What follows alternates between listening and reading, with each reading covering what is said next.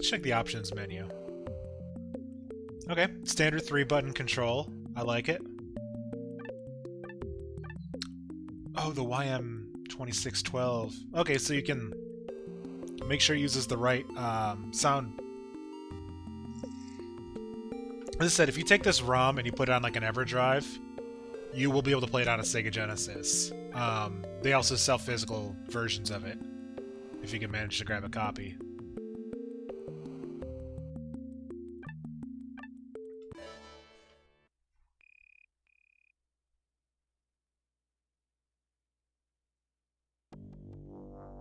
Ooh.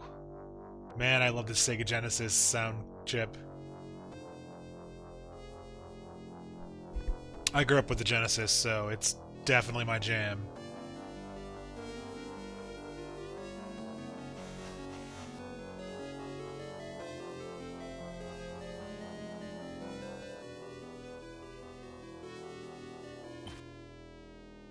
I like this weird kind of widescreen thing they're going with it too.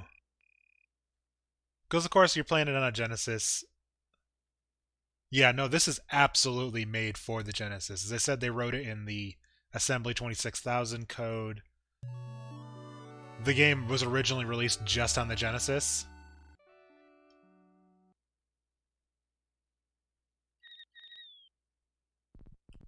Ooh. It's a 3-button controller, which is easy to map when you don't have a Genesis controller that you're using. Oops.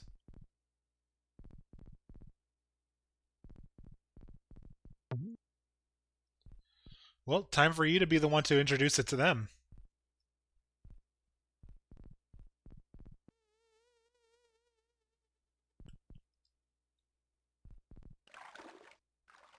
It's only like maybe a year and a half old. Okay, so it looks like you have to pick up butterflies. Is that what's going on?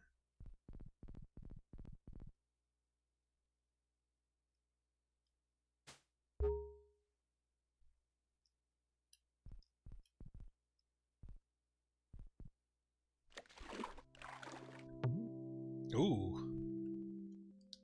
It's like full on Echo the Dolphin right now.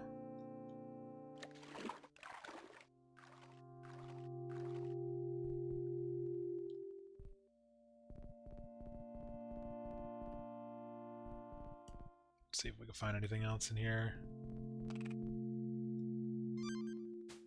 Whoop.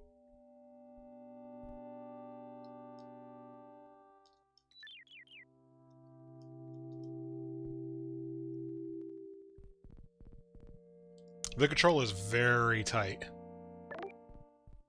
Oh, what's this little fur ball? Oh, I can push him.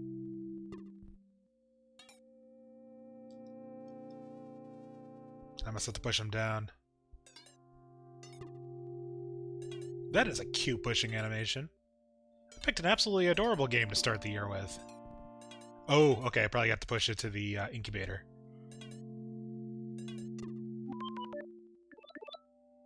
You gonna hatch? Or do I just have to make it happy? Yeah, everyone better not die like an Echo. Oh! That thing killed me. Apparently one-shot deaths.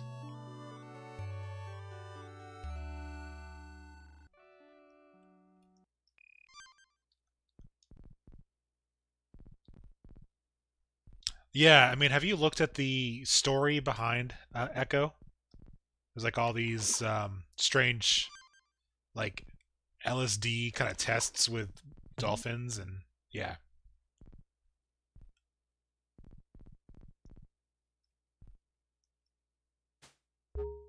But the game, yeah, I'm surprised. Like I owned the game as a kid, but I wasn't any good at it.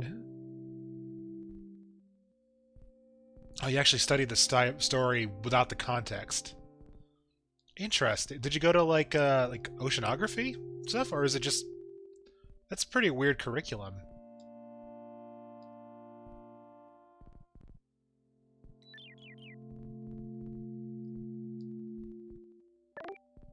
Oh, psychology. Okay. Yeah, I can see that.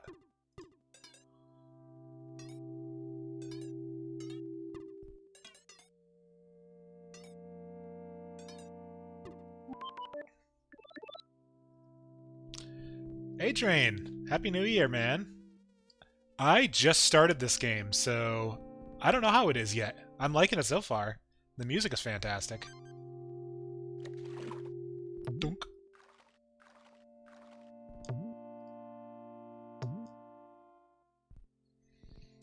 Yeah, psychology class in high school? I never had the option. Okay, so that thing kills you if you let it kind of sneak up on you. Oh, okay, I can do stuff. I had to touch it. Ooh. We got the Knuckles kind of glide.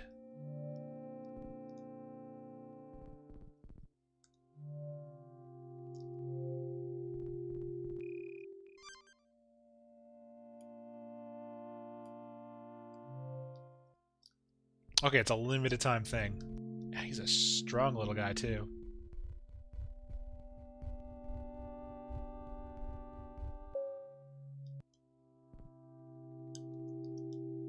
Oh, that must be a checkpoint. Yeah, so the one I'm playing right now is actually the emulator one. Like, it's not the Steam version because it did not cooperate with my controller.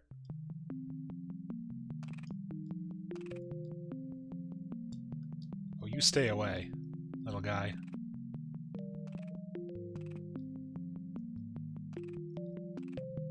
Okay, if I get him cornered, that's when he tries to kill me.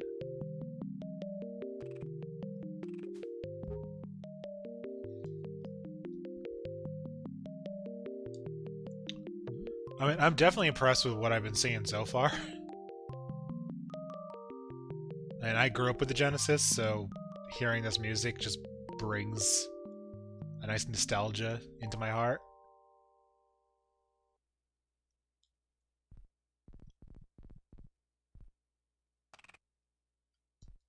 We gotta find the egg.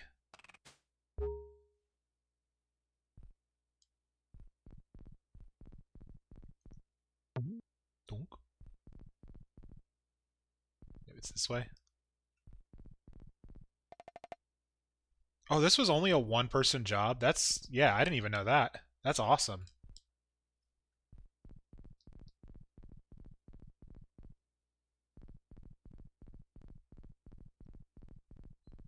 I remember seeing the Kickstarter, and unfortunately I didn't, send money to it at the time, but I'm glad I checked it out now.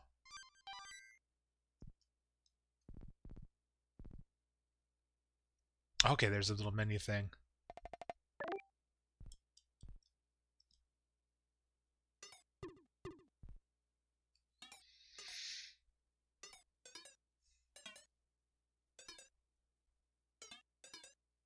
Yeah, I figured it was out of the UK because every time I've looked for a physical copy of it, the price has been in pounds.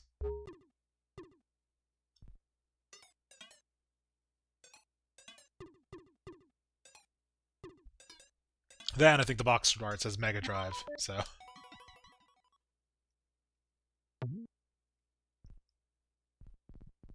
And being the American I am, it's a Sega Genesis.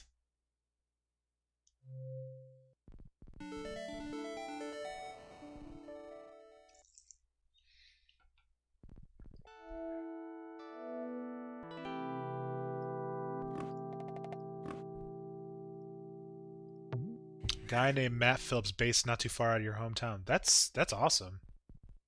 I hope he's hope this game sold decently. I mean, it's definitely a labor of love situation. You're making a game for the Genesis in the modern era. You're not expecting to make huge profits, but I've liked what I've played so far. 3 years? I believe it, especially if we did it in assembly.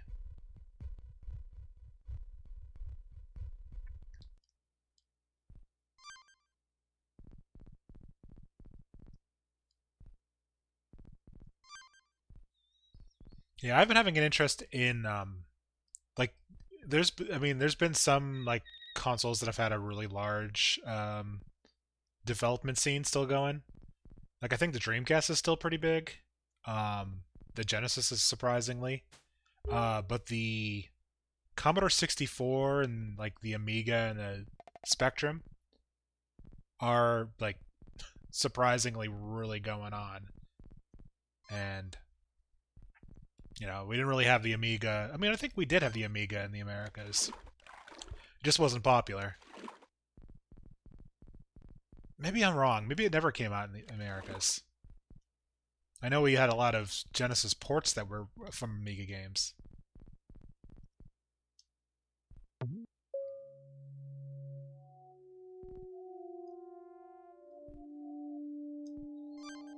Yeah, I imagine that the copy protection laxness makes it really easy to work with. But I didn't think the system itself was easy to develop. I mean, I guess it was Windows CE.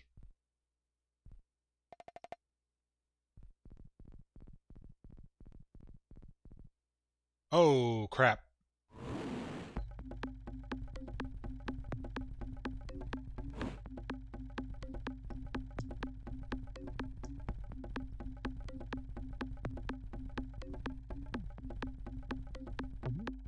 Dunk.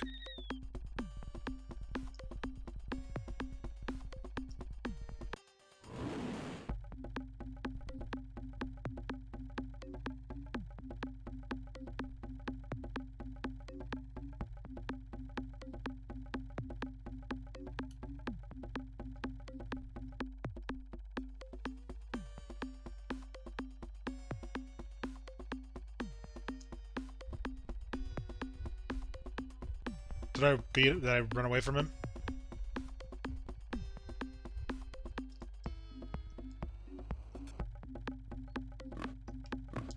Oh, he's still there. Crap.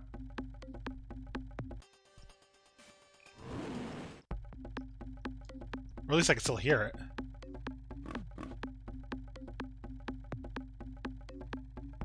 Oh, crap. Little guy. Okay. No, I guess I wasn't supposed to run away completely. Way easier to learn for the PS2. I mean, I believe it. And yeah, PS2 definitely had that like large market share, so you kind of had to learn it by force.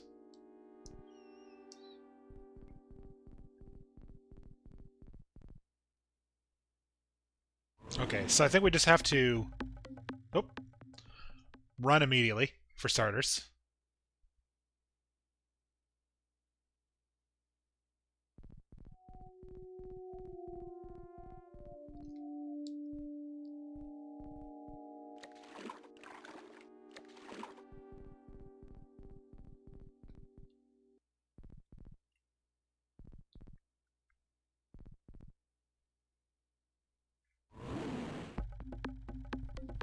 Run!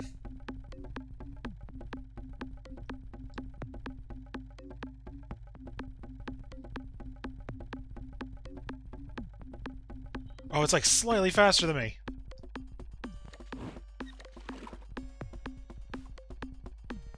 Speedrun strats.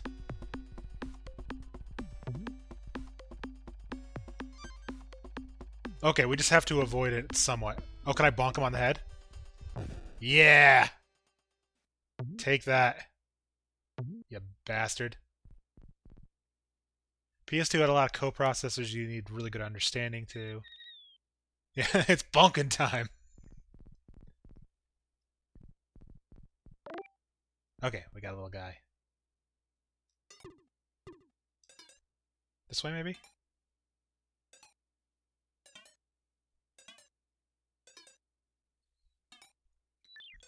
Well, I mean, it's not. Yeah, I heard PS3 was even worse for developers because of the cell processor and that architecture. Meaning, basically, anytime you did a PS3 game, you had to kind of write that port specifically for that one. Like you couldn't easily port.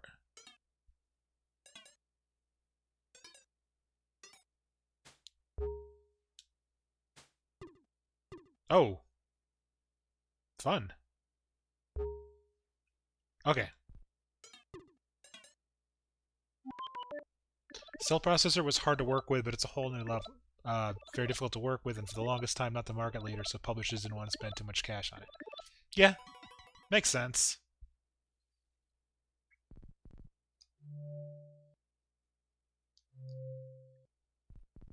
Okay, so I'll just do my gliding. Sure that'll... Oops. That might have been enough. Nope.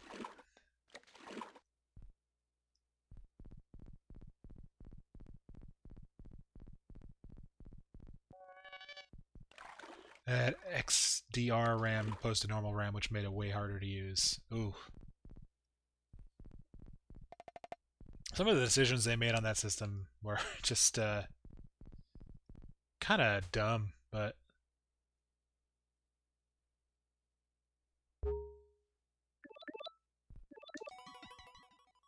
okay. This time we're actually going to make our jumps.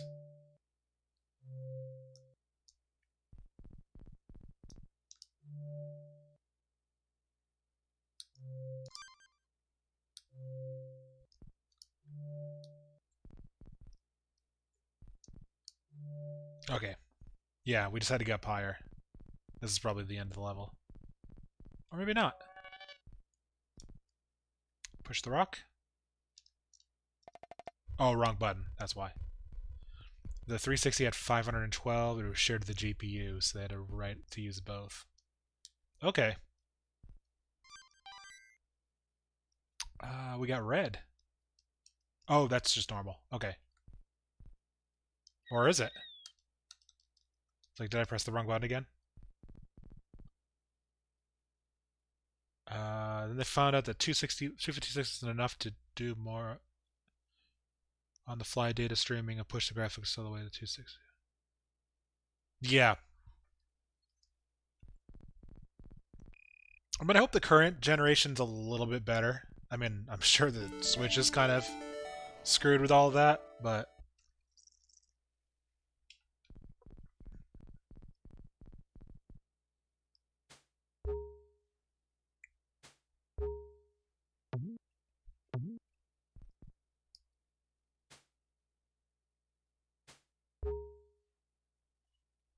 PS3 has its foibles. Switch is easy to develop, but extremely underpowered. Yeah, the Switch is a... what is it, a Tegra 2? Tegra 4?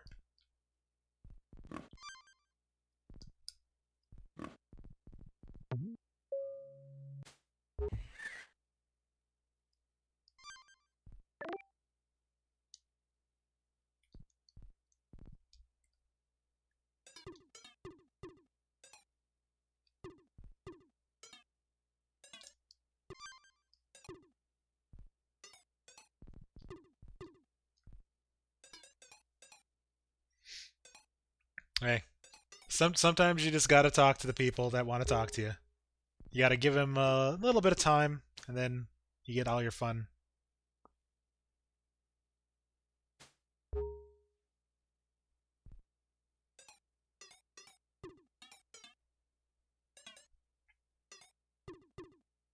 I mean, I took a long ass time to finish watching The Witcher because of that, but once I did, it was worth it.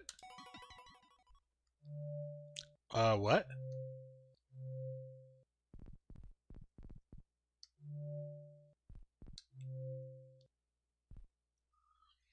I get it. I mean, we've been been dealing with holidays, and that's kind of the main time for social interaction. I'd like to know what this does. I'm guessing it's a pause, like a time freeze. Is it Zarudo?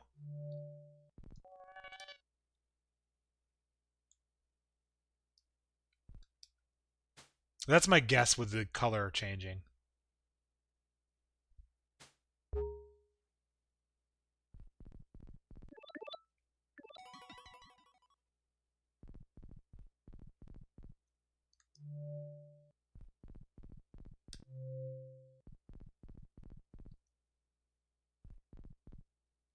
Thought the boss was that red monster. It was me, Dio.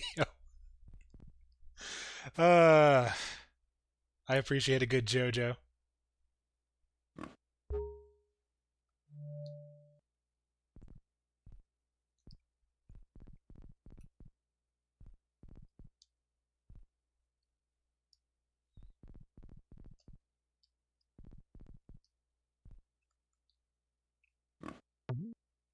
The fox actually works for the Speedwagon Foundation.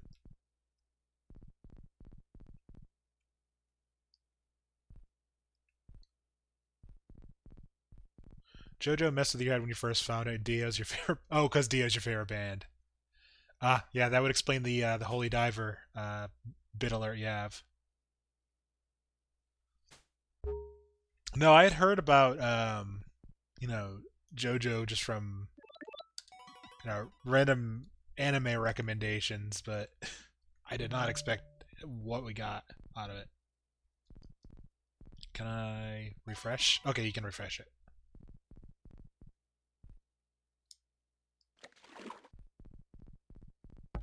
Oh shit! Oops. Didn't mean to yell. Oh, that startled me.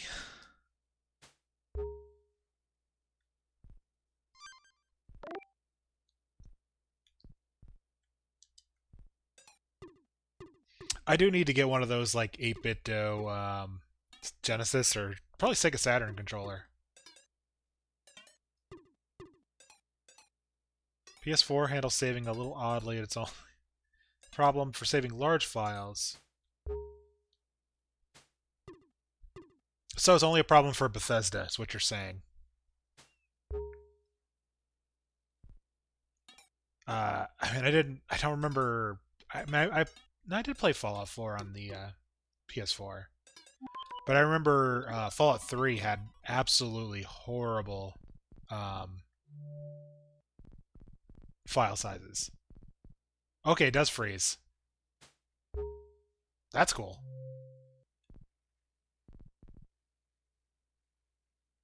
Literally saves your world changes to disk. Oh, Lego Worlds. Okay.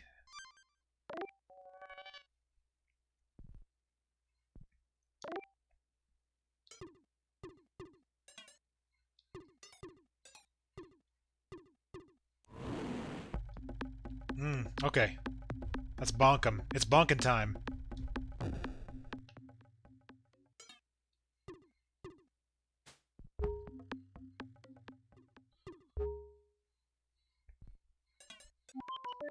They did that for Lego Worlds. I can see them doing it for like Bethesda, but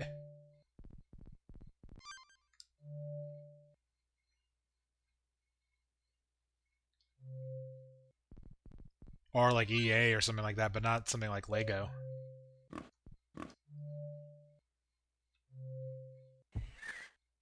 It was saving megabits of data each time you made a world edit.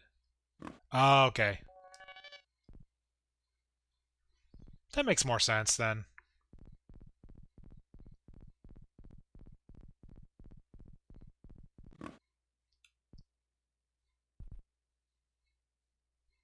Can't bonk on 'em. It was Lego Makers, is what you said? Um, was that the one with the like the Skylanders kind of thing, where I had the figures?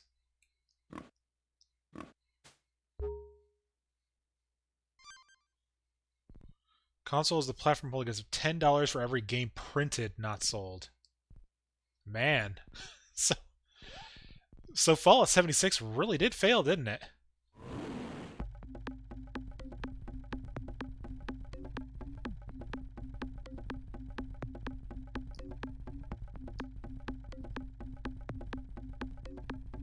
You ain't getting me that easily.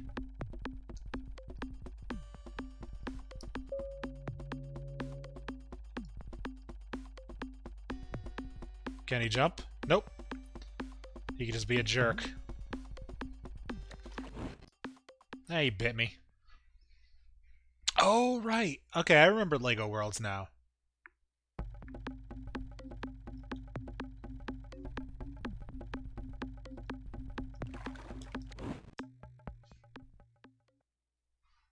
Okay, we'll just start running immediately.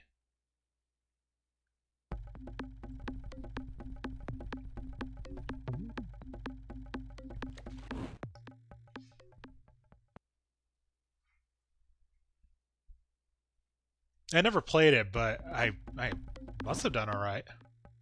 Oh, you did some work on it. Okay. Fair enough.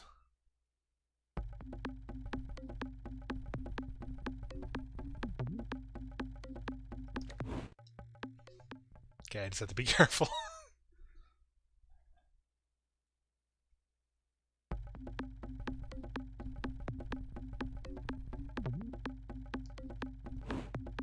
Got him. Nope. Okay, I was supposed to make that jump.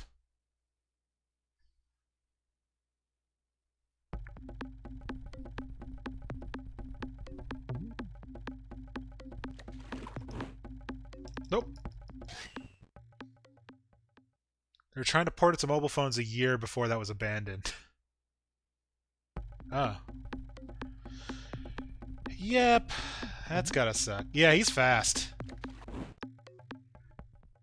Like, he's slightly faster than your fox. I just have to make the jump. That's my problem.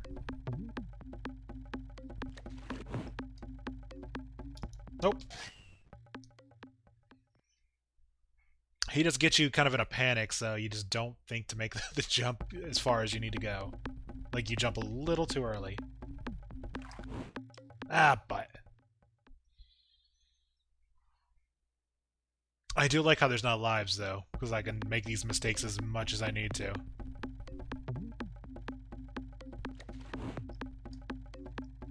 No!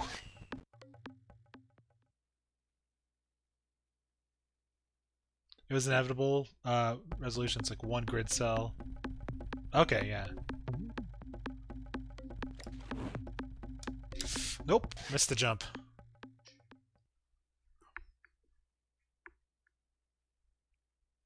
I'm in Minecraft. I mean, yeah, you're right.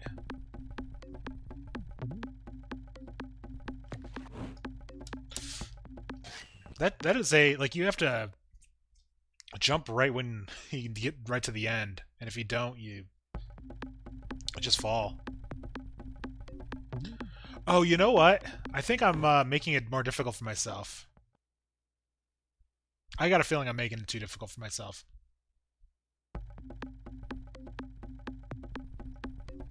Yeah, I'm making it too difficult for myself, most likely.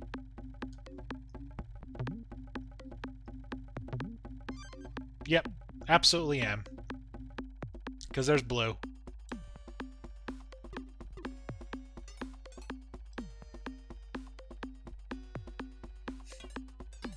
Wasn't using my puzzle brain.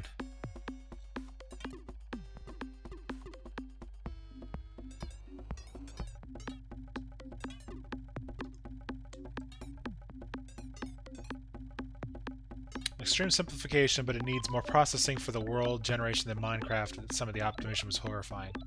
I mean, I believe it.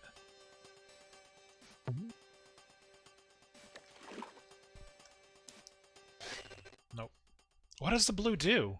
Did it just, like, froze the world, it looked like?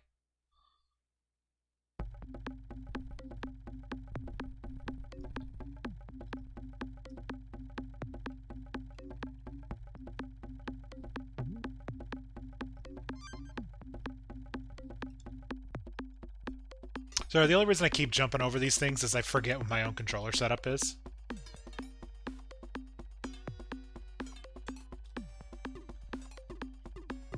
No, some Switch ports are absolutely impressive to me. Like, the Witcher port should not look as good as it looks.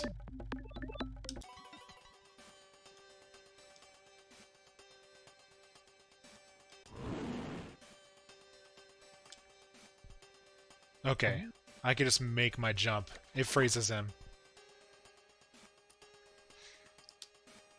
Ah, nope. Worst part of the Lego stuff is you can't save power by turning the graphics down either. Okay, yeah. I see what you mean. I still might be overthinking this, or underthinking this.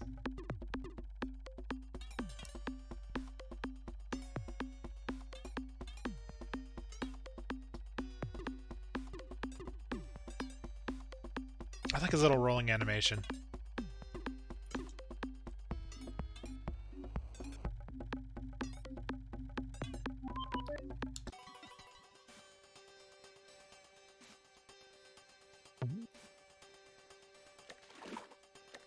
Let's try the jump again. Oh, it's so freaking close. Like, I must not need to do it that way.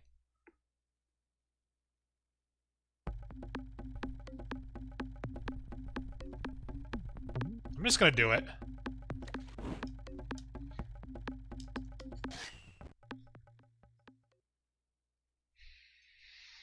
No, we're gonna try to go up.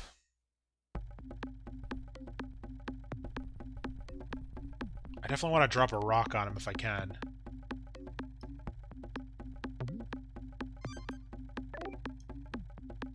This way is the roll.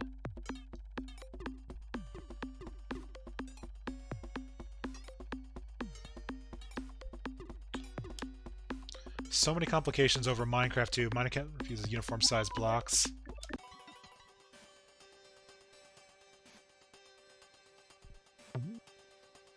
Lego has to regenerate navigation bricks every time data is changed.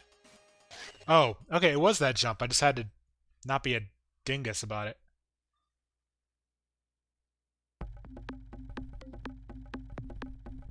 Not a fan of the leap of faith, but it can't be perfect. I mean, there's very few people. No, it wasn't fall damage. It's a I think it's intended to be like a spike pit because it makes like a sound.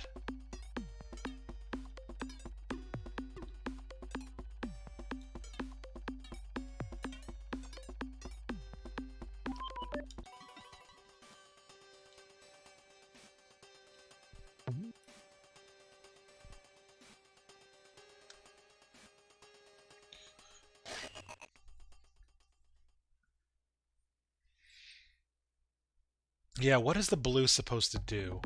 Let me look at the manual. Let me overlay it so you can all see it too.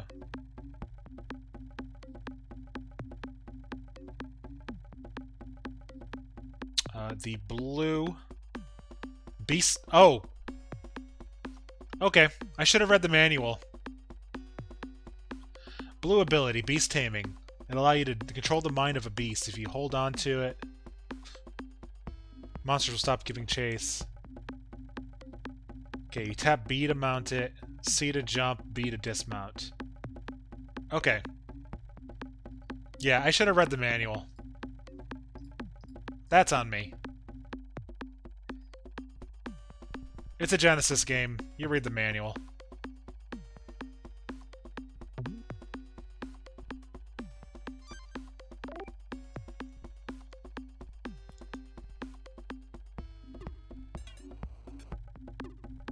Oh, let me turn off the display capture, because that's making it kind of being a little bit dumb. Okay, so let's try mounting it this time.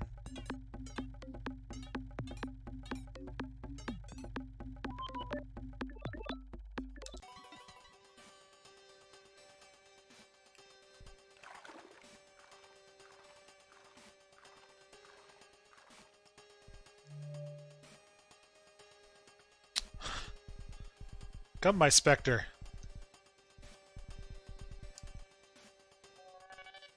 Okay. I should have jumped. Now I know what I need to do at least, though. I was making the... if I made it over that one, I still wouldn't have been able to get any farther.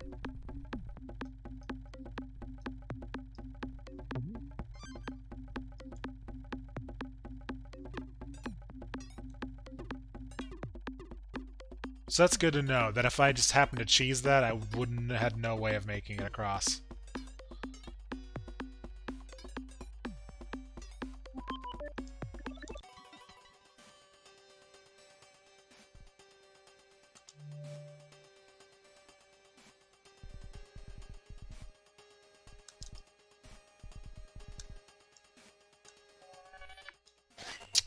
I jumped too early.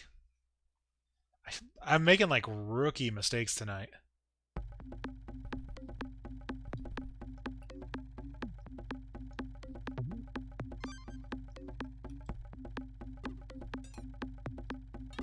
But it is a puzzle platformer, so, I mean, you kind of just figure out as you go along.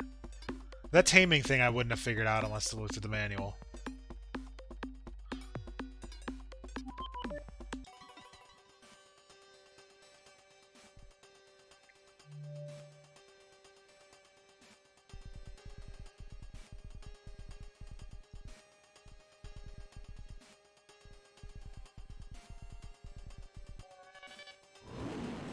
Oh, it's pissed.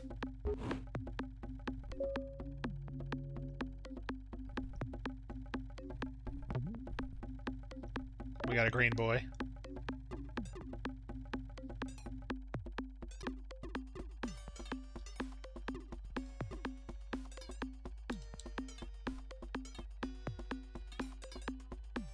I guess I could drop it. Oh, there's a bounce.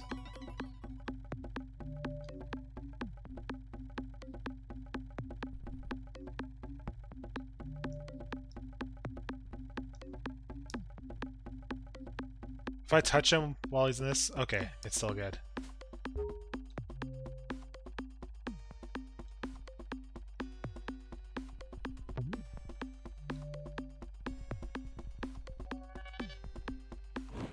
Ah, he nommed me. I got nommed.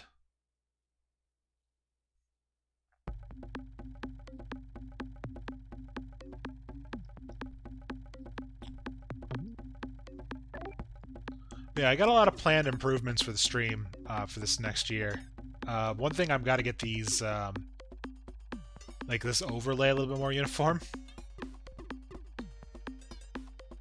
I've been kind of holding on to things for too long.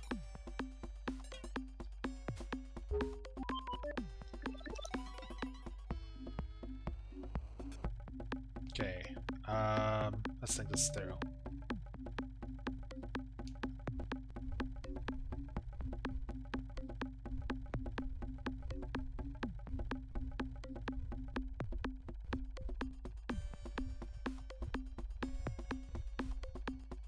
Oh, wrong way. Ah, crap. Had to go the other way. Should have figured that.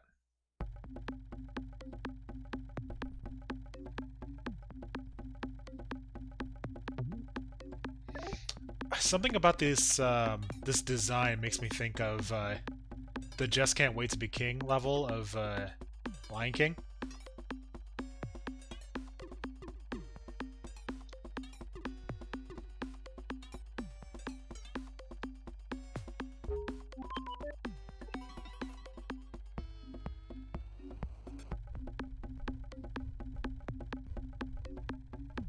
Okay, that makes sense, because it was a thing over here.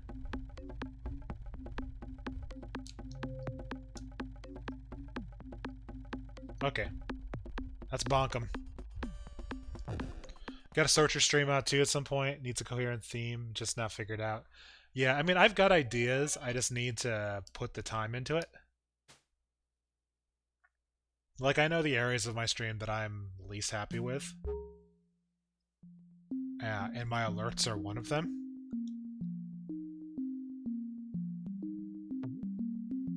Because they're very inconsistent. Nope, okay, this is just the land. You can't actually use any of them.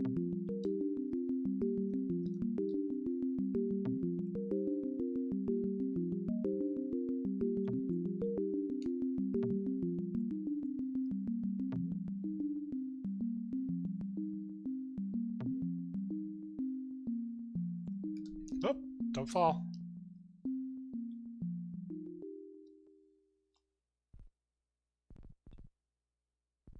This is where we need to be.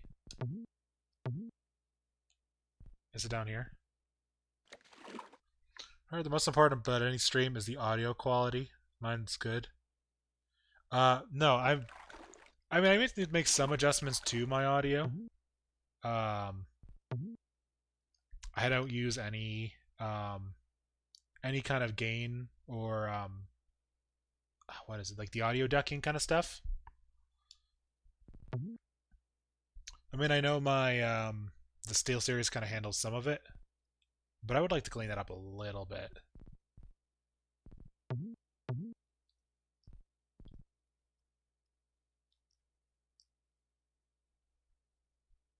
Yeah, I try to listen to make sure my audio isn't bad. From what I tell, it's decent. As good as like a mic like this can be. Okay, Oh, that was just chapter 1. No, I got really paranoid about mine too. Um,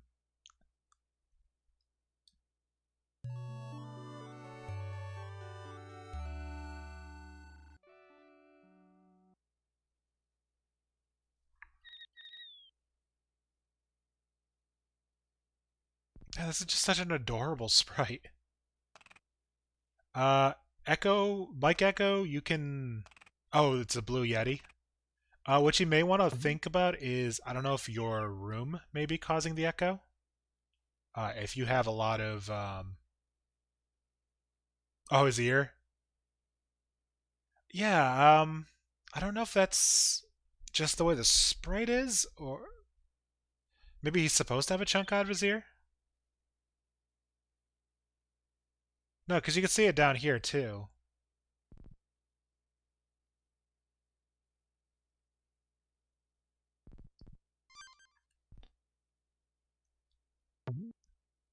I can see if the manual mentions anything about that because that might be a good indicator. I mean, you look at okay. So if you look at the picture of him, he's got a piece missing. So it's intentional, or at least intentional in the sense of they were making the animation and they saw the mistake and they're like, oh, let's just throw it in. It's a thing.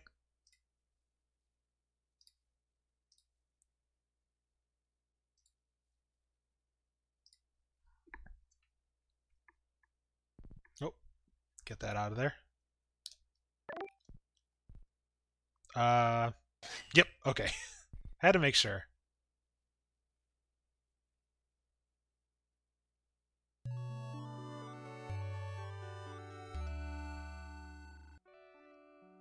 Yeah.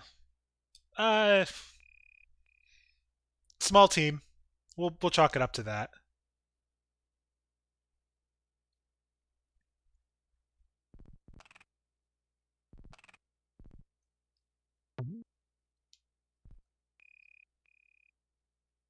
But yeah, I was thinking maybe it was some kind of sprite limitation initially, but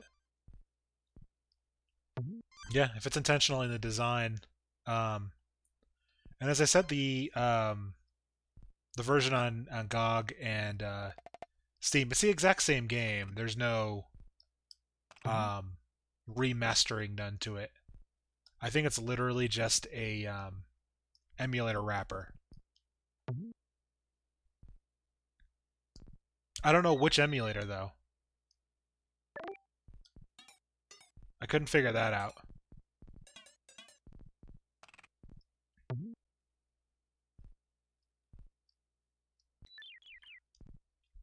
But I just played in BizHawk, which I know is intended to be more of a tool-assisted speedrun emulator, but it's very accurate, so that's kind of what I stick with.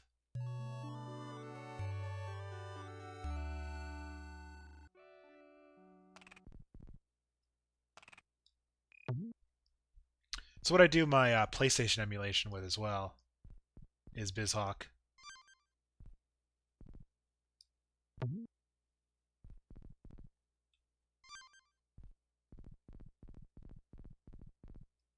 It's a custom emulator. Okay, even more impressive. I mean, if he was trying to, maybe that's kind of what he was doing, is he was trying to make it as accurate as possible. It could also be custom in the sense of it was using an open source frame like a fork.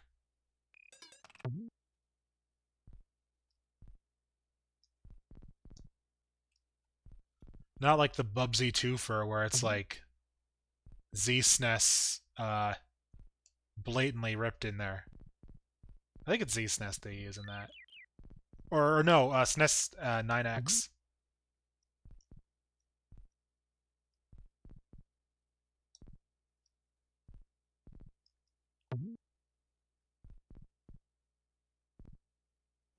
Was it down here? There it is. Okay, we got it.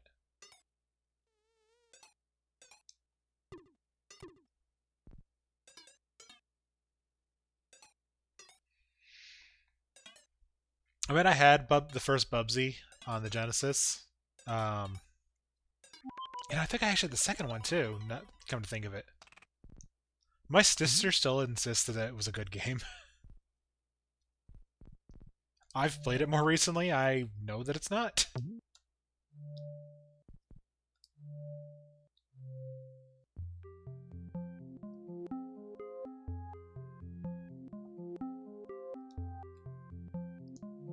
Oh, okay. Floaty. Guy I work with worked on the Jaguar exclusive Bubsy game. Alright. Yeah, okay, yeah, Fractured Furry Tales.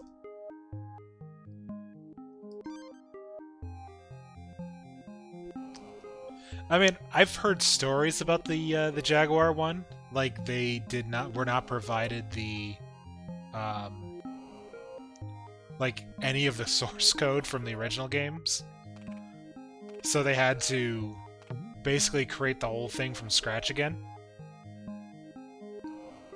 Which is why the Jaguar version doesn't have any of the things they added in the like the second game.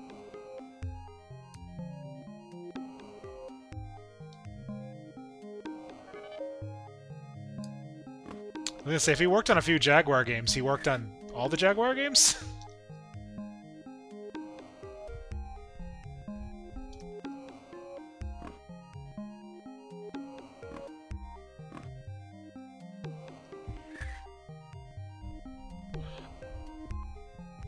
Oh, that hurt him.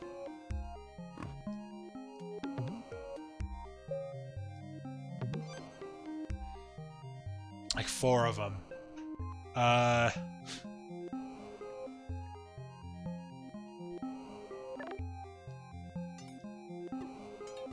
Let's see, I'm trying to think what else, because it was Accolade who did the Bubsy games. I'm trying to think what else they would have done for the Jaguar. That's Moonwalk.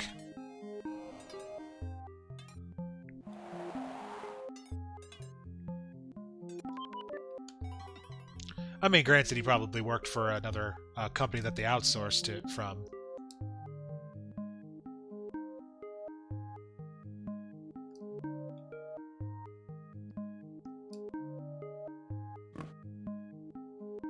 Oh, a mag check. Okay.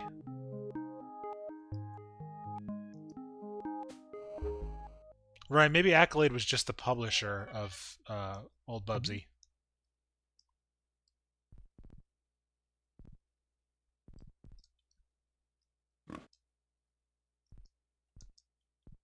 Ah, missed the hole. Yeah, who thought it was a smart idea to bring that game back?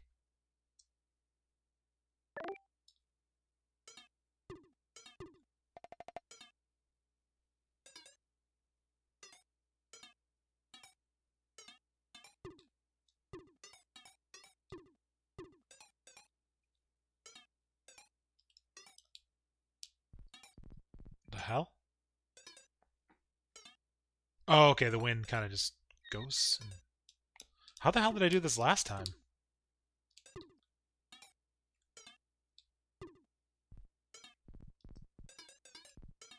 I think I did a reverse roll.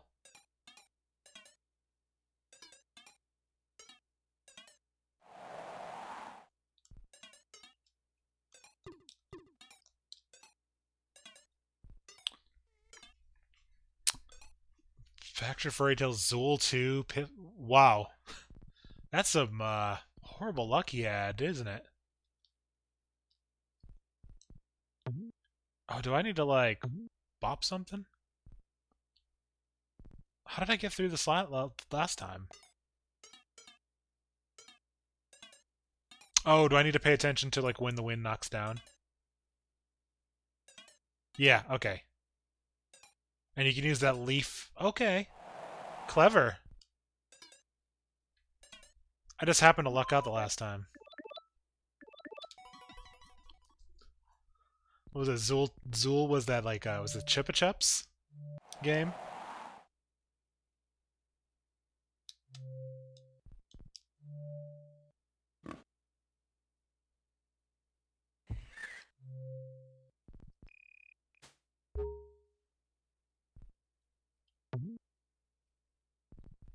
Oh, damn it.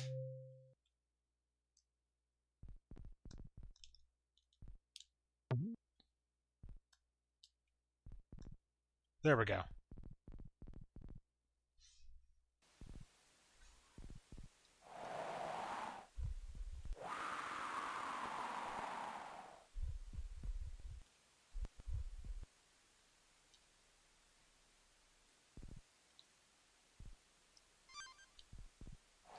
I'm gonna say I'm trying to think if that game or Darkened Sky is the most like surprising advertising game.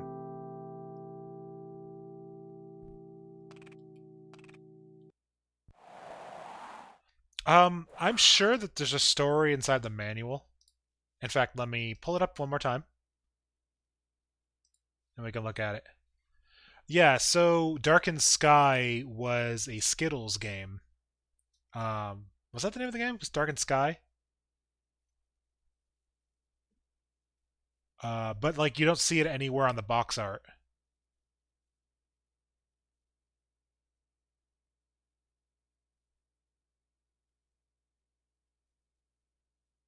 Okay, let's see. Yeah, you never played Cool Spot? Oh no, you didn't have the brand in you. What did you had something called like um what the hell was he called? I've seen like they had a game for him. Uh, crap. It was like it looked like a surfer dude. I don't remember what it's called. Let's see. Tanglewood is a beautiful place during the day, home to thick forests, vast landscapes, refreshing water pools, and a whole variety of interesting wildlife. But at night, everything changes. Help Nim, a youngling who is lost from home, avoid the night terrors of Tanglewood, and make it through the morning. Tanglewood is a dangerous place to be after dark, and Nim will taste great to the beasts that lurk in the darkness. The smaller forest dwellers will lend Nim their abilities in return for helping them. Nim can fly, stop time, and even take control of his enemies with the right abilities. Use tricks, traps, and the powers of the forest to help Nim shake off his predators and survive another night.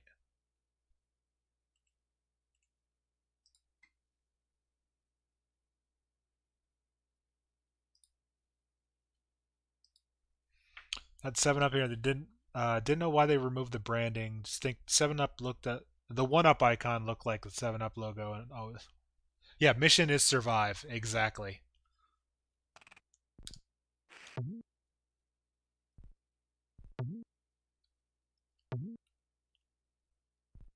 So not quite Echo the Dolphin, watch out for aliens.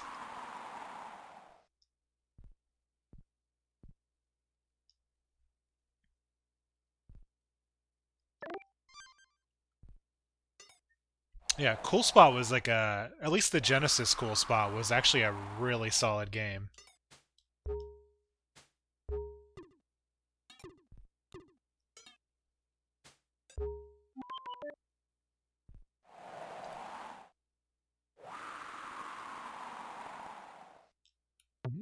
I think there was one on the Super Nintendo that wasn't as good. It was like a isometric style one. Well, there was the Super Nintendo one. It was like Cool Spot Movies or something, or cool. What the hell was it called? No, this one was a completely different game, from what I understand.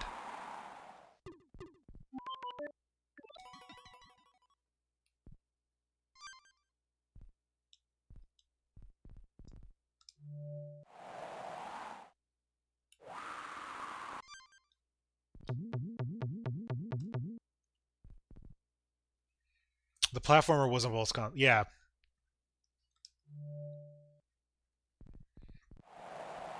Oh, you're talking like a full-on sequel to the platformer one.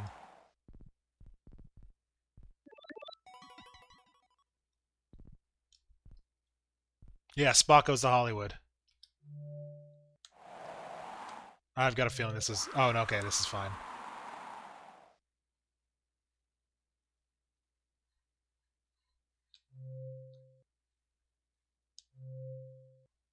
Oh, there was a. It looked like a path down there, but it probably was not.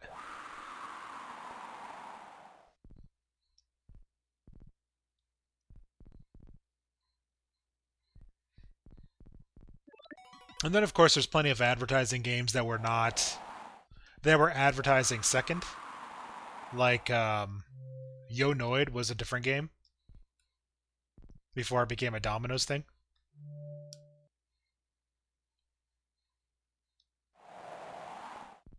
Yeah, I had a copy of Sneak King and Big Bumpin'.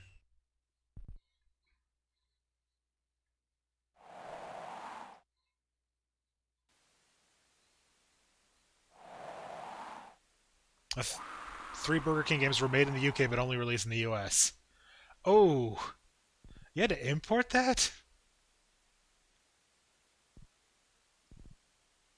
There was a Red Bull racing game. Well, I know there's right now. Actually, the third game. It's like a motocross game that's Monster Energy.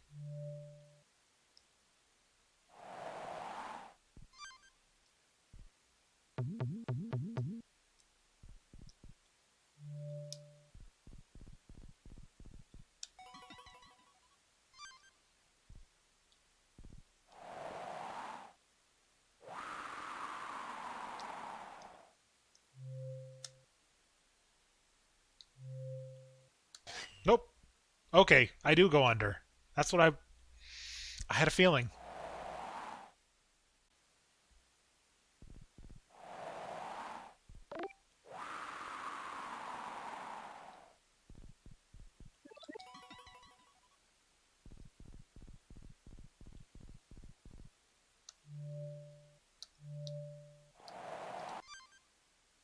There we go.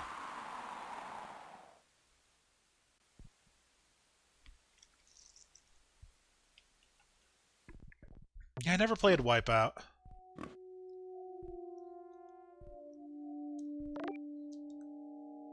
I hear a pig.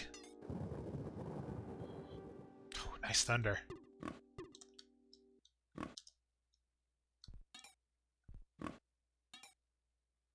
Can I bonk him? Nope, that doesn't count.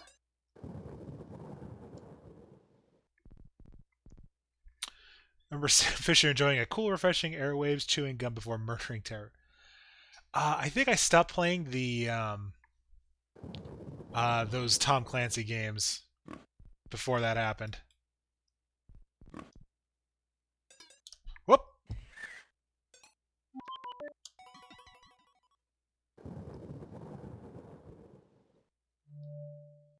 Yeah, it definitely wasn't the first one, which was like the one I played.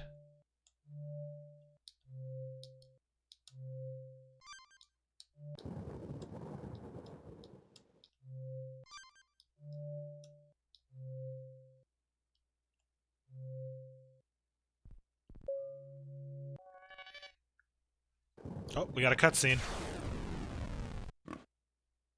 Mick Kids. Oh, those games, yeah. No, Mick Kids was a really weird one because it had that kind of. I just got zapped.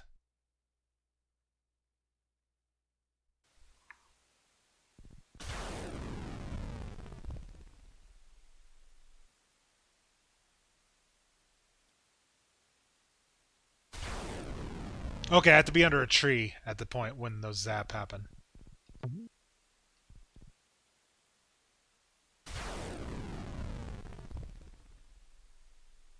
Interesting mechanic. Oops.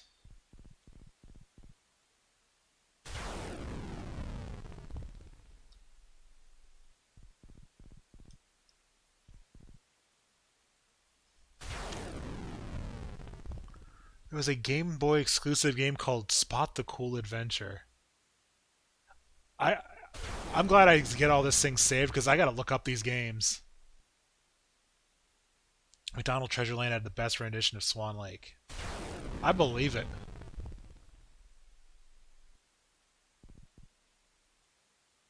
Okay, so that's a blue light. Is it gonna let me Zawarudo?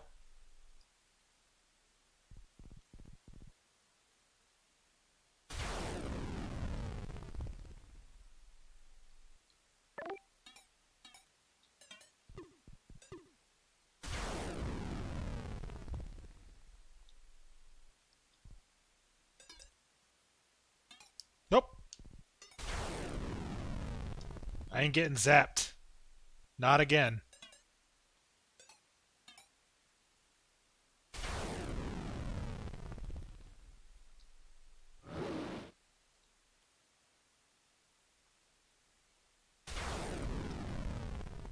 Okay, we can tame the beast.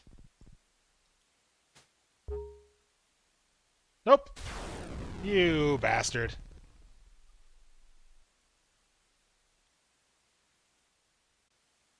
So the guy got further than I ever thought.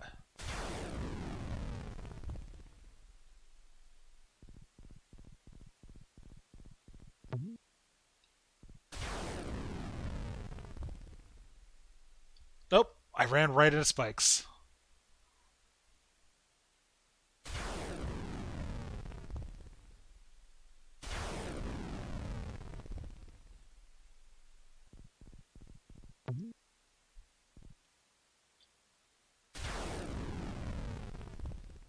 I mean, there are definitely some modern game design choices in this. Uh, but I do appreciate that it uses the original kind of hardware.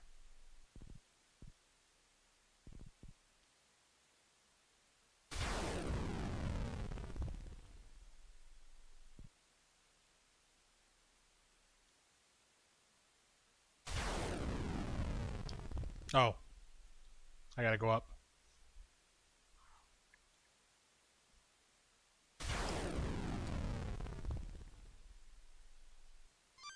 Damn cool spot. Yeah, it's some adventures.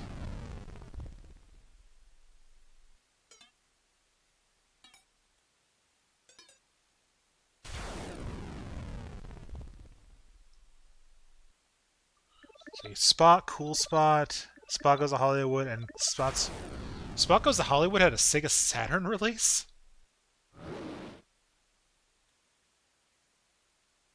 That's really impressive.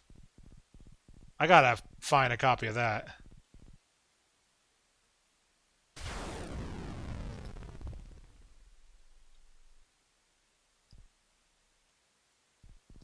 Oh, yep, there was the creature right there.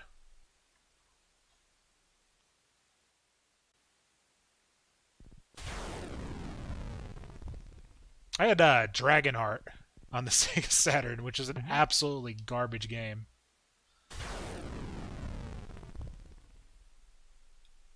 I did again. But I would love to play that again.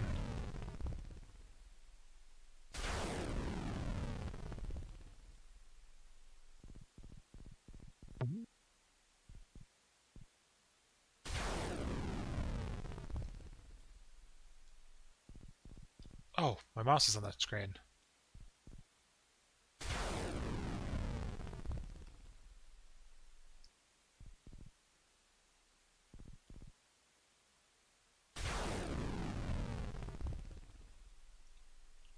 Nope, don't fall in the hole yet. I'll get zapped.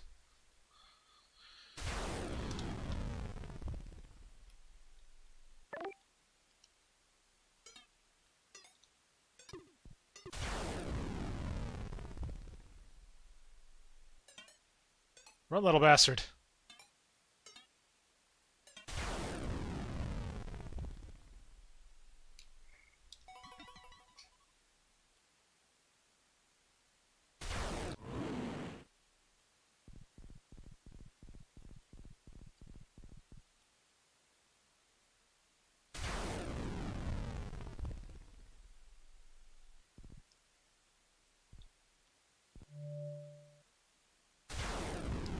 Oh, seriously? I have to plan for the animation, which now I know.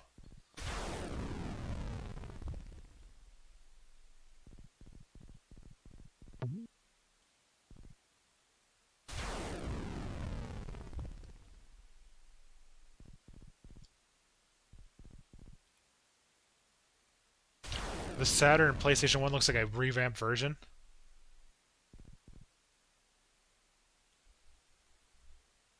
Yeah, that'd be a good franchise to add to your list. Ah, damn it.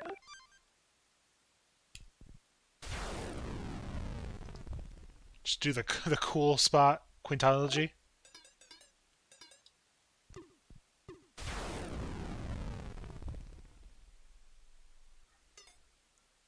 After Doom. Oh, Doom 1?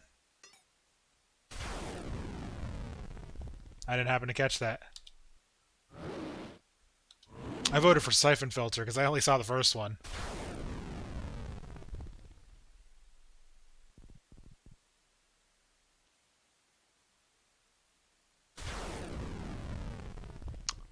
Like, wasn't Siphon Filter made by a like a really surprising studio? Oops. Damn it. Like, I'm trying to remember who did those games. Oh, I remember. Okay. It was the Bubsy 3D people. Like, people who were involved in that later went on to do Siphon Filter. I think. I might be bullshitting myself.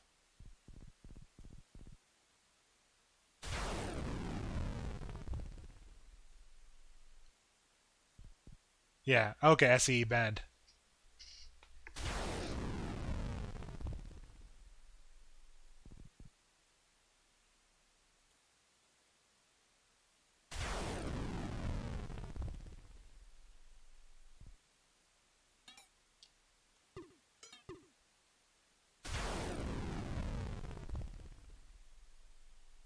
And then a couple Uncharted. So they did probably, what was that, Golden. Oh, what's it called? Golden Abyss?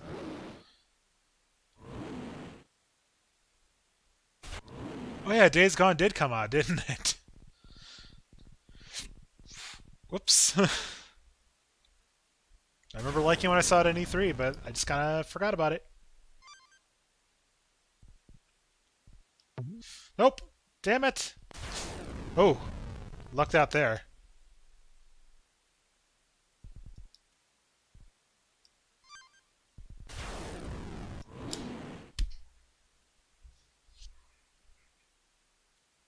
Please don't tell me I had that happen.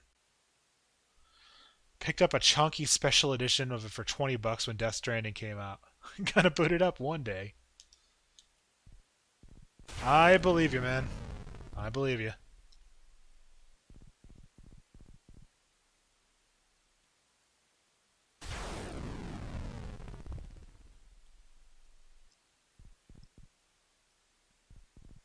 Oh, did I? Damn it. Yeah, I did get sent all the way back. Gotta be careful this time.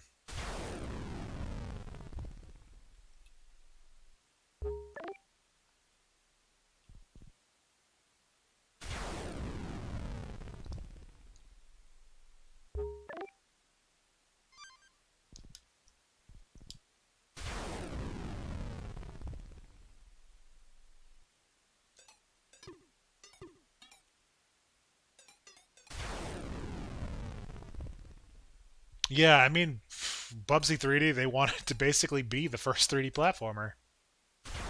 And they nearly were.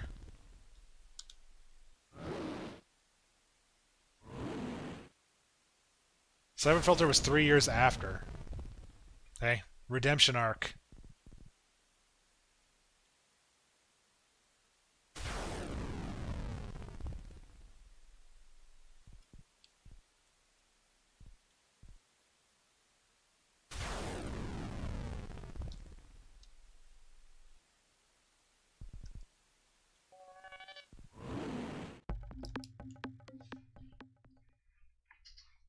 Almost were the first, but they ended up just being the worst.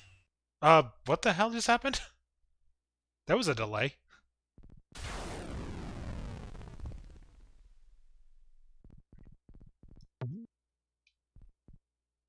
I mean, there are worse. Bubsy 3D isn't great, but there are so many worse ones out there.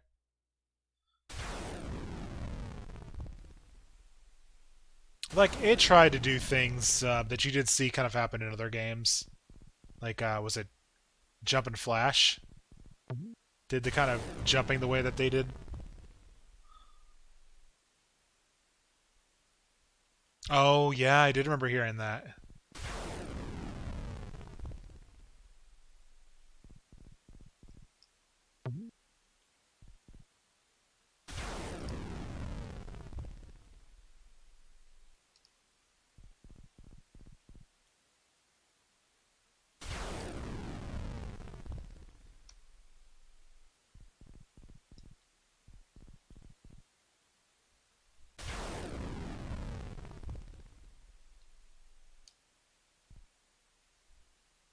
Like 2 programmers. For something that, like, ambitious, yeah, you needed more than that.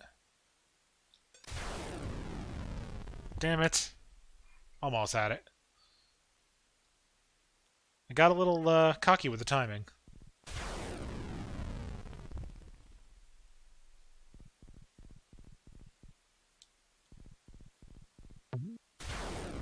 Oof. Lucked out there.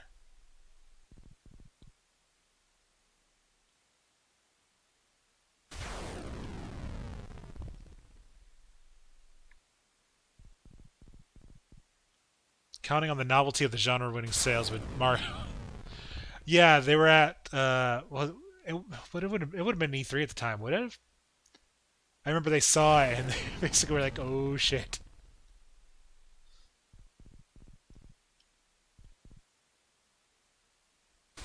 Yeah, I wasn't sure if it was pre E3 and it would have been like the CES. They would have been doing that.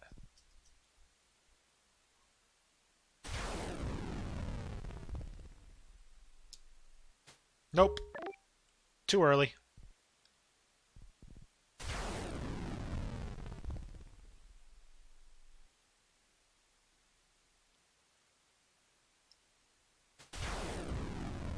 Croc was a good game.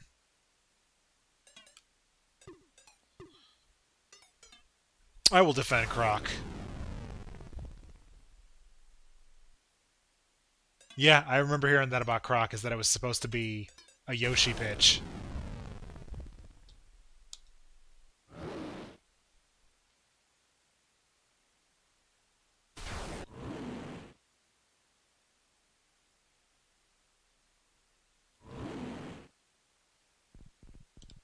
Ah!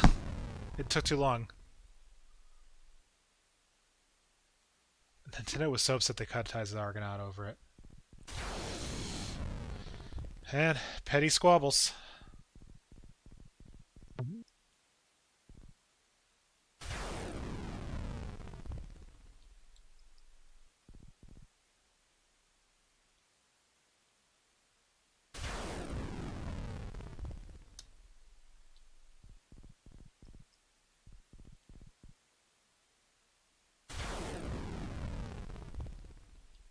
And unfortunately, they probably weren't able to do any kind of legal action on it.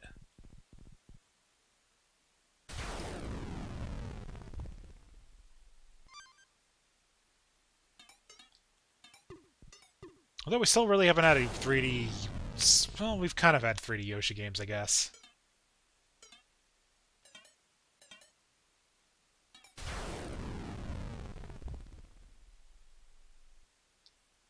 Croc was already in development. They didn't have Nintendo resources. They figured legal action would end poorly. Yeah. If one thing you don't want to do is go in court with Nintendo.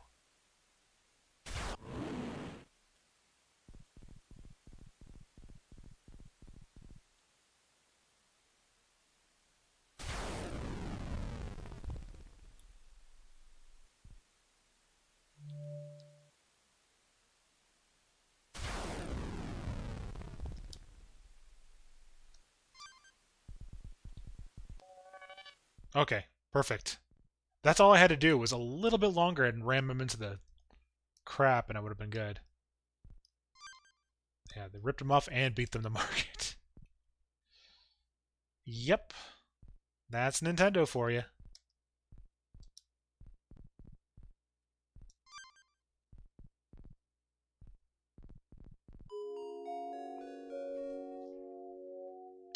Is that the end of the chapter?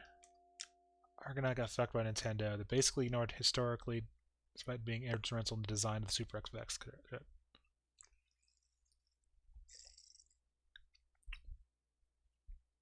Now, were they involved with Star Fox 2, or was that Nintendo as well? Or was that Nintendo trying to do it? Or was that like a double fuck? Yeah, it was them too. Ugh.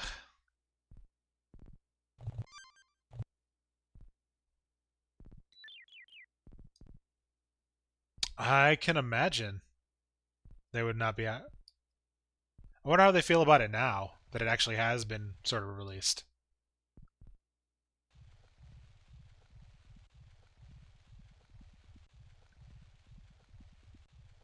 I'd be curious to know, like, given the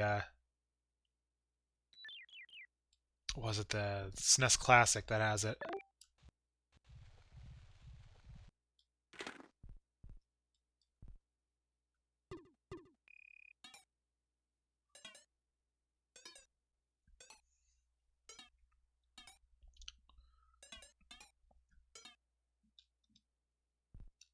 Now, did Argonaut get bought by Fox, or did Fox just release the uh, Croc game?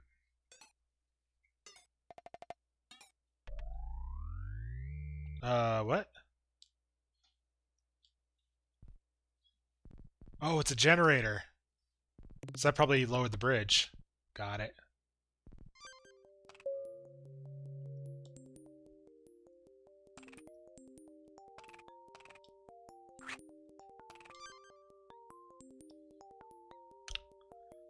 They were going until 2007? Wow.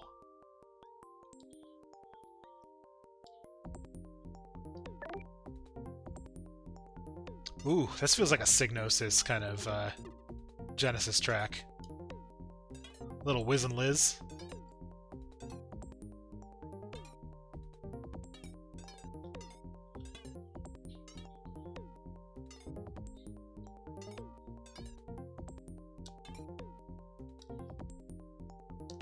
Nope, can't do anything about that.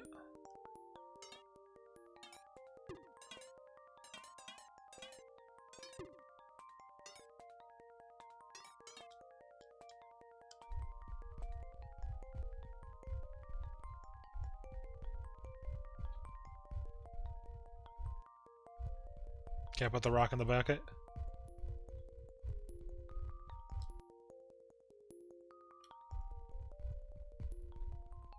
Different company after Croc 2. Yeah, I've only played the first Croc. What do we got up here? Oh, okay.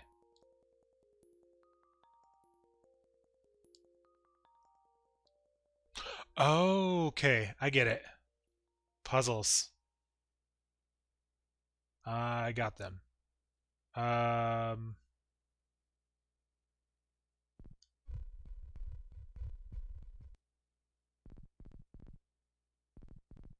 No. What am I thinking? No, we want the other one.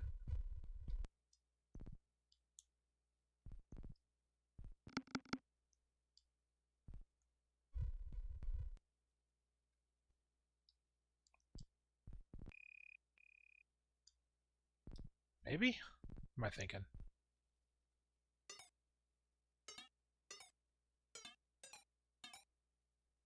No, I'm thinking backwards.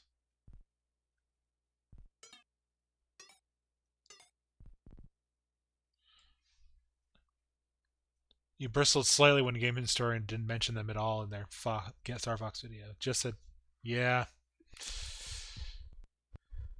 You think that, with a name like Game Historian, he would do the research a little bit more, but such is life.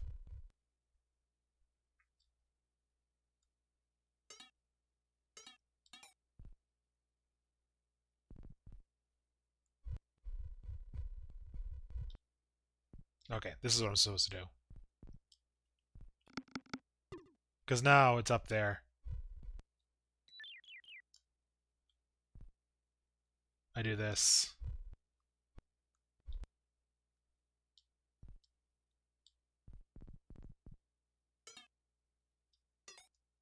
There.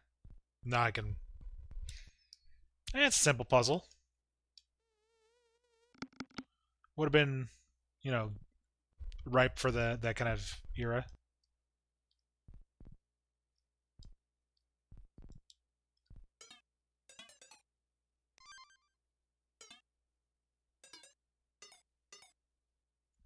Alright, let's find the generator.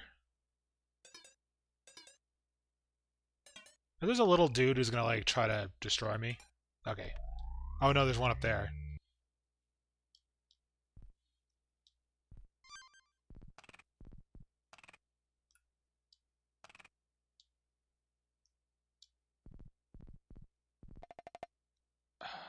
Let's see. This way, maybe?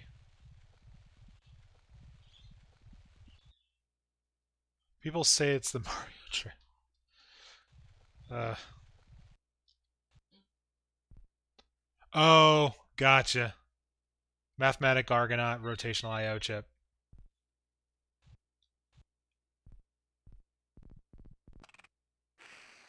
Yeah, they kind of screwed themselves by that name.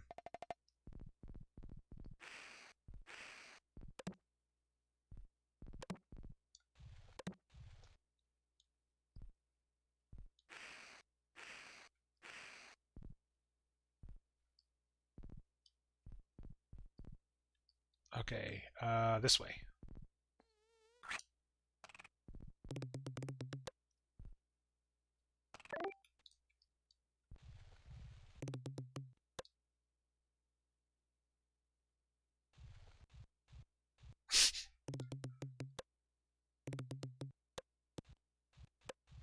Okay, let's get him across. Unless the drop is what I'm supposed to do? I guess we can find out. Probably not.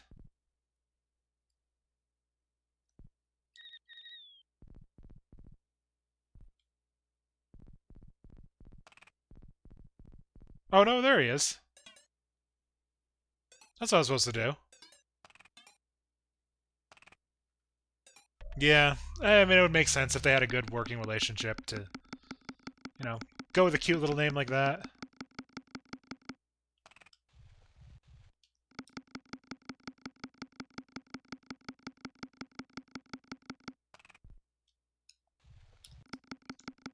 There we go.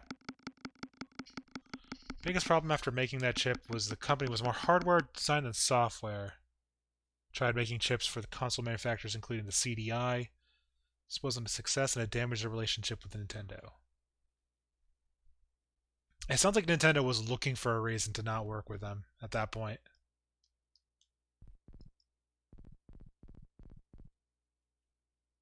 Wait, can I climb the ladder? Nope, no ladder climbing.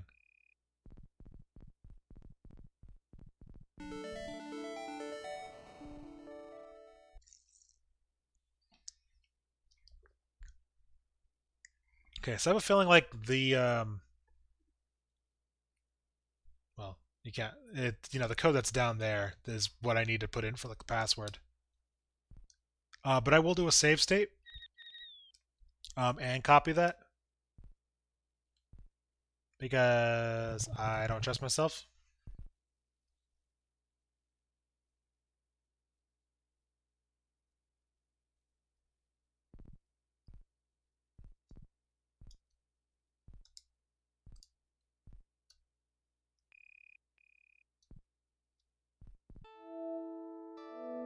Yeah, I'm sure that Mario 64 was a glimmer in Miyamoto's eye at the time.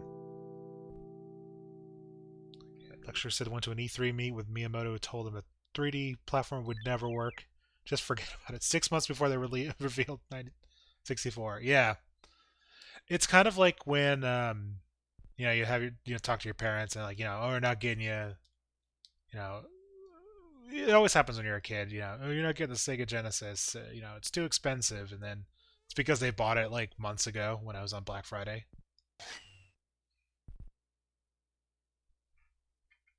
Except, a little bit more passive aggressive.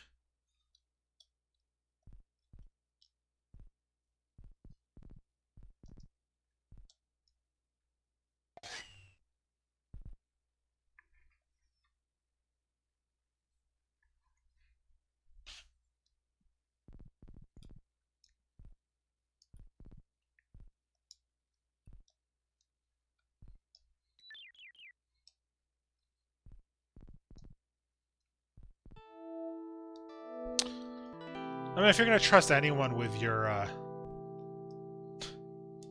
the reins of your franchises, it's the people who gave you another franchise.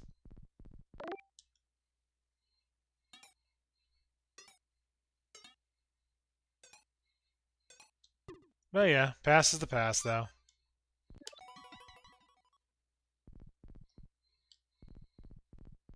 Best to not dwell on it. Oh, I had the Zawardo. I thought I had the Glide.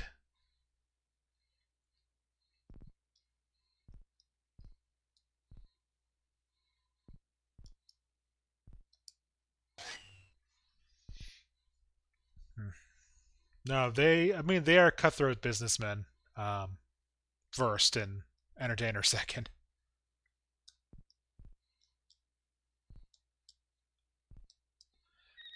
It's kind of like those spikes are kind of like with the first time you play one of the new Tomb Raider games, and you're like, oh yeah, I'll just accidentally run into it, and it's like absolutely terrifying with how gruesome they made those traps.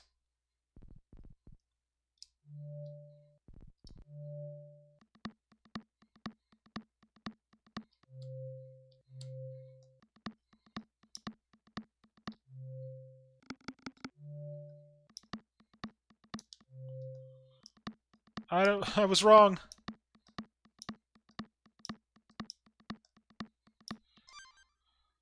No. Ah, if I didn't realize that, it looked like a wall. Live and learn.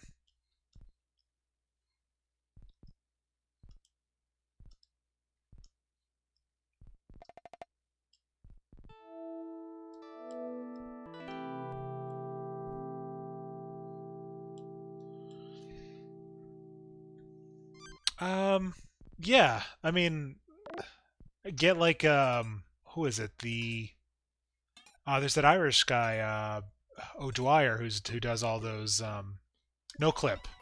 They would do it really well.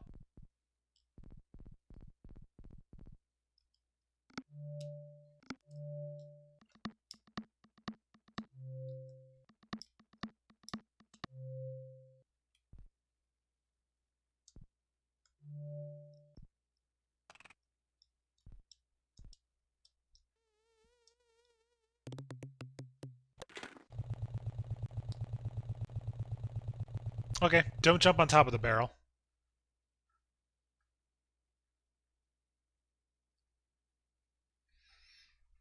Yeah, maybe there's some kind of legal concerns with that. Like, fortunately, maybe he wants to do a video with Nintendo, and it's like let's not piss him off.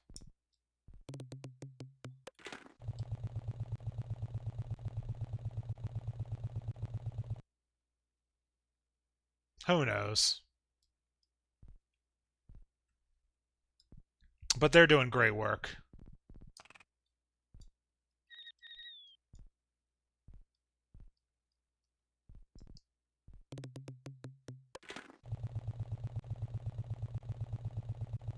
Nope, I thought I could have slid under it. I'm overthinking these things.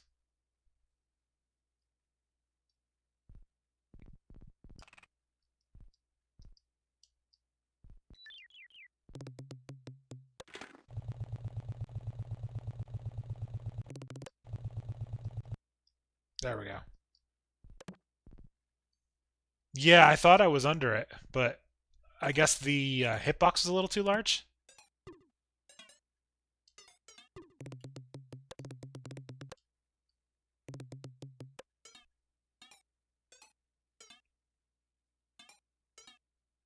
Okay, this is the Zawarudo.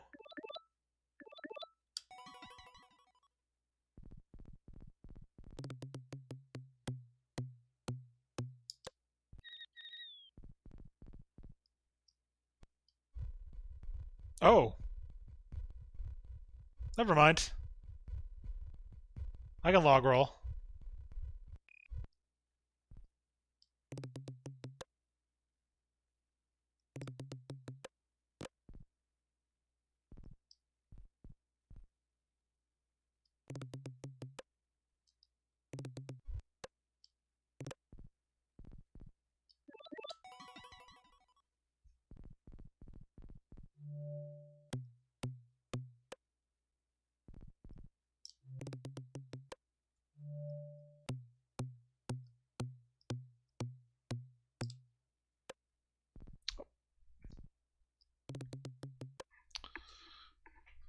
There's some really interesting stories from Japanese game dev history compiled by a guy named John. I'm not even going to try to pronounce his name.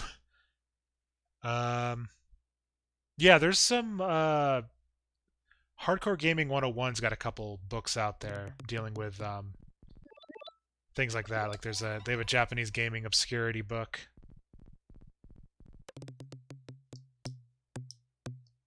Okay, that's not it.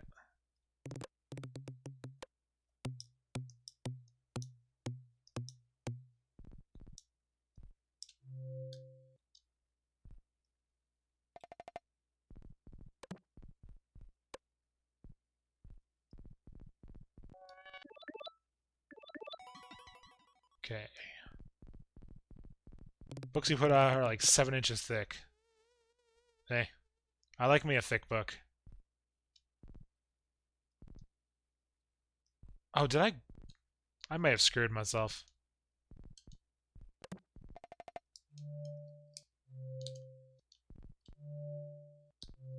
Is there a... If I hit all 3 buttons at once... Okay, no. Sometimes there's like a button that you can press to do a reset. Because I've got a feeling I wasn't supposed to let it fall in there.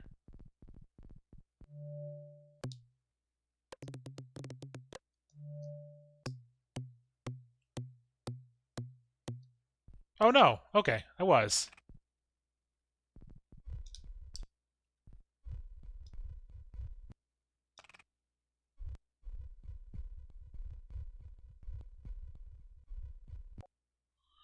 So yeah, story about a guy who worked for SNK dropping an arcade cabinet on a Yakuza who kidnapped his sister. Holy crap. Yeah, I want to read that.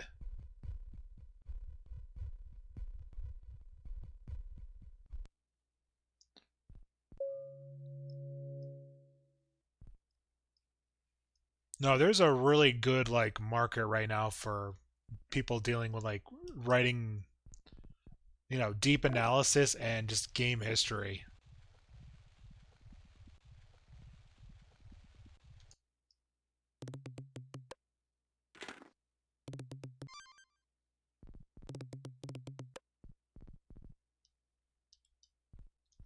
SNK was literally started with Yakuza loan shark money. Probably not the smartest business decision.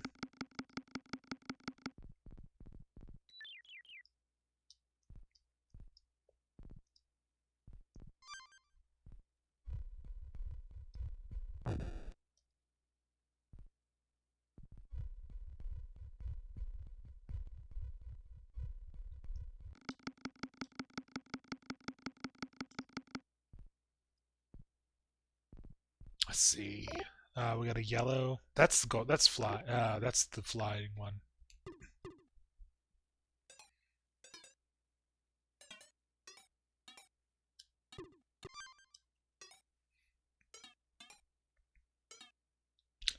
I was gonna say, would that explain Konami why they just completely shit the bed? Is they had some kind of loan to pay off?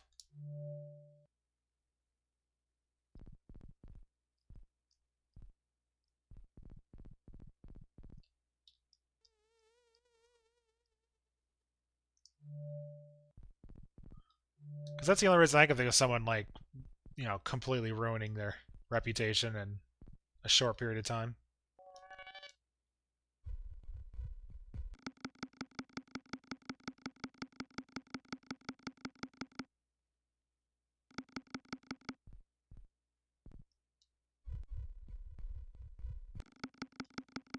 Oh, don't fall.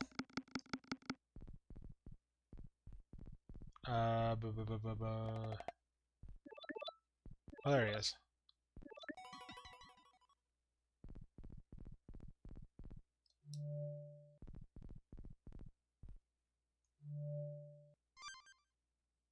Okay, there we go. And this one will get the engine going.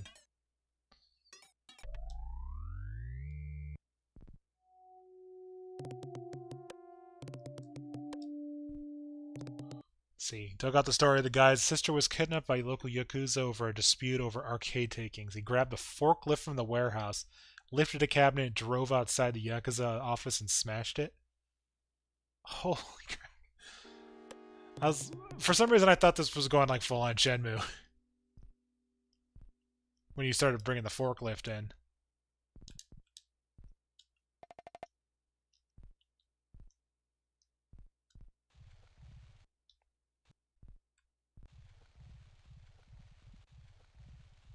I gotta play those games at some point.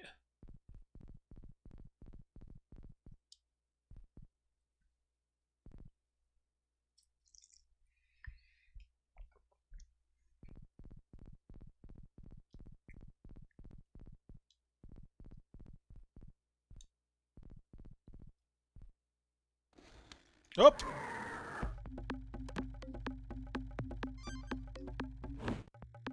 Okay. I got hit by the hungry boy.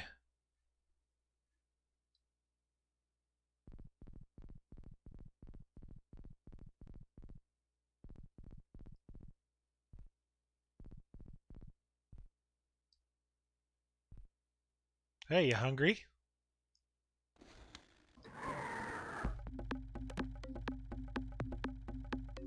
Okay. He also chases.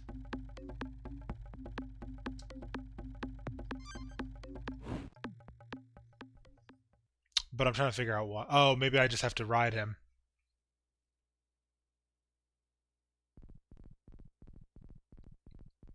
Let's see. Oh, Yakuza was, or well, both Yakuza and Shenmue were Sega.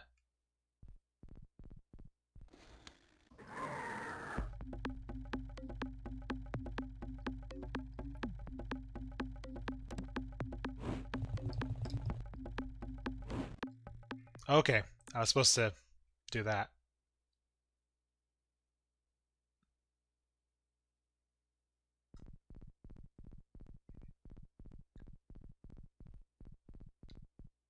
Yeah, I'll get back to those at some point.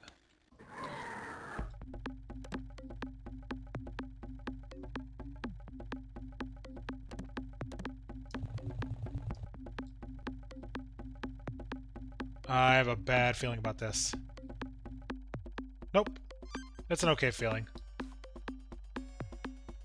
Except maybe not.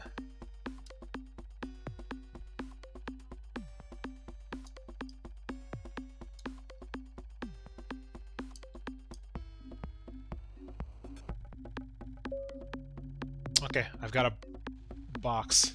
Maybe that'll get him?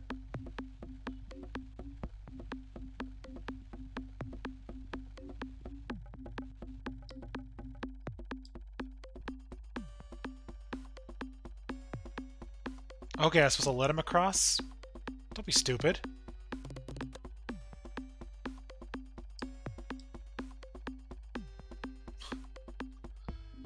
The level transition is weird you out a bit. Falling asleep then waking up. Oh yeah. It's bizarre. I will give it that.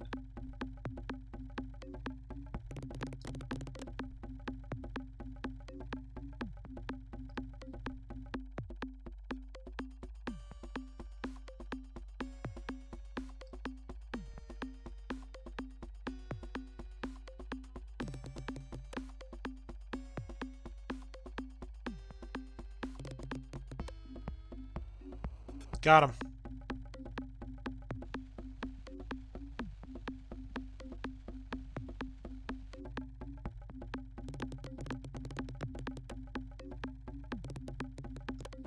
Nope. Damn it. This guy's gonna interview Kenji Eno. That'd be an interesting interview. Oh. Ugh. That's unfortunate.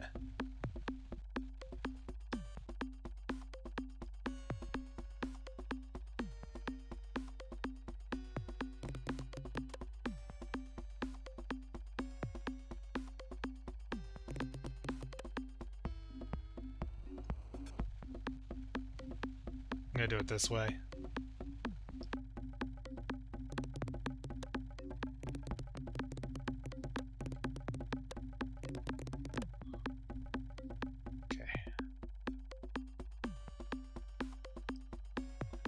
have to get down there, I know.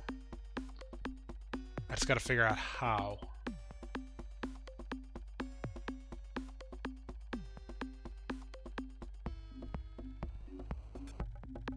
Oh, is it down this way?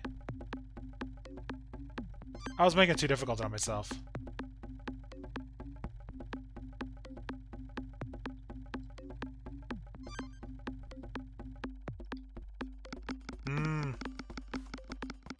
Use the creature.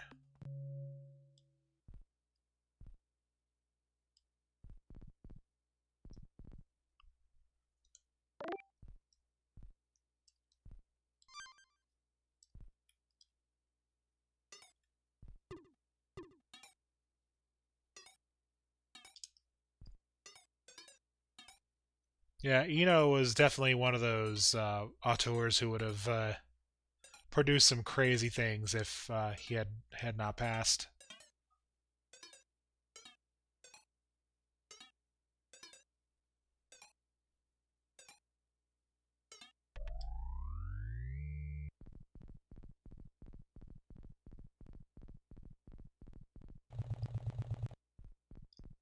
Nope. I jumped too far. Or I tried to jump.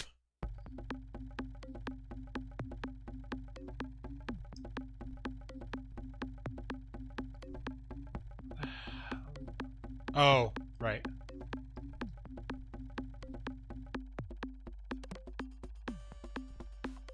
Wait, what?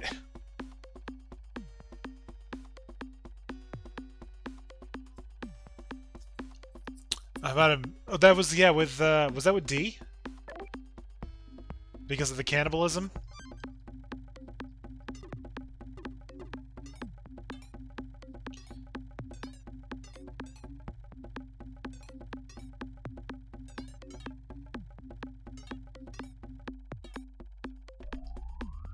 Yeah.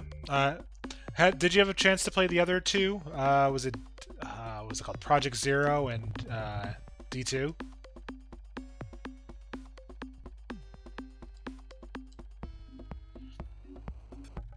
They are on my list as well.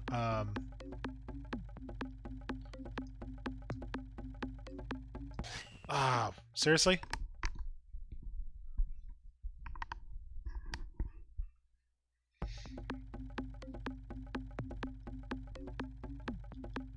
I mean, Project Zero was a Saturn exclusive, I believe.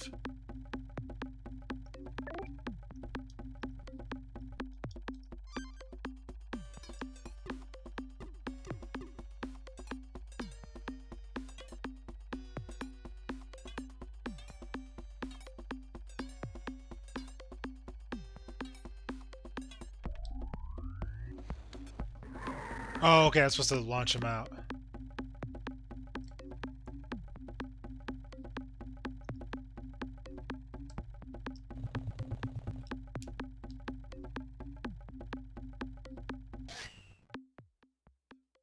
Did I...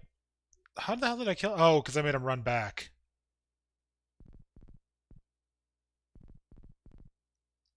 Poor guy.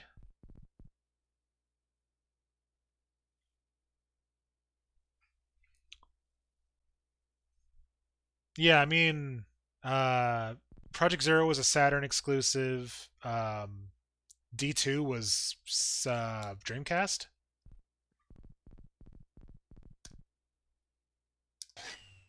Nope. That wasn't my jump.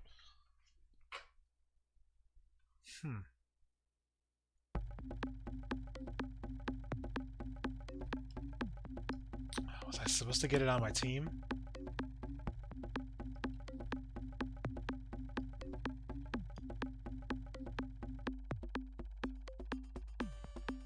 Oh, because there's no button. Oh, it's up here. Right. Yeah.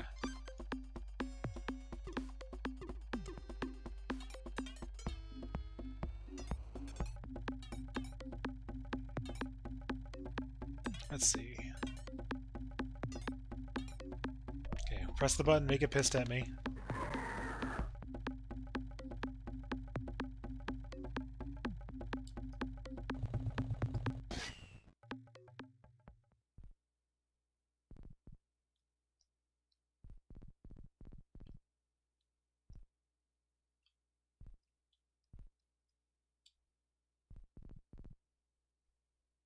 It's like if I land where he landed, okay.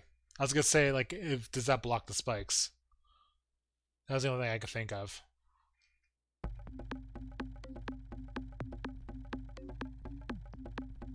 gonna check this route before even coming over here.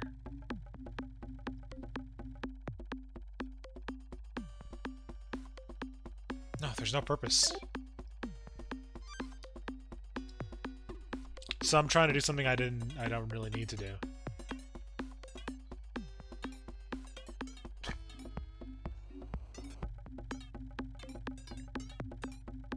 I have to run through. Got it. I've heard like 4 to 5 hours this game.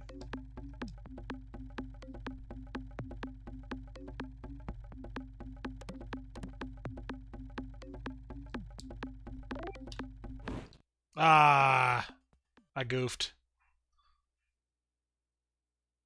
So trade show, he had an interpretive dance show. Lyrics translating to Enemy Zero is a good game, Warp is a good company. In the end, Ina took the stage and stomped on a plush of the jumping Flash mascot. Eno.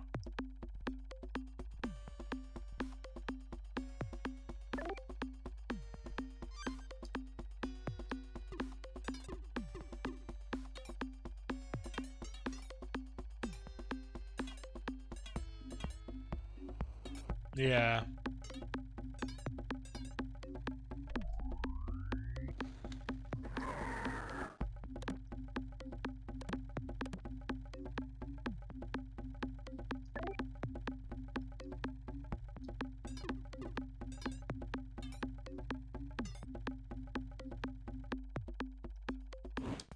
Ah, seriously?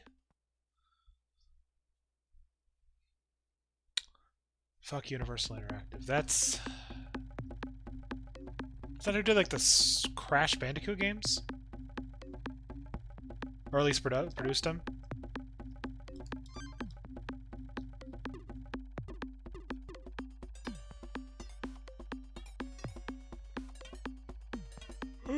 Pardon me. We're gonna give this one more shot. You know, I'm actually gonna kill it first. There's no reason for it to be living.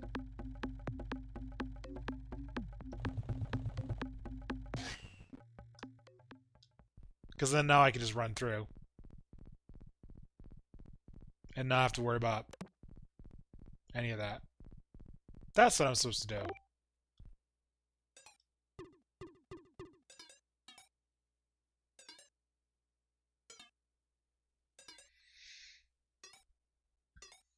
No, yeah. And then...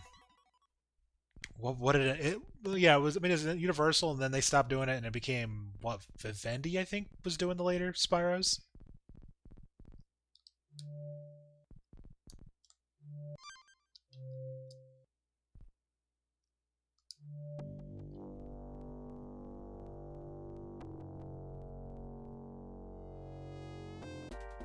Oh, crap. Nope. Gotta figure out what the hell I'm supposed to do.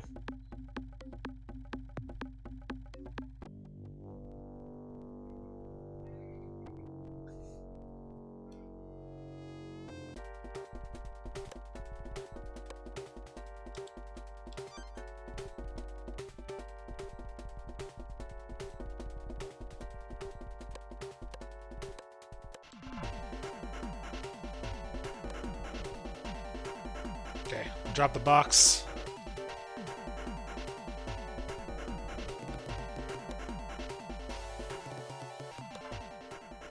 Got it. Okay. Let's make sure there's nothing else.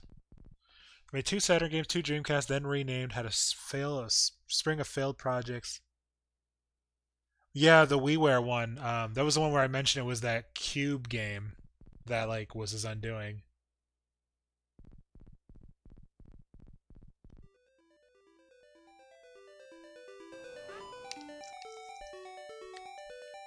Yep, you and me and the cubes. Uh-oh. We're about to get some yiffin'.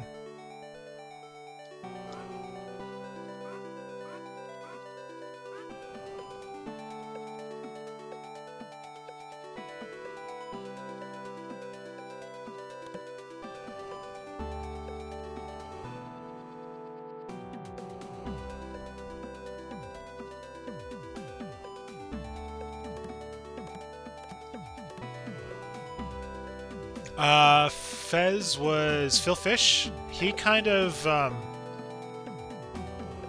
we're gonna make Fez 2, and he rage quit the industry.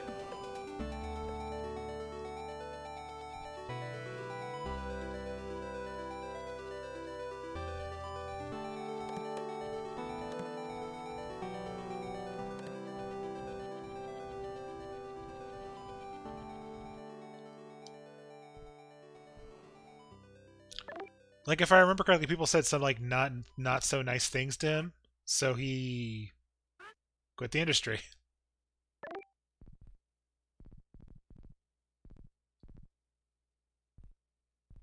Oh yeah, yeah, absolutely. The trolls killed him. Not killed him, but killed his love of game development, basically.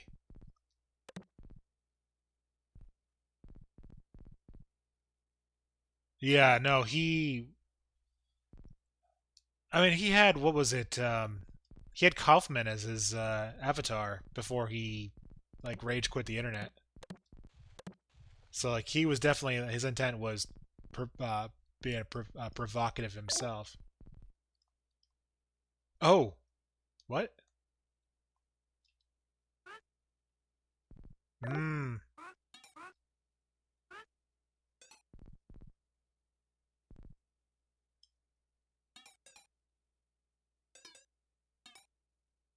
No, you roll it this way.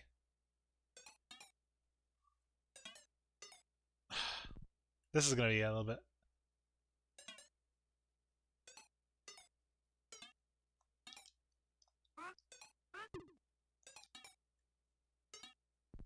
Okay, you just have to kind of go a little ahead.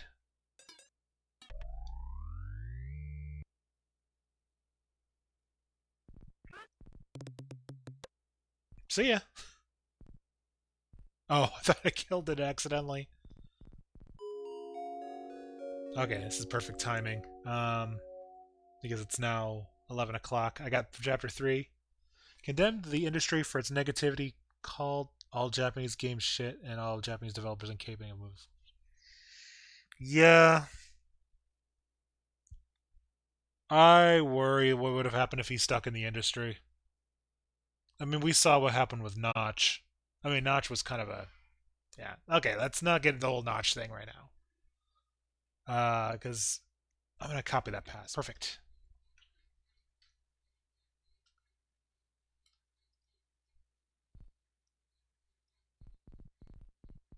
Yeah, it is a very kind of quiet, subdued audio game. Oh, do you not like the? Okay, does not like the water, so I gotta carry her across. I'll do that for a buddy.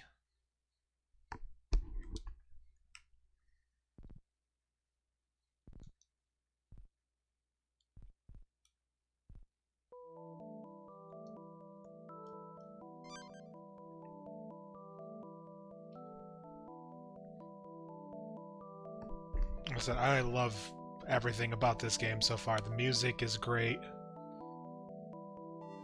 Okay, we need to find an egg. Right up there.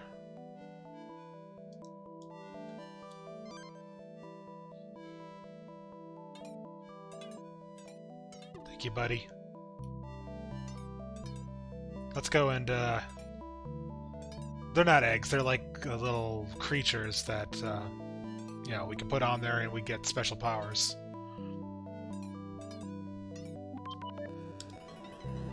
Oh, she gets the power too.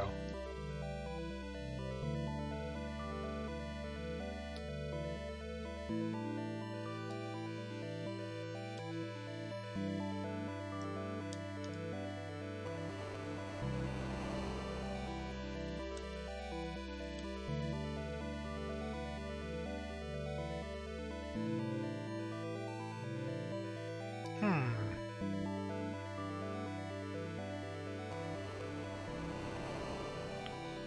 Music sounds a little crowded, but that's okay.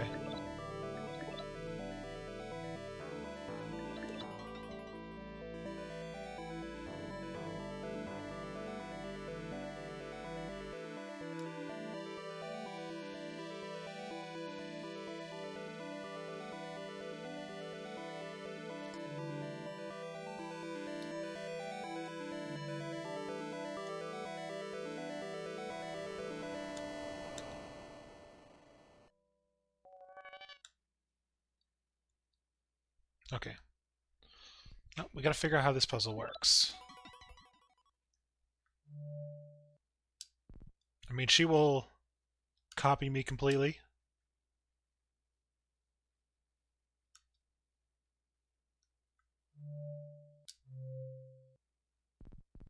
Almost completely.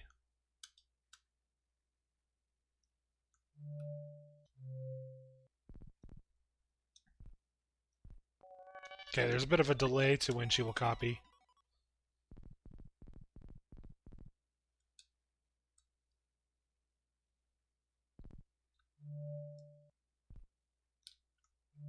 Did she make it across? No, she didn't. Oh, can I use this little hump to get myself up? No, I can't. Might have to explore a little bit further. Head back a little bit.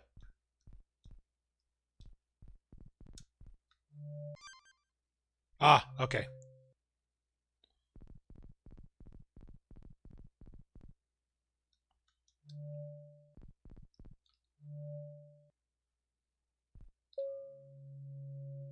There's our buddy. It just took you a little while to get over here. So let's make it a little bit, typical me behavior to make it a little bit more difficult on myself.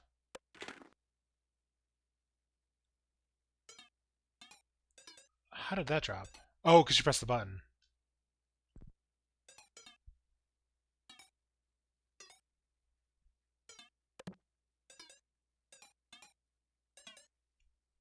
Let's set this across.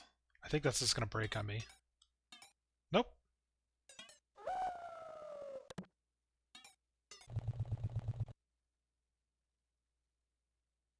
Aw. She's so freaking adorable. Let's grab some of these pieces while we're over here.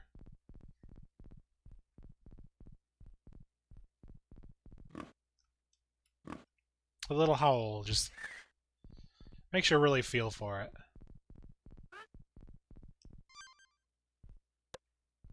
Okay. We are a team again. Do I get to switch? I don't think I get to switch between the two, but I just have to assume that what happens, happens. Alright.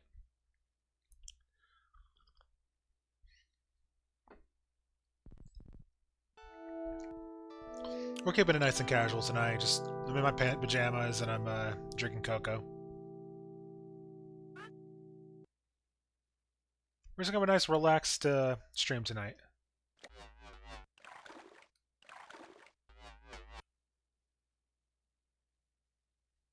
Okay, that thing probably would have messed me up if I let it.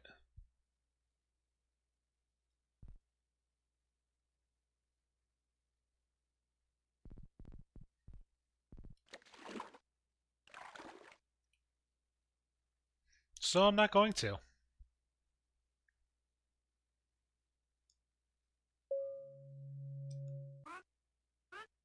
Come here.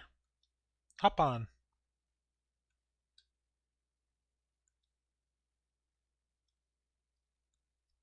Can you climb up? Do I need to position a little better? There we go.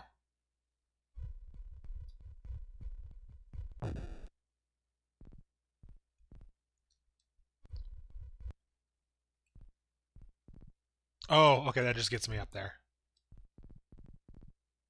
Okay, we need one of those little guys to start the generator.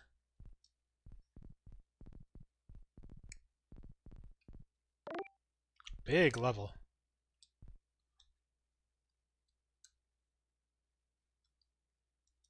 Okay, and you can't jump when you have her on your back, so I can't like get a little higher. But this should be high enough though. Okay. Let's not get hit by it.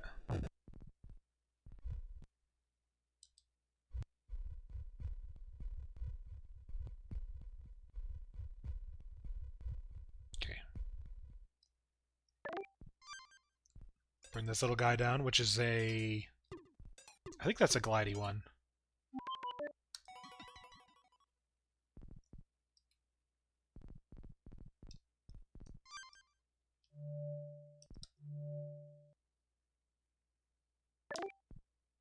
Perfect.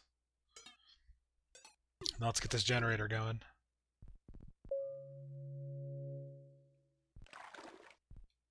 Oh!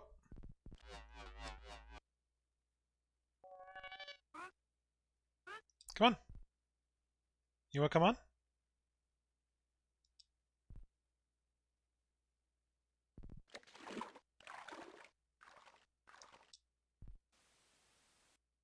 Oh, it needs to be higher.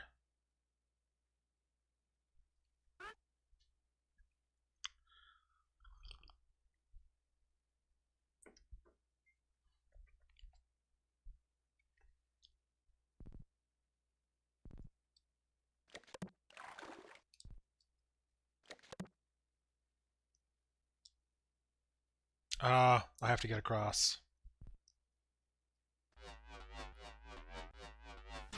Ah, he got me. But... Adrian, with the host, thank you so much. We are playing more Tanglewood tonight.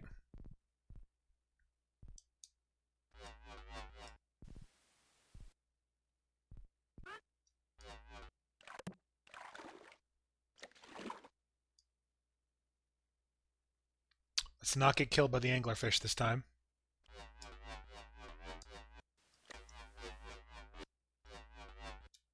Okay, we got him that time.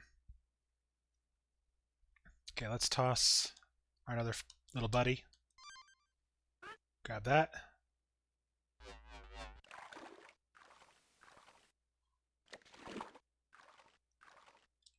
Okay, there we go. Yeah, it makes a spooky noise and it like barrels towards you.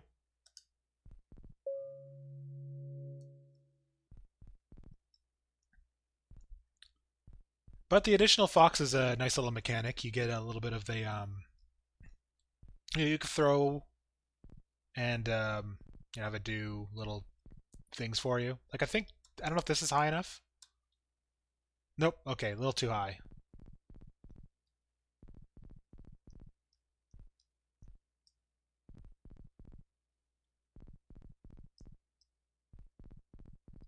Okay. Let's roll this down.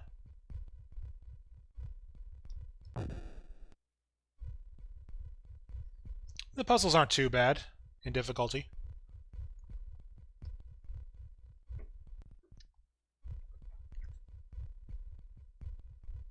I don't know which way I'm supposed to be taking this. I'm just guessing. Oh, yes, right. Because this was not high enough.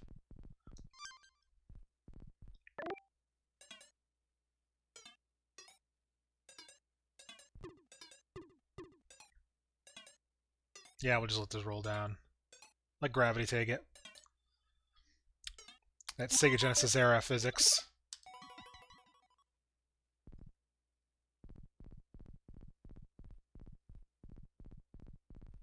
Okay, nothing else there. But maybe... Oh, no, okay, I can get over there.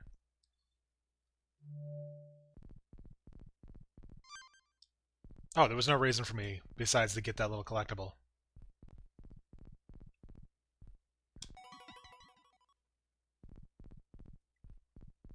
But how are you doing, Adrian? Having a good Friday? Had a good Friday? I guess it's later in the day for you. Oh, crap. What?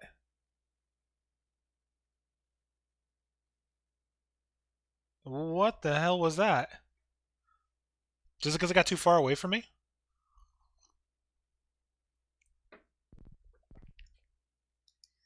Okay, don't let our little buddy get killed. Lesson learned.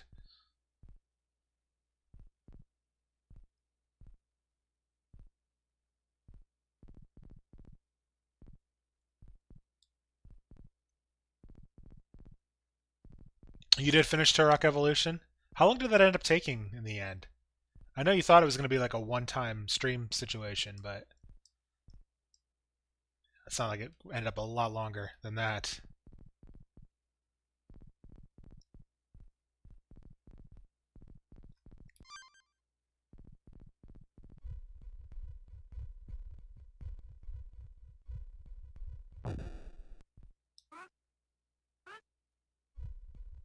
Just follow me, little bud. Thought it was 6 to 7, but it ended up being 13. Ow! I mean, that's a little much for like a. I mean, I don't care how good the first-person shooter is. That is a little much.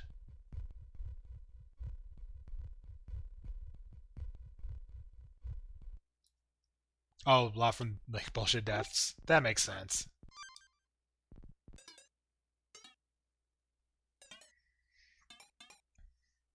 I wonder if that would have been remedied with the PC version, just out of being able to control a little better.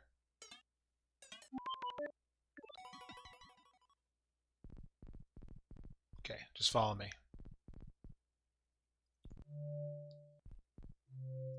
Oh, right, because the water.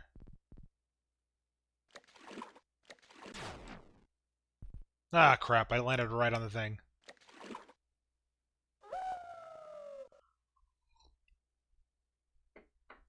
Okay, this time let's not die in the water.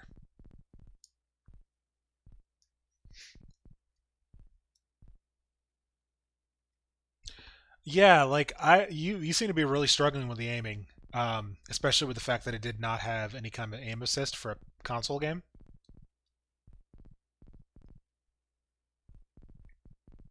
You expect like a little level of control assist.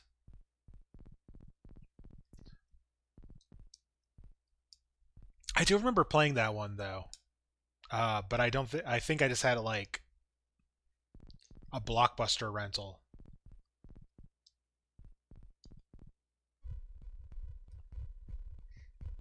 So I never got particularly far.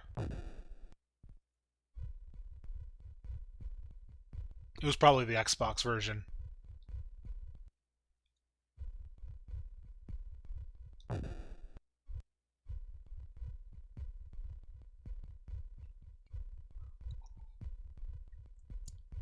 I never really played, Turok 1 or 2 because they were N64 games. I think they got other releases, but they were like mainly known as N64.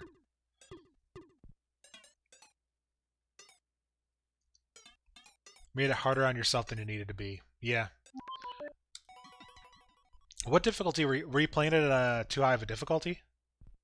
Okay, there was I know there was the PC one because was it Night Dive Studio that did a release for it?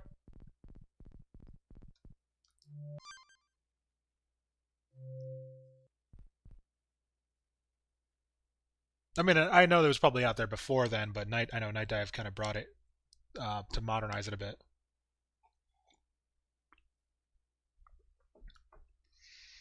Well, yeah, I mean, I wouldn't imagine a first-person shooter would work great in any sense. I mean, have you seen the N64 analog stick, the C stick?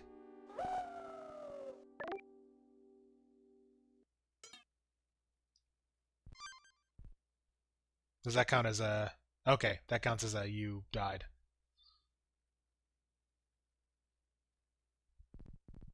Cool.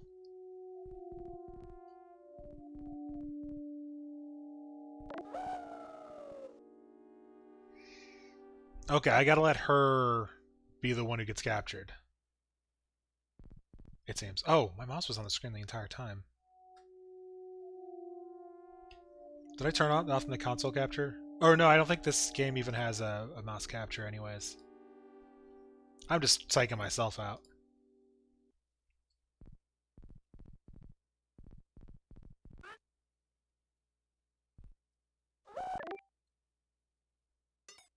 Okay, I'm guessing they did both come out same day, but then Night Dive improved it.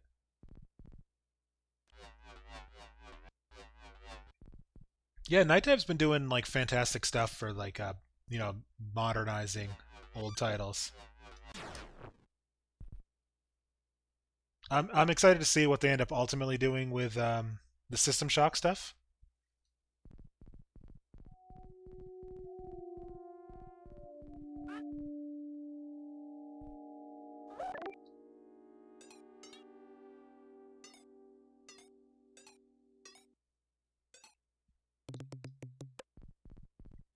Nope, that doesn't bring her back.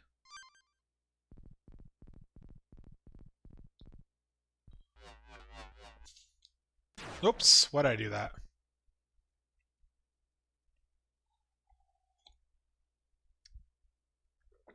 The guy who did the Turok remasters did the Doom 64 EX.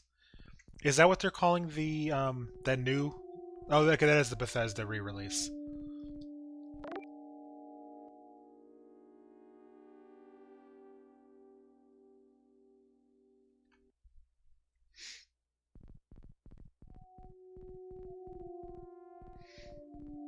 Yeah, I will actually probably play Doom 64. I never had the chance to play it.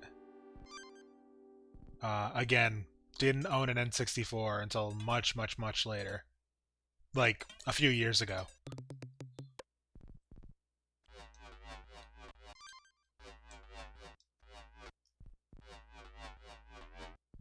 And I think the only games... Do I actually own any games for it? I may have just borrowed some.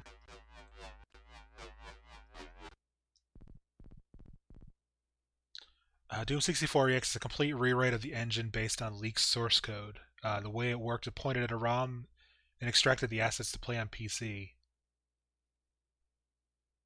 Uh, okay. Oh, cool. So, knowing that it is out there and available for free, I might have to pull the whole, kind of cave story thing.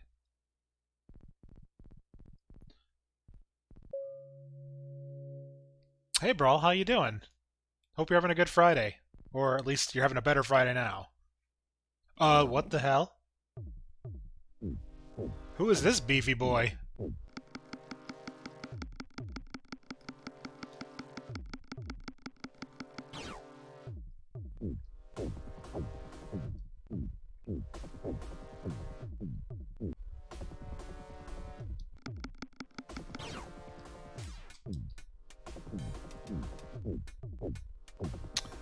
Well, yeah, was it Nicholas?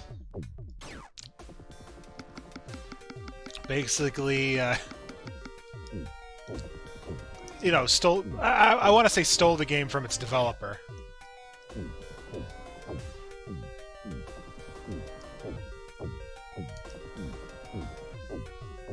So, like, oops. I will recommend anyone who wants to play Cave Story, just get the free version. It's the same game. There's a little bit of quality of life stuff done to it, but it's still worth playing it in its old format.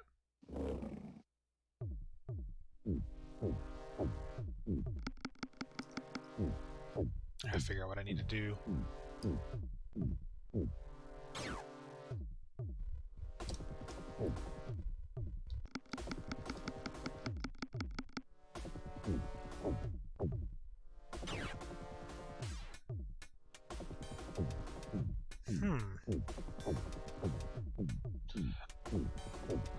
Yeah, I think I did hear that they kind of, did that.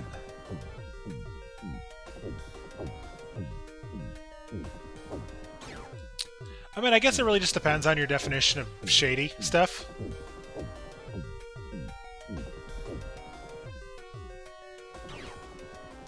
They have retained basically, full on, like, character rights.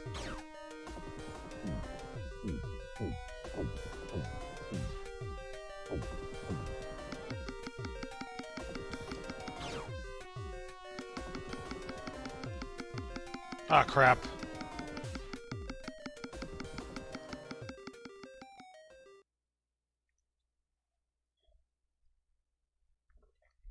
Which is why you've seen characters from Cave Story and, like, that Crystal...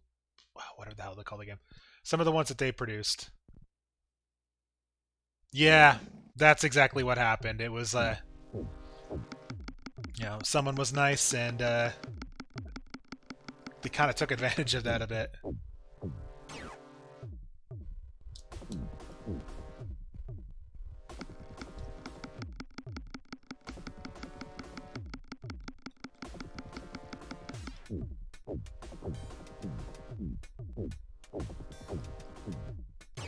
Oh, okay. I see what I need to do. Maybe. No, I don't.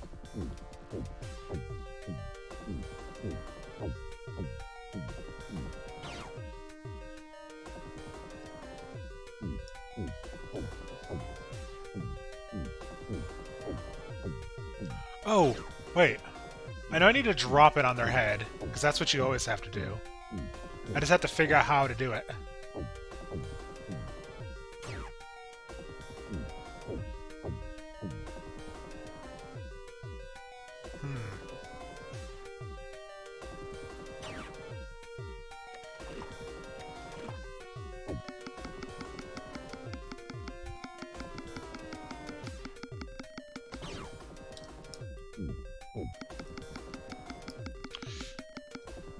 Ooh, rough. Okay, I know what I need to do now. I need to lure him over here.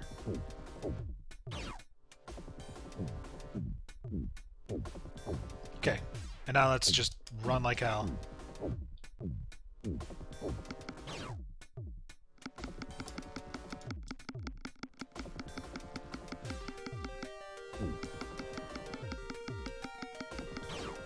Crap.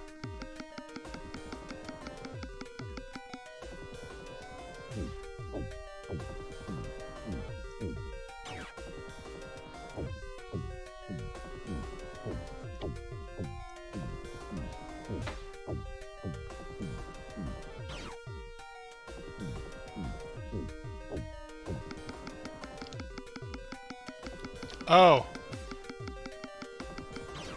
Wait a minute. That's it. Okay. Just had to use my noggin.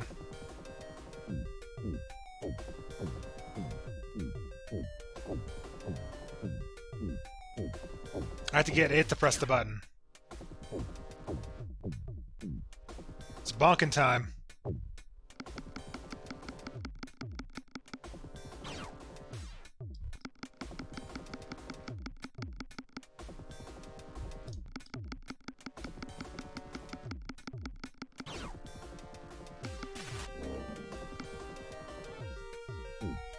One, two, three. I can't remember the rest.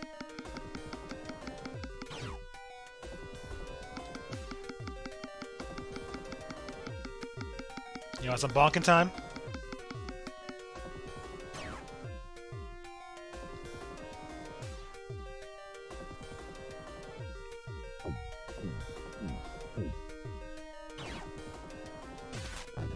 Gotcha.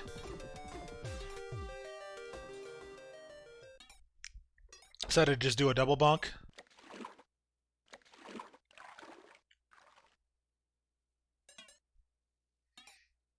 So, I mean, that's good that it didn't know to go too crazy with the boss fight, because it is a puzzle game in the most sense. There's some good Bibles. Oh, box.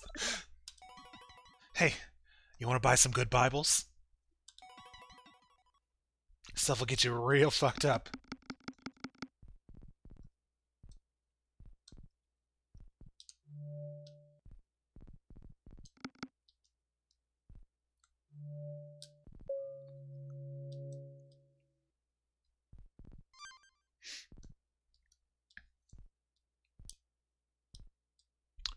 Some of that King James Kush.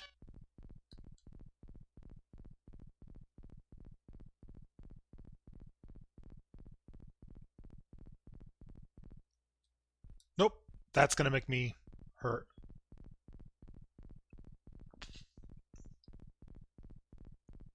But now I know that's what I need to do, ultimately.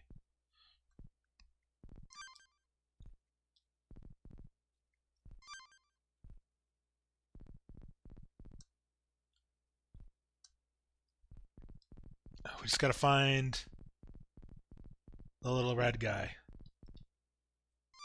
There he is. Oh, I'm sure, you know, given how many states have legalized it, there's gotta be things like that.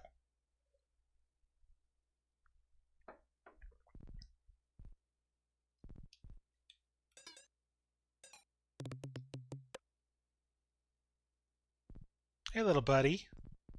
You ready to go home?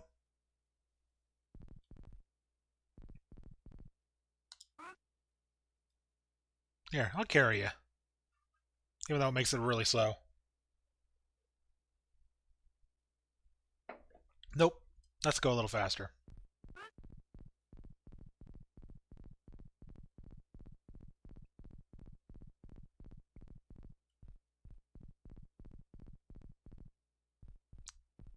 Oh, we still have one more. Let's see. Oh, up here. So we needed to free her to manage. Oh, this is a very clever game. And to know that this was just done completely with the Sega Genesis is beyond impressive to me.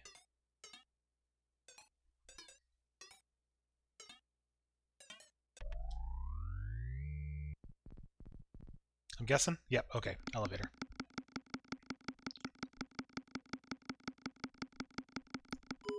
No, trust me, after I played a little bit of this on Wednesday, I looked up the physical copy to see how much that cost. It's still the full price, but the thing is it's not available. So I might have to hit eBay if I want to go physical. Or just take the ROM and throw it onto an EverDrive. I mean, they suggest it right out of the gate.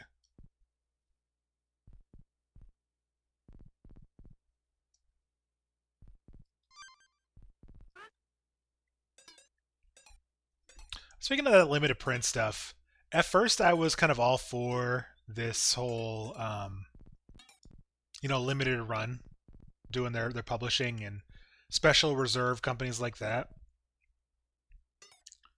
Uh, but yeah, it's some of the games that like limited run put out there as physical copies. You're like, why did they bother? I mean, they knew people were going to pick it up because they want these physical copies.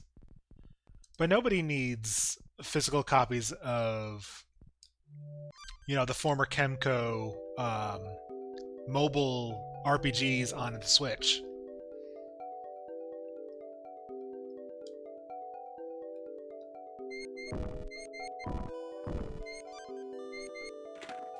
Tricky Tracks. You got a first run Beggar Prince that you never played. It's $300 now. Damn.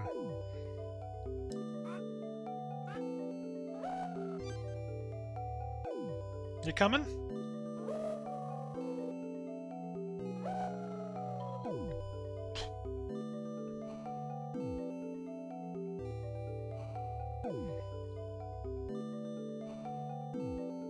I think their whole ethos is to do stuff they think will be cool more so than guaranteed sales.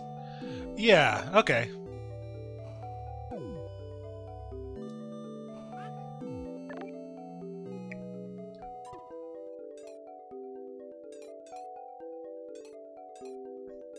And to me, it's mainly those Kemco ones.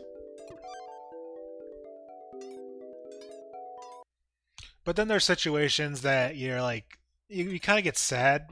You're thinking, you look at something that's put out by like Idea Factory, which, they usually have things. I think it's with who does the things for Idea Factory usually, like Nippon Ichi or not Atlas, like Xseed. And like the second game of it, even though it's still, like Idea Factory, it has to go through limited run to actually get a physical release.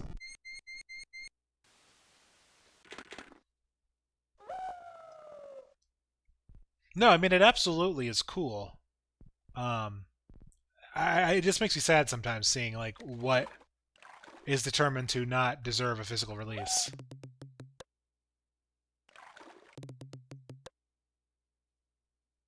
Will this kill me? Will he drown?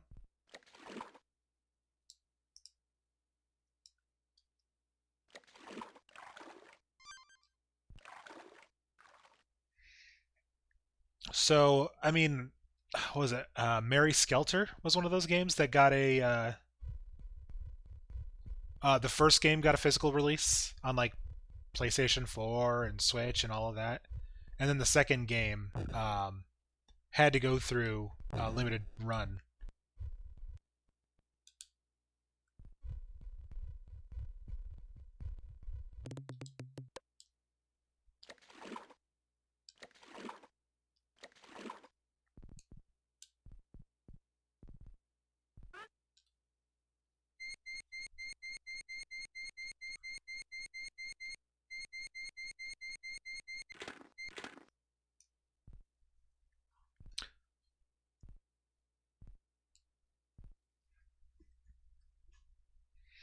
Yeah, I was one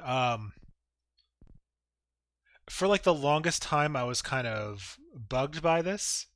What was the game? The game Cairo. I paid something like 60, 70 bucks for it because there was a thing talking about there being a physical release. So I paid for that. And then I guess the funding never really kind of came for that physical release. So I was upset that I never got a physical copy of the game. But then I looked at it and it's like that was the thing, is it was never a guarantee. You were showing that support. Which I mean I'm happy to do, and the game is fantastic. But this was like I don't even know if Kickstarter was out at that time. It may have preceded Kickstarter.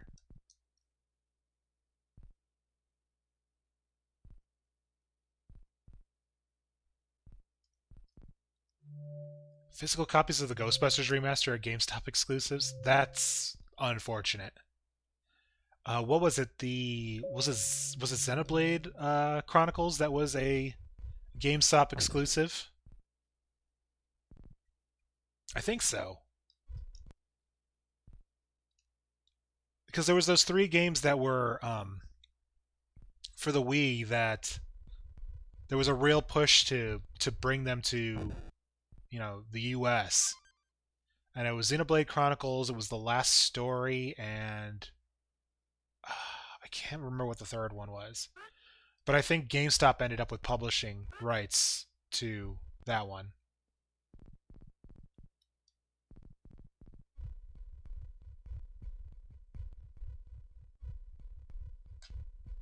Yeah, what was it?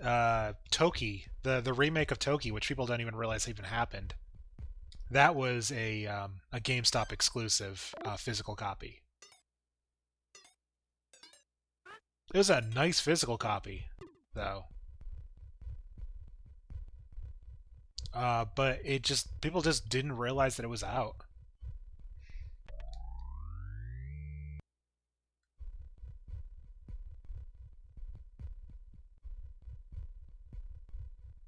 XBC. I don't follow. What was the Venn diagram of people who know Toki exists at all and stuff at GameStop? Uh, I would guess that it's um, a very thin Venn diagram. Like there's a tiny little sliver in the middle, if they even intersect.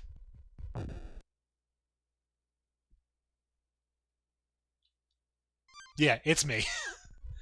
Well, I mean Toki. I remember hearing about Toki. There was a show in the U.S. on Nickelodeon that was called Nick Arcade. That they introduced a lot of like Sega Genesis games, a la The Wiz kind of situation. And Toki was one of them. It's like they'd have challenges like you got to get a certain amount of points in a certain amount of time.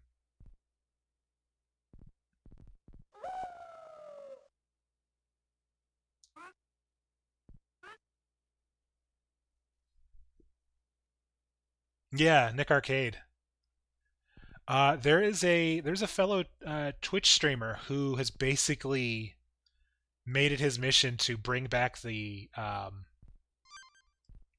spirit of Nick Arcade. Called Smite. He has a thing called the Arcade Pit, He's actually at MagFest right now, as far as I understand. They were doing a live thing of it. But yeah, it's like they got what was the dude? My mind is blanking on this. But yeah, like took the spirit of it with you know, using emulators, of course, because it's a lot more difficult to do it physically, and then licensing and things like that you can't really manage. But that is something that I don't know how well it would work out now because it would have to the concept of an arcade is really kind of foreign. They pretty much died and everywhere but like Japan. Oh, I just ran all the way back.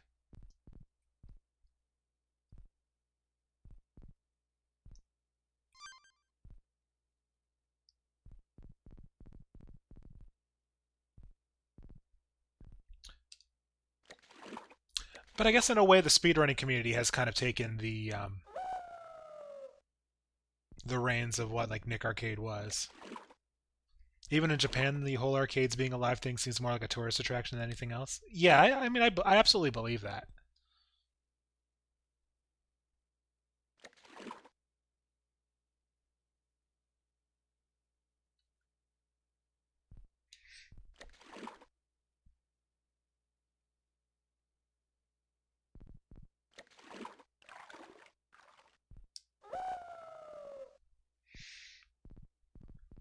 Yeah, I mean, for us, most people know of arcades as an extension of a bar. I mean, you've got your things like your Dave and Buster's, but past that, you don't really see them that often.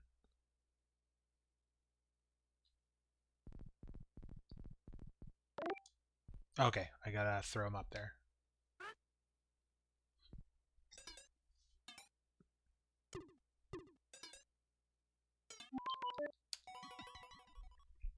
Though I will say that my local mall has two arcades in it.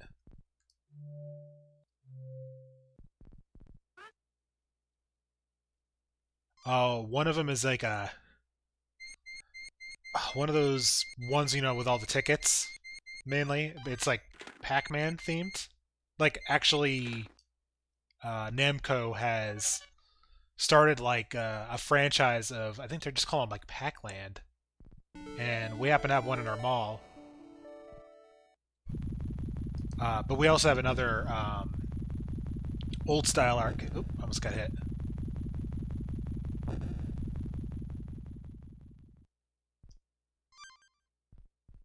Biggest arcade in Europe's about an hour away. That sounds like it's worth a trip.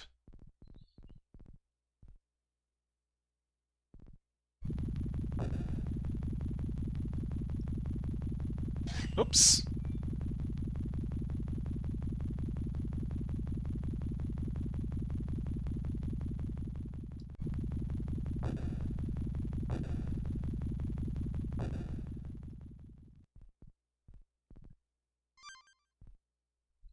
500 cabas is nothing to sneeze about.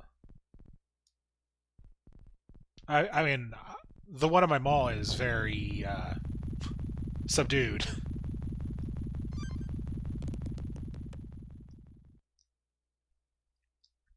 Like it maybe has 30 machines if I'm being generous.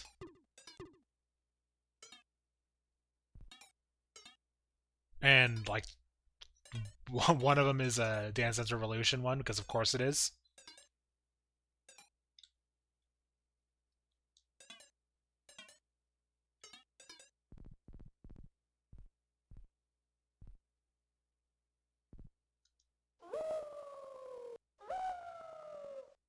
Oh, interesting.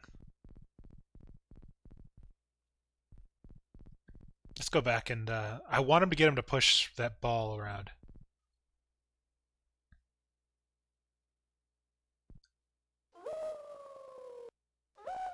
Oh, okay, he can't get up.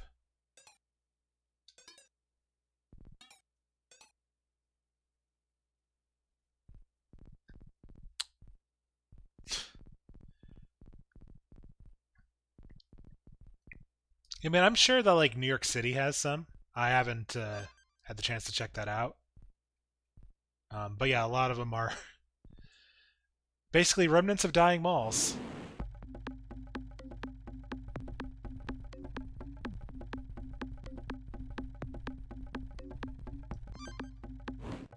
Okay, that doesn't work. I need a Zawarudo.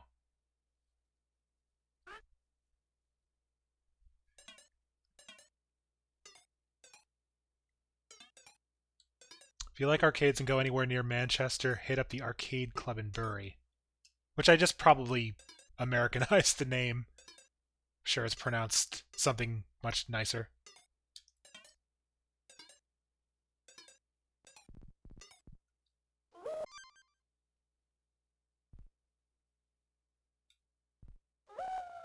Oh, come on.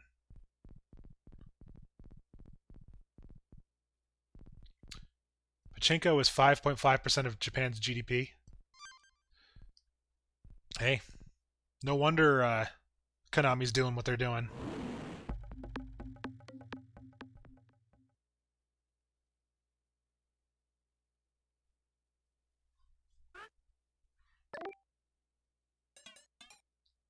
Gotta make that money somehow. I mean, when I go to the casino occasionally, you see a handful of Konami boxes. No! You bring it back. Knock it off.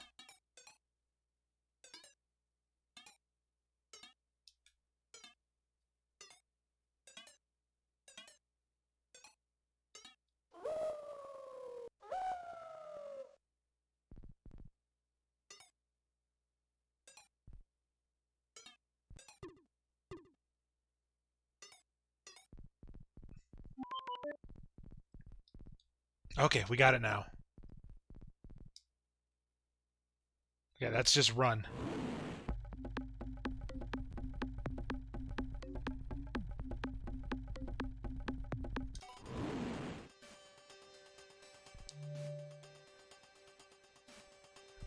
Come, my minion. To Narnia.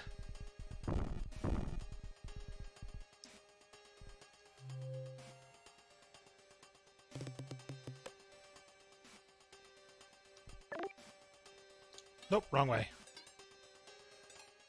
Did Minion just rip a huge fart? Maybe?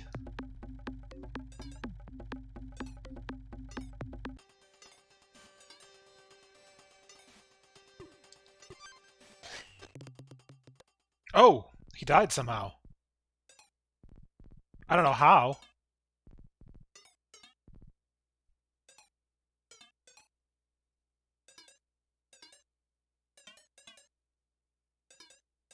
Oh no, okay, that was the sound of the, there's a button over here, that, raises the bridge.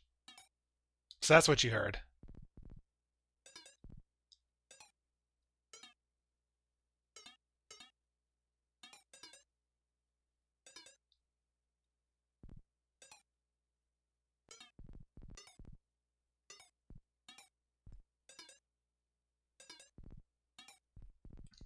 I got this.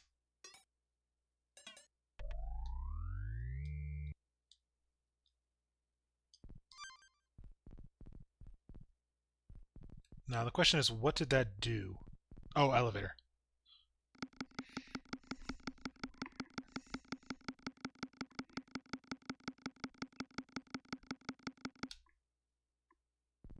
You know what? Honestly, I've always wanted to try pachinko. I know one of the, maybe even multiple of the Yakuza games have pachinko on it. But hell, I wouldn't mind trying it.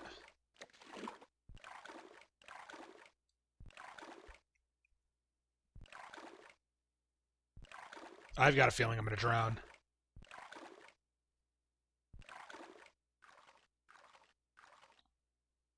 I do not trust that one bit.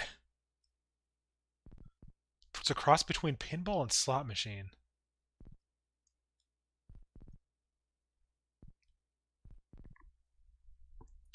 Wait, if you can get past the gambling loophole thing? Kiwami has it? Yeah, I've got that sitting on my PlayStation. I just haven't played it yet. Still gotta finish 0. Oh, is it one of those... Is it one of those situations like, used to be the case? So,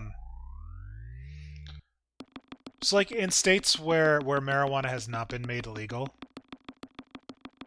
you can still have stores that will sell, like, the pipes that you would use for smoking. But if you stated, you called it, like, one of those terms, besides, what they said, they won't sell it to you. Like, they can't... If they have any kind of knowledge that you are not using it for anything but tobacco, they will not sell it to you.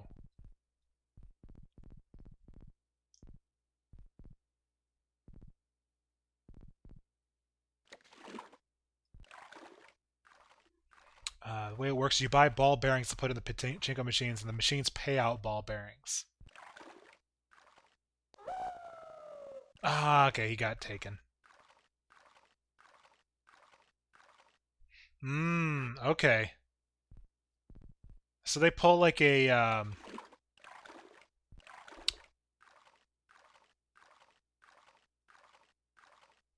they pull a thing. It's like if you go to an arcade and you have a ticket machine, you play that stupid game with the spinning colors, you bop it, and you get 100 tickets out of it. And instead of going over to the desk and getting, 3 Tootsie Rolls, uh, you get cash if you just go around the corner.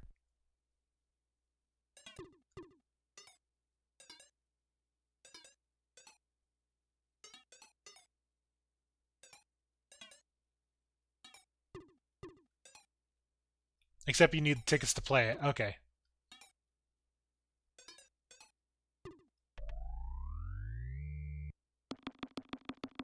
There we go.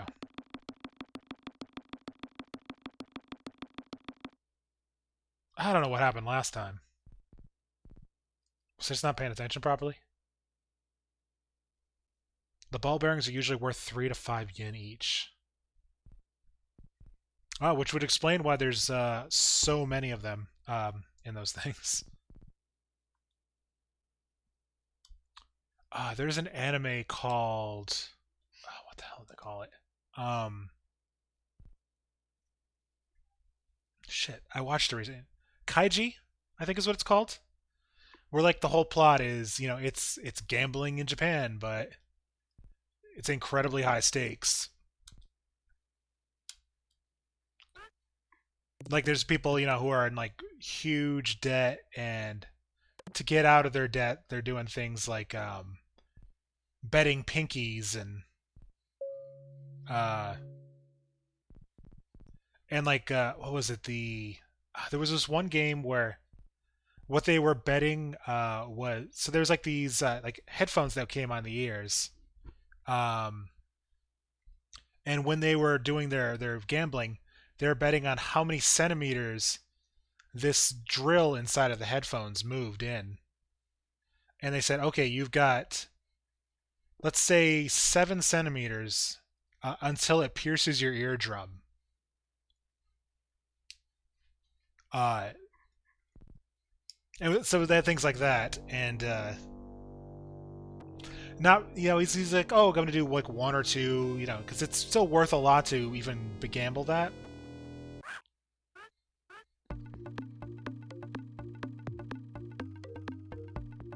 What the hell?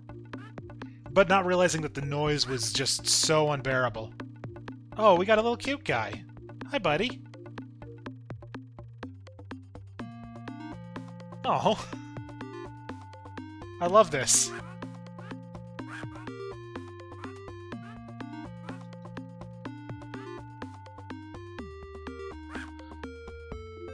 You got as far as the Russian roulette thing, and there's like, I don't know. Oh, the main character of Kaiji was unlikable.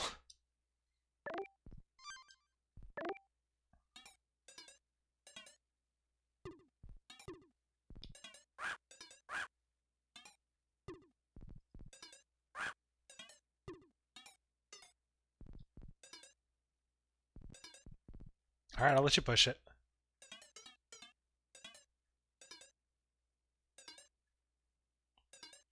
Do I get 3 team members now? I mean, I'll take it, if that's actually the case. Oh man, I don't get the little dude?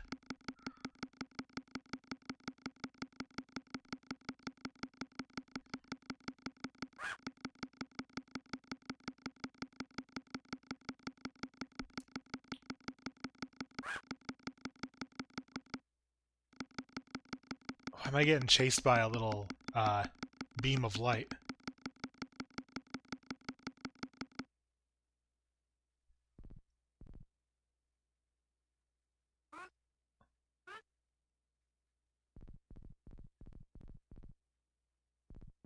Pachinko is essentially 100% gambling but overlooked because it's so important to the economy.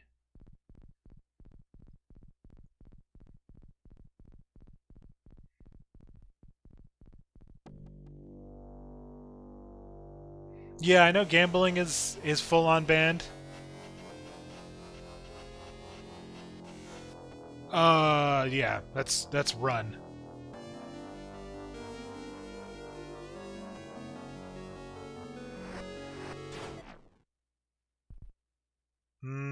Okay. Could I have ran? Wait. Do I get to play little guy now? Oh, is this a Simba's father situation?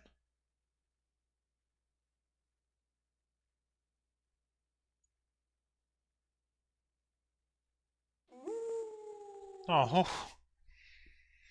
Oh, and we didn't want the feels already.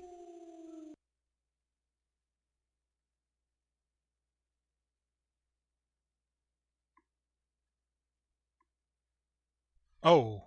Damn. Okay. I'm little guy.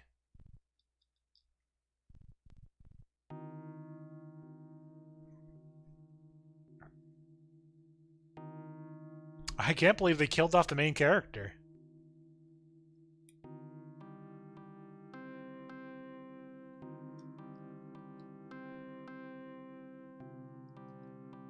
And, like, effectively, too.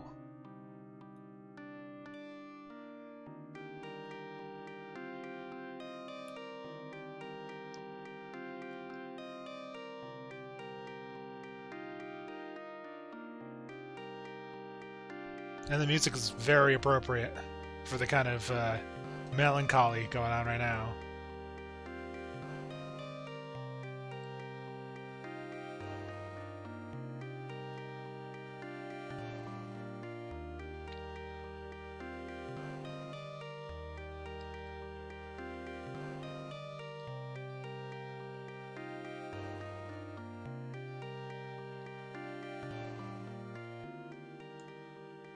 Okay, not that way.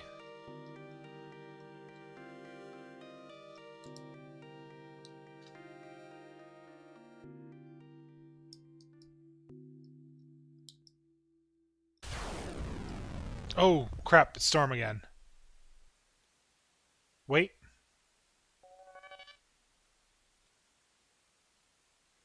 Maybe?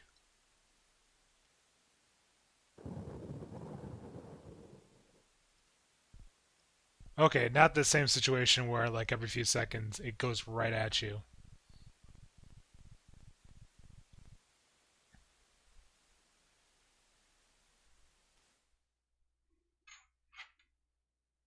Yeah, I did not anticipate that happening.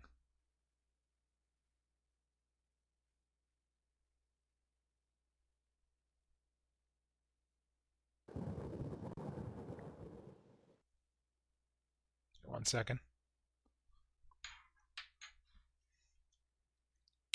Oh, going stylish, aren't we?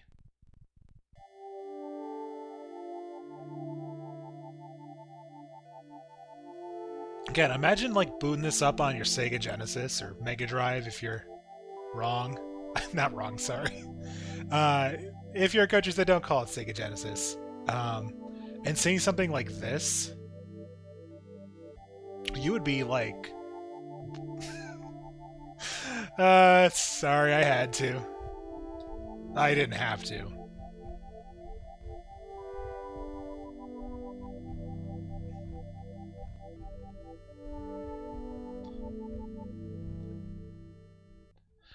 I mean, you have to admit it's a better name.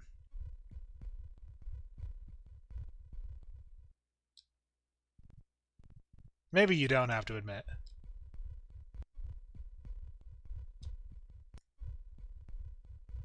I mean, I guess if you don't like Phil Collins, then it's not. Or no, not Phil Collins. That would have been Peter Gabriel. I might be getting my bands mixed up. I get my Genesis and my feels different because you didn't hear it until 2005. I get that. I was just messing around. Again, I didn't hear it called like the Mega Drive until basically the YouTube era came around, and you're hearing about these games that you never received over here because they were done by these European developers, or they just never brought them over, and or just talking about Japanese games, and of course it's called Mega Drive over there too. Oops. Didn't get a lot of the same style of attitude marketing here either. So the Genesis was like a totally different console to us. Not even with like, I mean, we had Sonic the Hedgehog that was done that way, but yeah, we did have a lot of that stuff.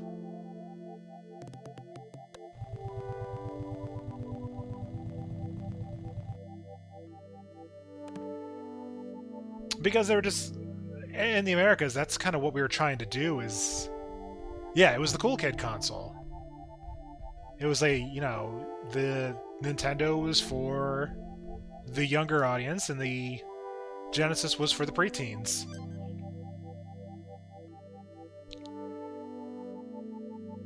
It was all business decisions. I mean, it's no secret nowadays that blast processing was a buzzword. It didn't really mean anything in the sense like the way that they made it sound.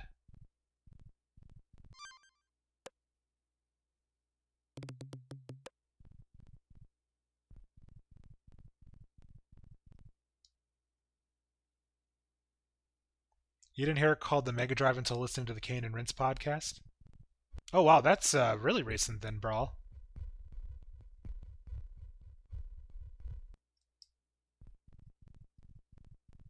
I grew up with I grew up with the Genesis, so very familiar with it. Like my neighbor friends had the Super Nintendo, but I had the Genesis. I did get to hang out with the NES, Super Nintendo. Um, the Master System, I don't remember that ever really being that popular over in the States.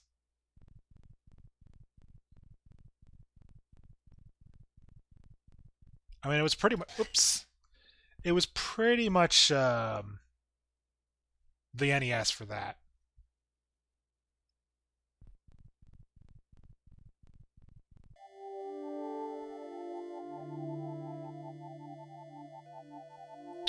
Which is incredibly sad because I've liked what I've played so far of Fantasy Star 1. And of course, since the Master System didn't really do anything around here, most people didn't get the chance to. We had the later Fantasy Star games, but no one really experienced the early ones until much, much later.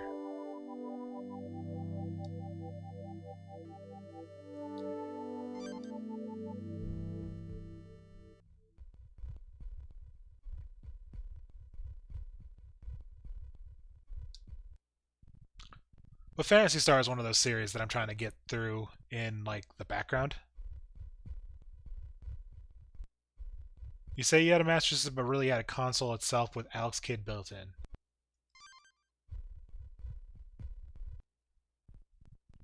Well, I mean, that was the mascot for Sega for the longest time until they came up with Sonic the Hedgehog.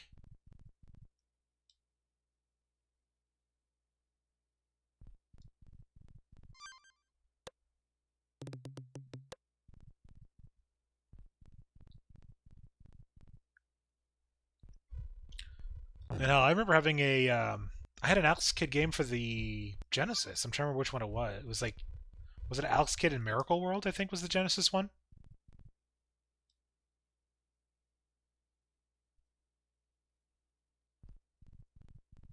Oh yeah, I mean I was absolutely too young to would have even would have appreciated Fantasy Star at that point.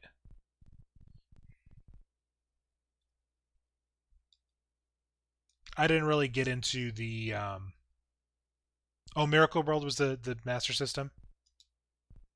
There was one of I don't remember the exact name of it, but I did have one of them for the Genesis. I didn't really hit my own with the RPG until the Sega Saturn. Oops, I got bonked. Please don't say I'm all the way back. Okay, I had a save.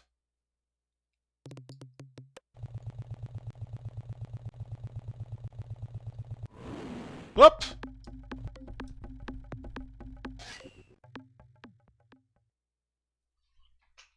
That was a little trick.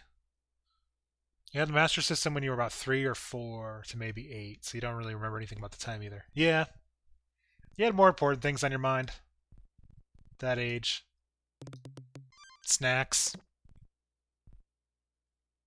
I don't know what 3 or 4-year-olds think of. Mine do. It's the age my kids are right now. Is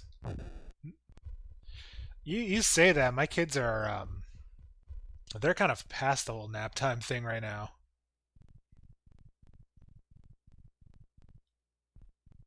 I hope that changes when like kindergarten comes around.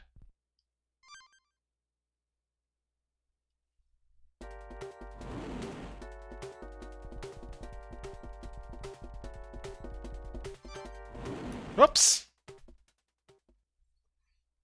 We just gotta pay attention.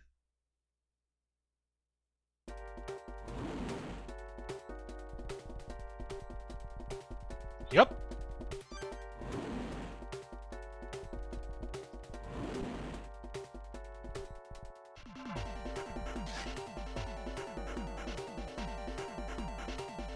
Did I just trick it?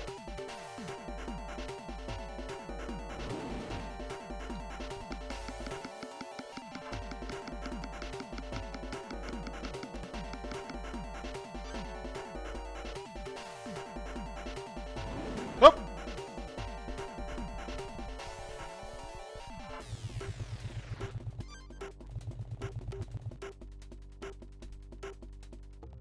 This is damn cool. Ah, except I got sliced. Ranch, all you remember from that age is Alex Kidd, rotary telephone, a telephone, spending a lot of times with your nan because both your parents worked.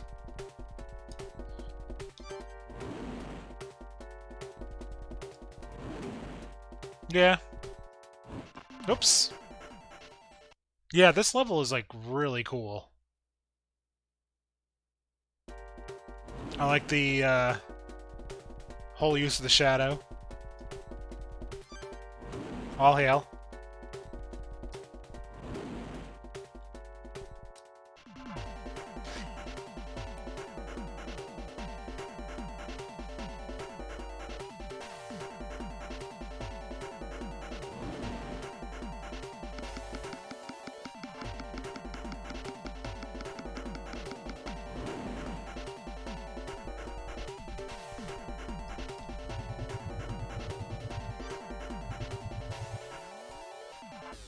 Oh, let's get the rock.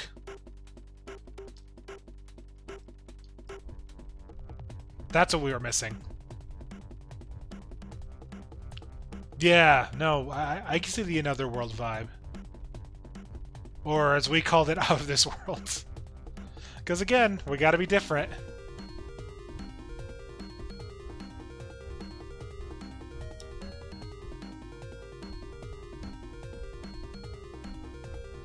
Did you ever play the...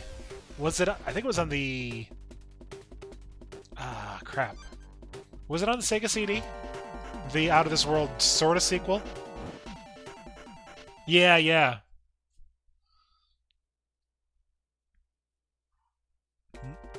Heart of Alien. That was it.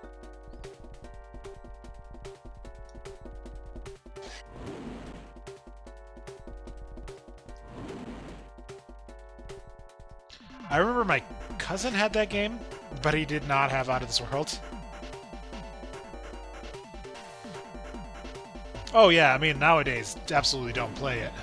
It was not really done with any kind of thing, but you know, back in those days when you did, you know, you had to wait till the next month to get a review. Butt touched, yes, does equal death. Do not butt touch the Rancor.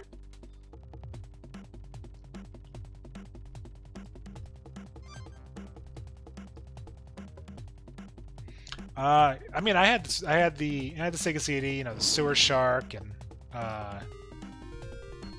Willy Beamish. What the hell else did I have for it? I had Sewer Shark, Willy Beamish, Sonic CD. I think I had the Dracula game. Cliffhanger. That was the other big one I had. Touch the butt again.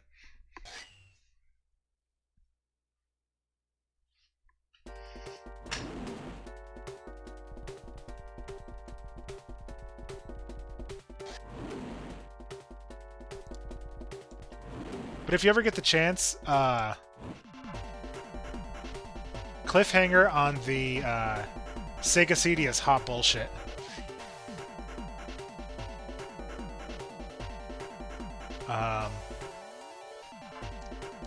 There's a level where you're doing the shit. I probably shouldn't have done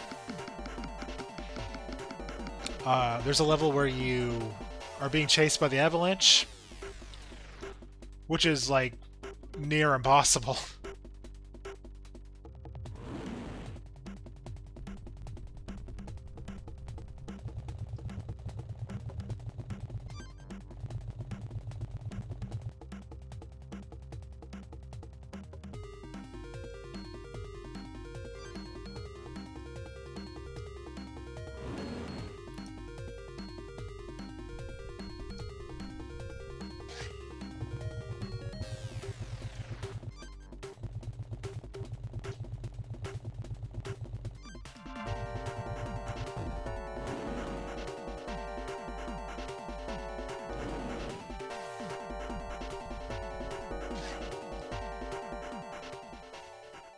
I made it?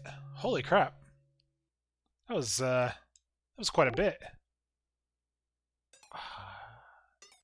Thing of the shadows, we don't know what color this ball is. Maybe that's intentional? Let's see. Okay, it's yellow. Oh, the checkpoint tells you. That's cool.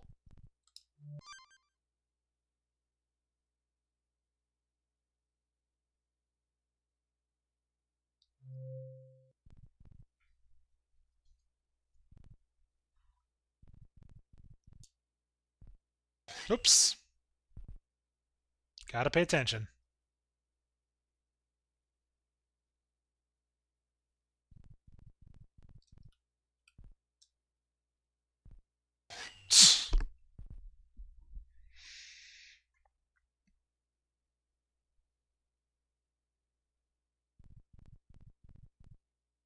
Gotta remember to slow down a little bit.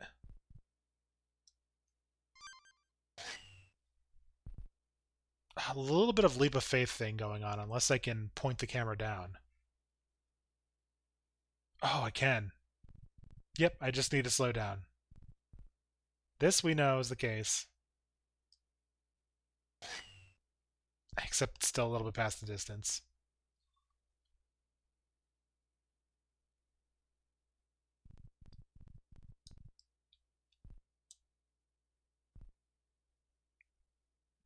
Okay, we see the distance.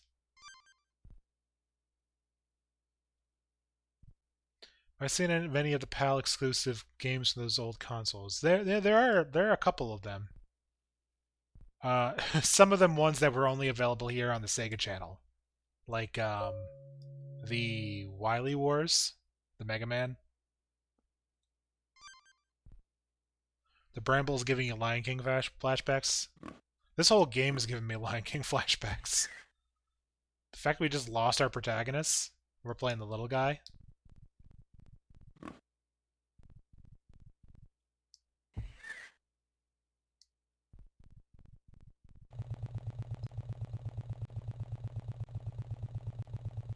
See ya.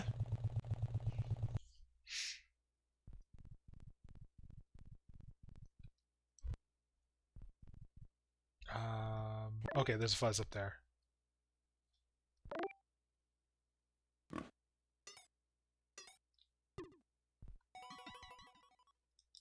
Okay, it's gliding again.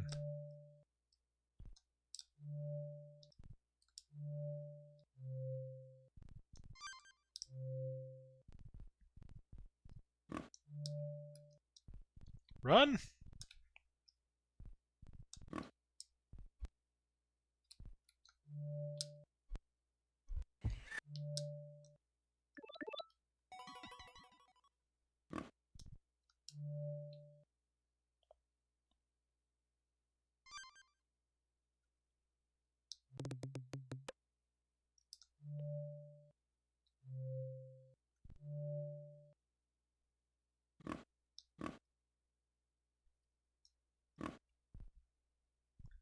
Up, I'm guessing? Maybe not.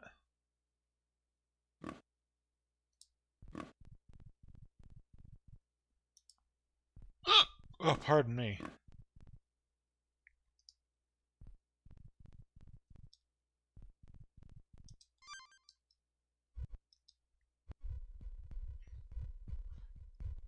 Okay. Crap.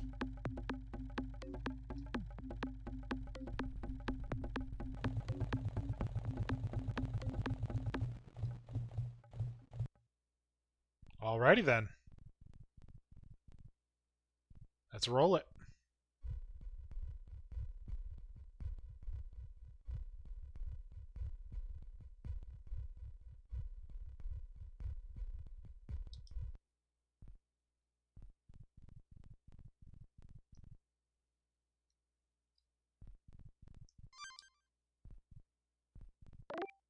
Oh, there you are.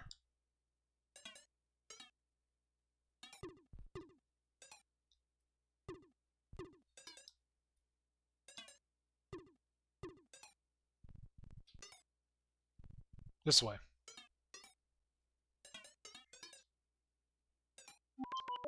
Let's make sure it's another gliding one before I... Yeah, it is. Whoop! Went too far.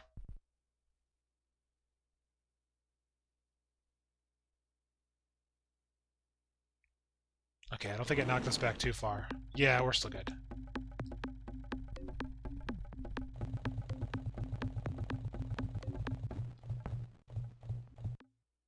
What is down over here? Okay, that's just the... Yeah, I mean, the leaps of faith are a little bit much. Maybe the... Yeah, I agree with you there. I mean, I've seen some games kind of tackle that with having a button that you can kind of slide it around, and let me make sure that that is not the case. Oh, that's cool. Except it looks kind of like he's out of aversion in that sense.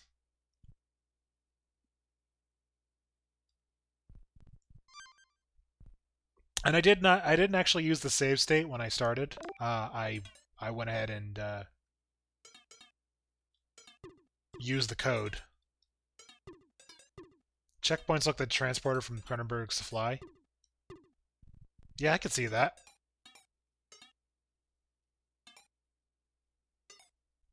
Minus the Goldblum.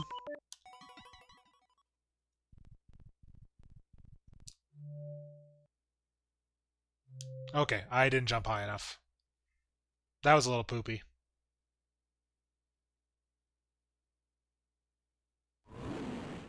Yeah. Oh, that was a fantastic Goldblum film.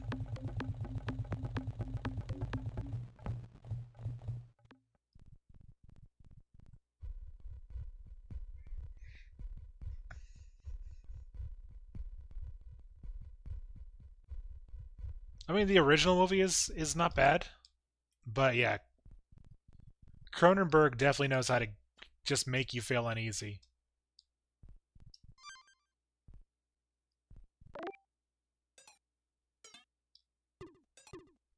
I almost, I almost said Attenborough, not Cronenberg.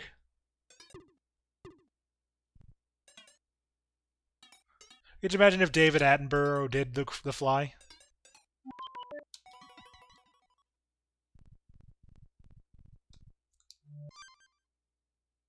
Okay. I just had to trust the process. Whoop! Okay. Damn it. The original Thing, the Howard Hawks one from the 1950s. Was that the Thing from Another World, or was that the other version?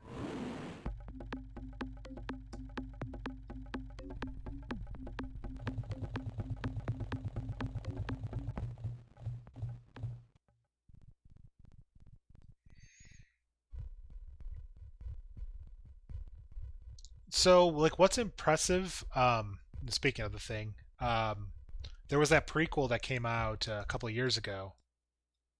That was so like you look into any like the behind the scenes stuff for that movie. It was so promising, and the producers just screwed them. Like everything, they were doing all the effects practical, and it looked awesome. You know, very very much like the original. But then, like at the 0th hour, the or the 11th hour, the producers decided to scrap it for CG.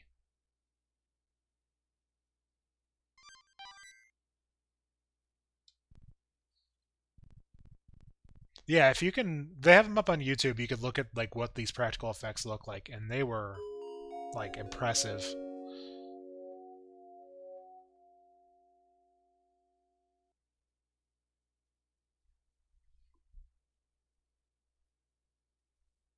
There's something kind of satisfying. You could see like how many things you've collected.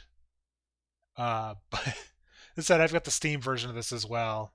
Um, yeah, you're not seeing that bit of information, so you're not getting any achievements for it. And Steam's never going to show me as actually having played this game, but you all know I've played it.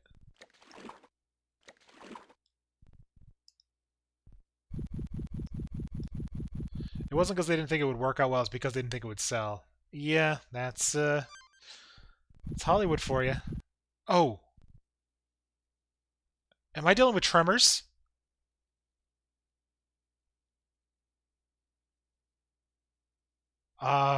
Please tell me there's tremors. Yes! Let's make it more visible. We gotta look at this. We gotta look at this beautiful boy.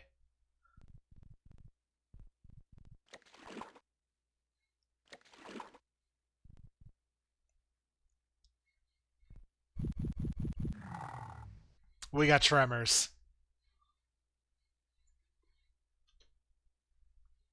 That makes me so happy. Yeah, graboids, I know. Give me with the semantics.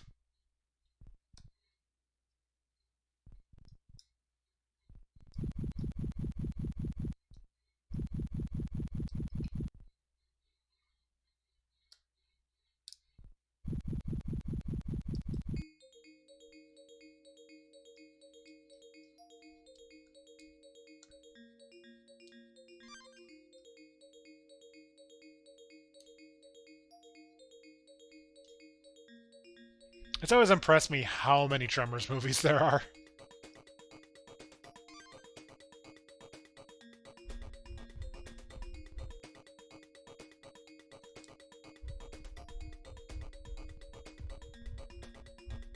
You say Kevin Wood Bacon would have been safe if he just rolled on a log. Yeah, there is. I want to say something like 6 of them.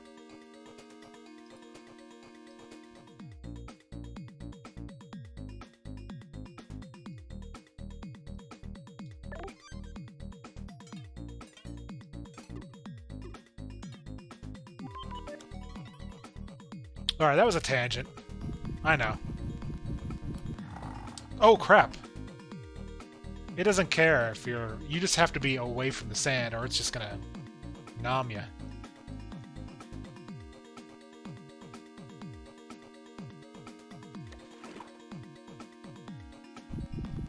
And it's fast. Like, you've got limited time.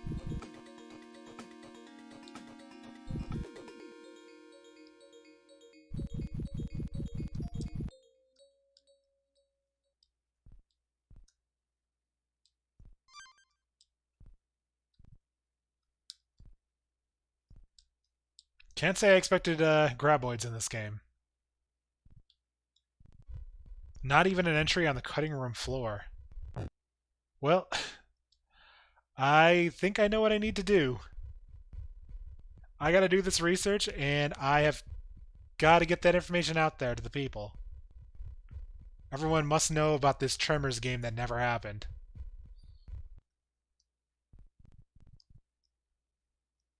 Which means I've got some hunting to do.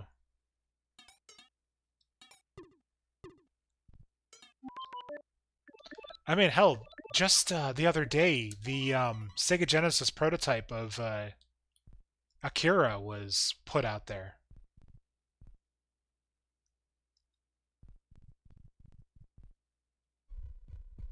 I still have another chance to check it out, but yeah, it looks really cool.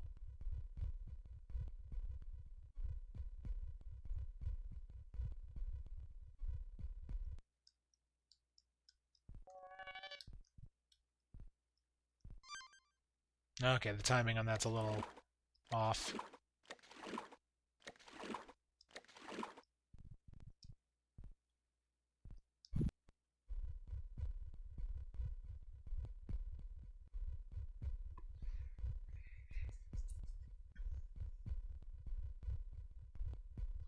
Okay, so I just have to just book it.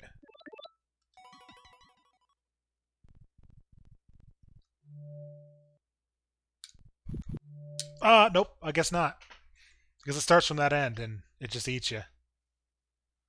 The Akira NES game was meh. I... Hmm.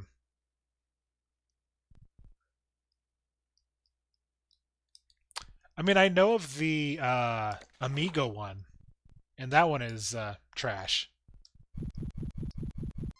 But I did not know about the NES version.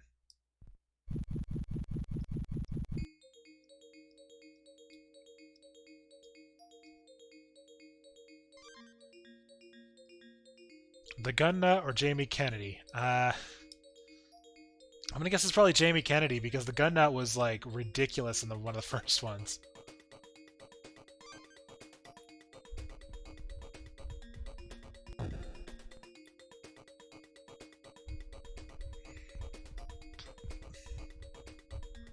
This has become film chat. If anyone came in here, thinking about talks about this little furry fox guy, they wrong night, I guess.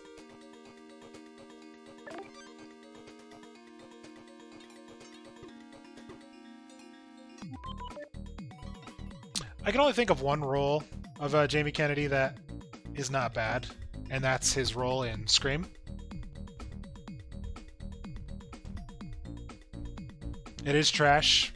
I imagine it would have been.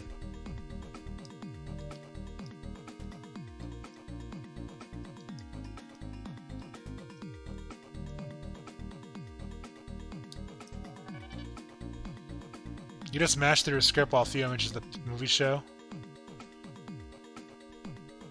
Oh, so is it more of a kinetic novel then? More like a Higurashi no Nakakura ni?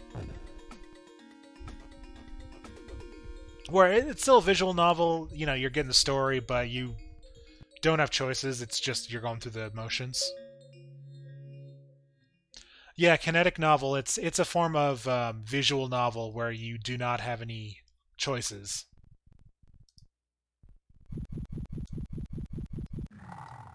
Oh, there was a hole. I could have jumped in there.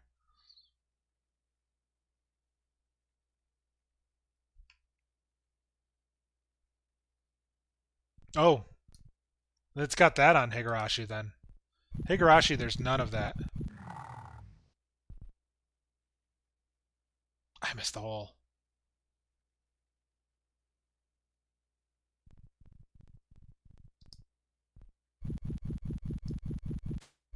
There we go. Nailed it. First try.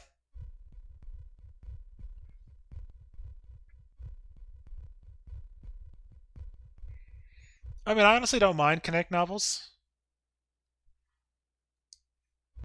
No, the Amiga one is like one of those ones you hear as one of the worst games ever released.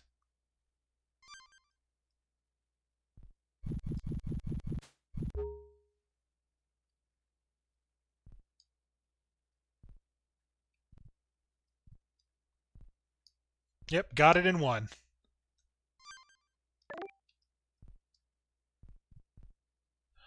Oh, it's green. Oh no, blue is the one I want.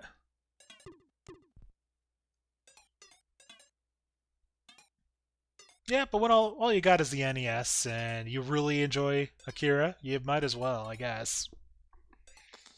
I don't know. Is there at least a translation out there so you can see if there's any kind of changes between the story?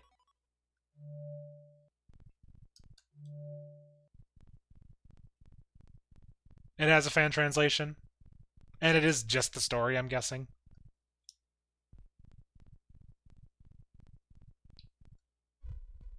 I should have pushed that before, but now I know.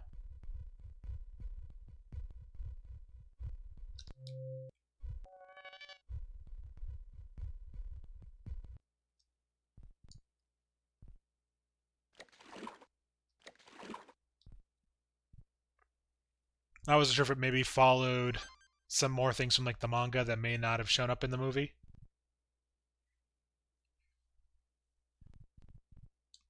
Because I'll admit that I've only seen the movie. I haven't actually checked the manga out.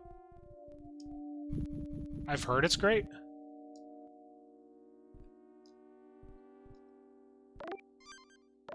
But the movie did a fantastic job.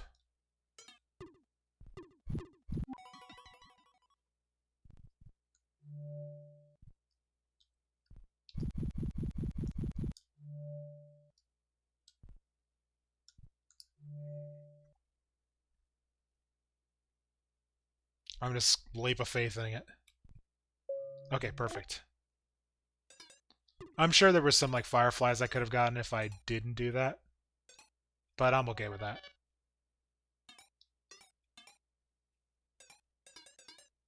The green one is the... No, that's the stop time.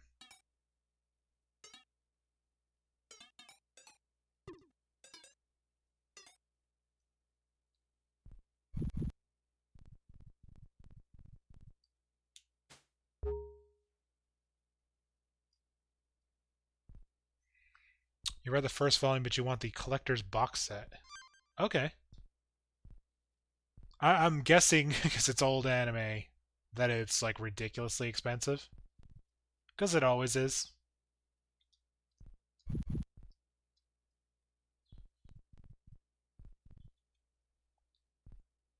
Like, it's from the anime Dark Ages. I think it was Pioneer who had the rights to it. At least... Did I get it enough? No, I didn't.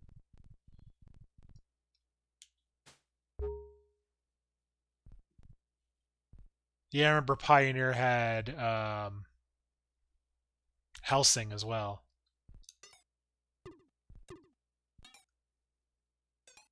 And it used to be, you would get a volume of Helsing for like 60, 70 bucks because of it.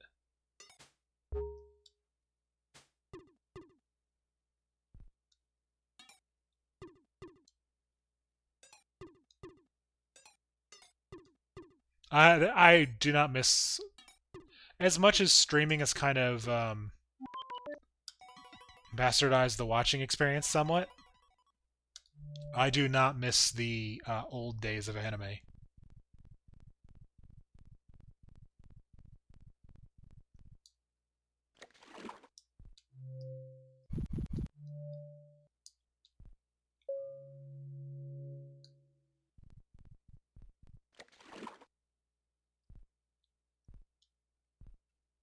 See, $1 million, then wait 10 years for the next volume. Yep, exactly. Fun days.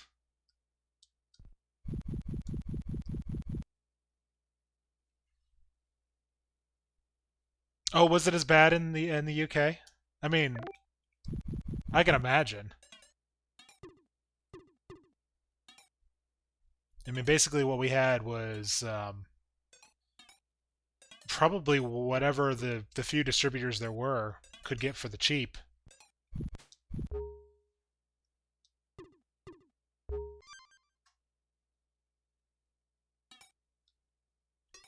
You remember finding Aura? Oh,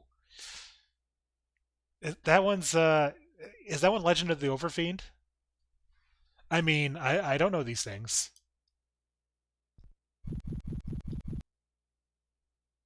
Yeah. Yeah. I'm aware of that one.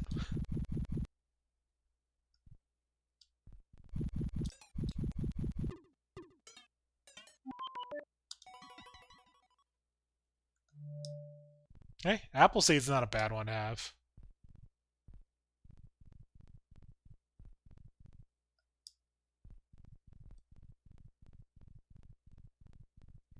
I mean, we had the, handful of them that Disney managed to get their grubby fingers on from Studio Ghibli, but past that, yeah, there was not a lot. There was Akira.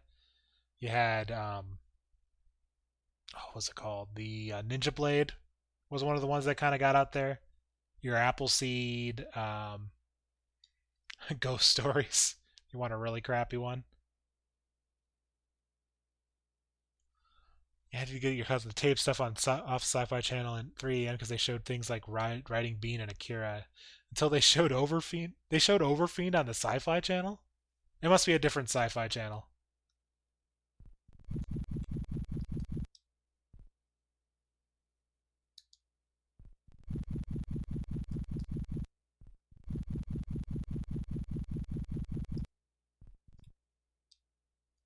Same branding, different channel. Okay. I mean, we had anime on the Sci-Fi Channel as well.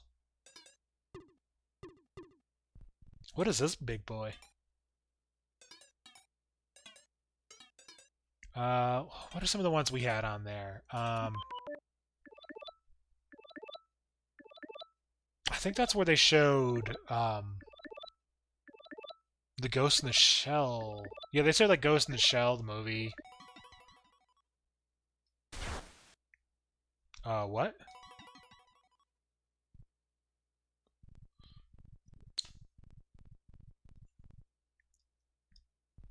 Okay, let's figure out what the hell this does.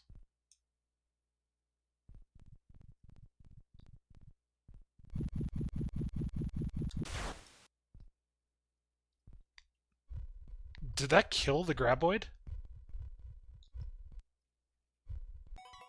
Oh, they had Natasiko on there too? I'm still working my way through it. Back in my journalism days, one of the things they gave me a review copy of was the first part of Natasiko.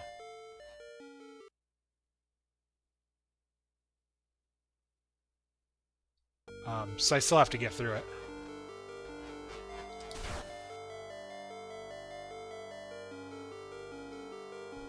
Oh wait, does that regenerate?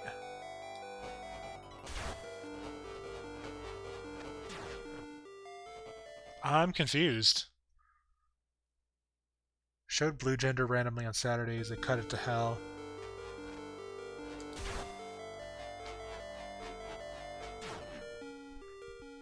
So that you didn't see any anime on TVs until Cartoon Network showed Bebop and Outlaw Star.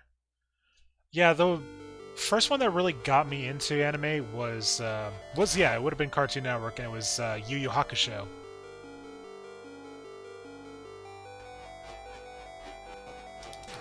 Nope. Is there like a delay that I'm not thinking of?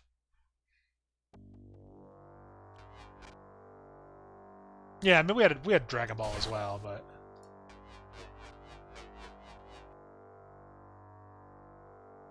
we just have to wait.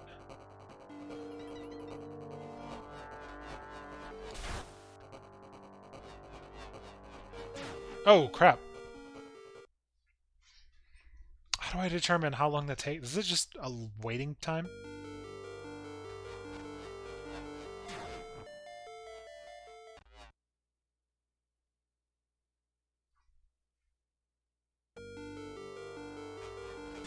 Nope. If I can manage to get all three of them to come after me at the same time, then I can just knock them all out at once.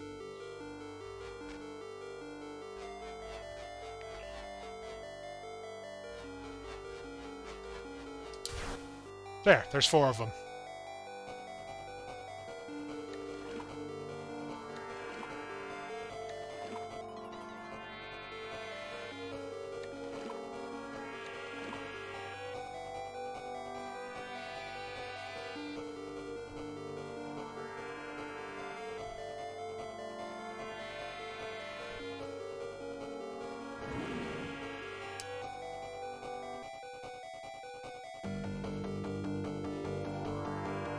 I have become Fox Destroyer of Worlds.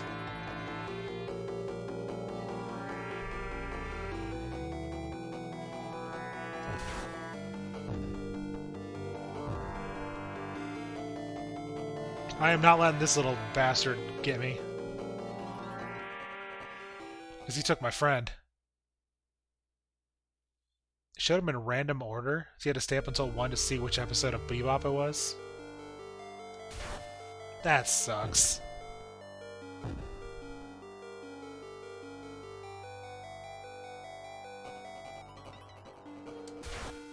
Nope.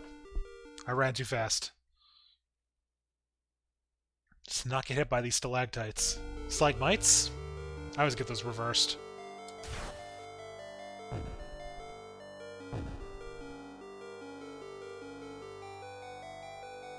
Granted, a lot of Bebop can be watched out of order.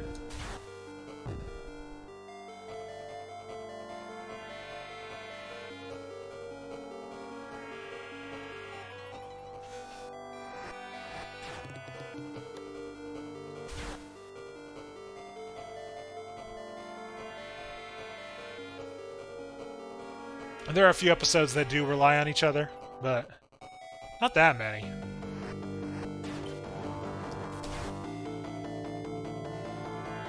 Boss fight.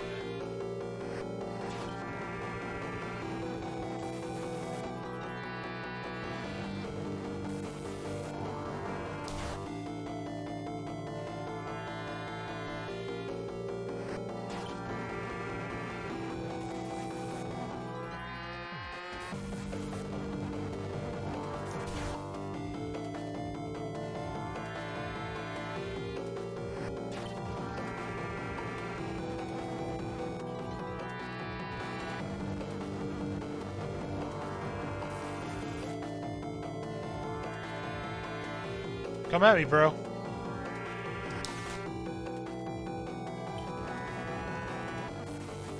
Used to watch Bebop without context. Yeah. Not a bad way to watch Bebop. It's kind of it's a ride.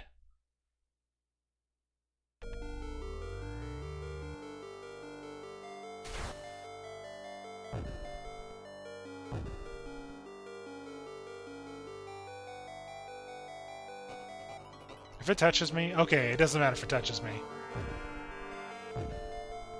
It was just when it gets to this part is when I need to watch for it. I was making it harder on myself.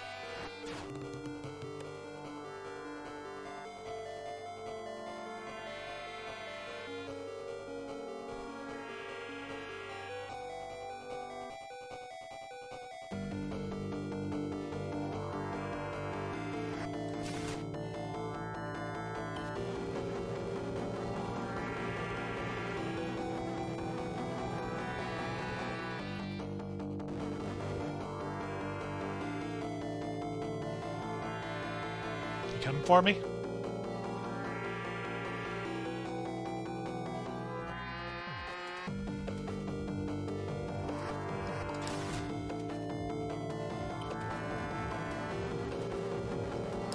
Oh! I didn't jump. That was a weird sound.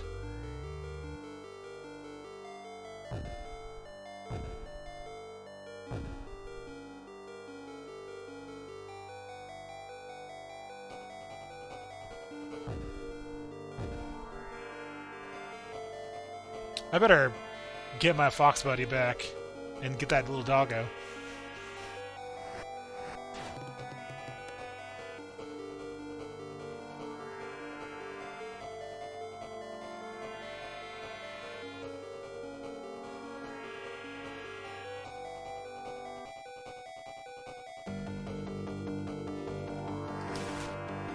There we go.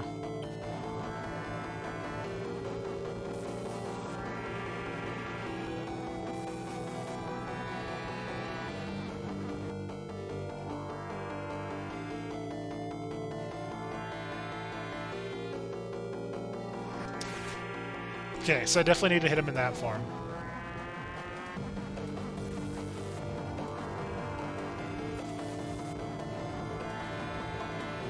Okay. Question is, how many hits?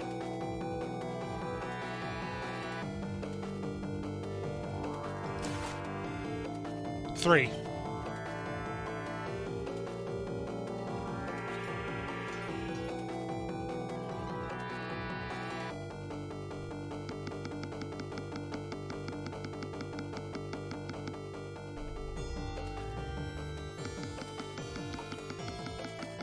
I'm guessing that's probably not the last we see of him. I mean, okay, there's another one. I mean, because the music never stopped. Yeah, white form gives you an attack, but you have to charge it.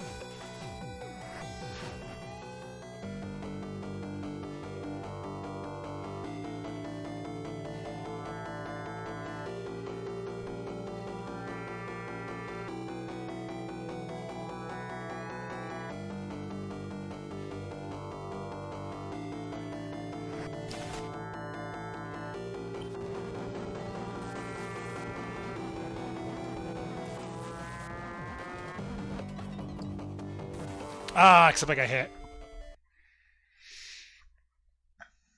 I just gotta time this properly.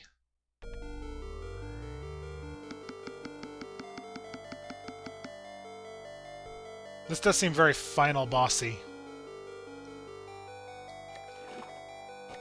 Just kinda sad, because I didn't want this game to end.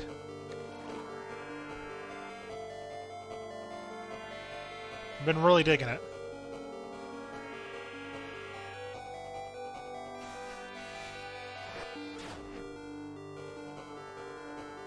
And that would be an instant death if I go in there.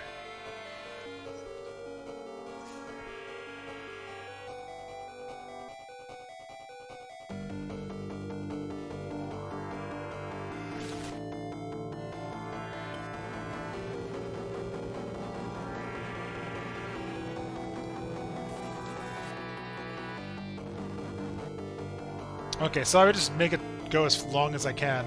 It will reduce that time. Come at me.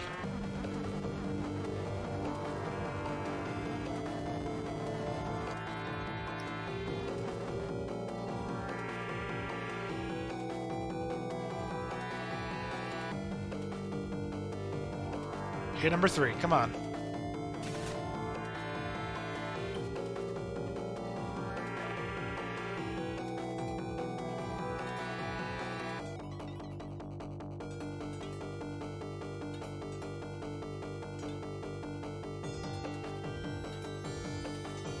There we go.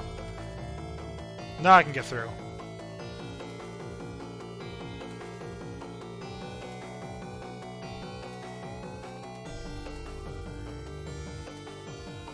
We got another white fluff ball? Yeah, we do.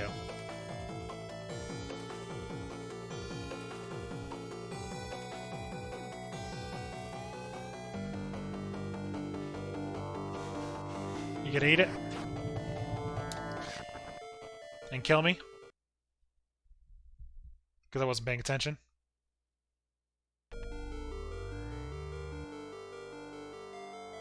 Yep, I just wasn't paying attention. I didn't jump when I needed to jump.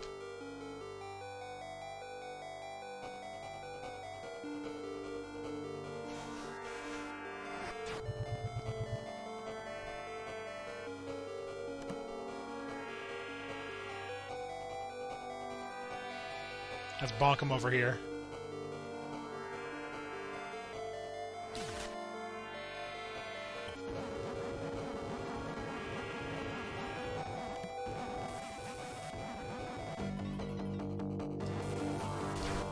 Oops. Shit.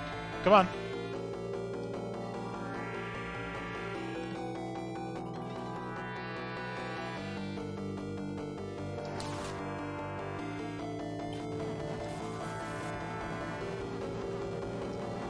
Nope. Timed it wrong.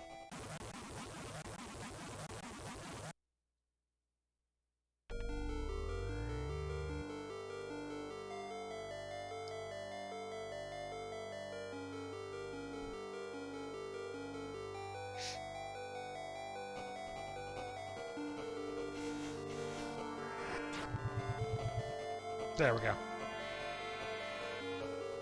We just gotta be super cautious with this one.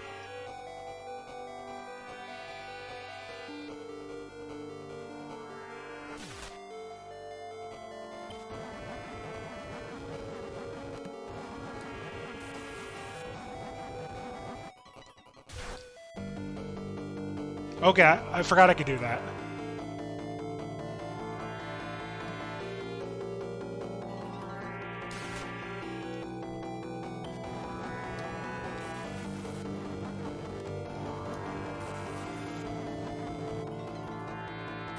Nope, I got hit.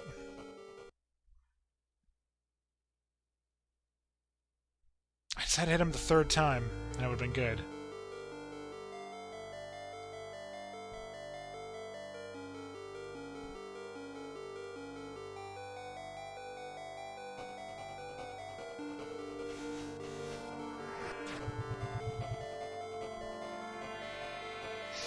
Start over here.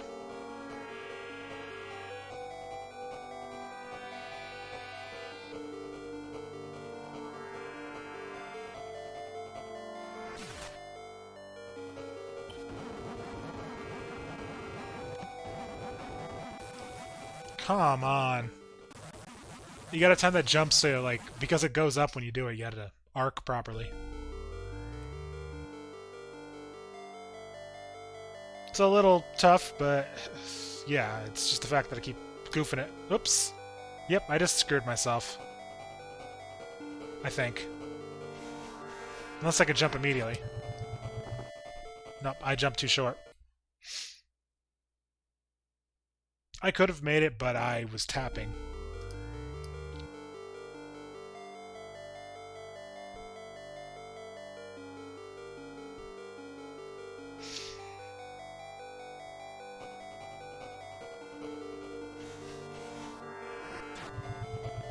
There we go. That's what we want.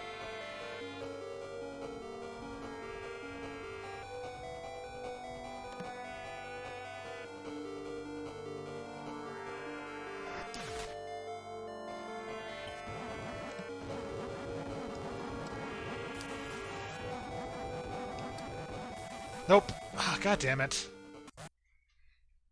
I could have had it.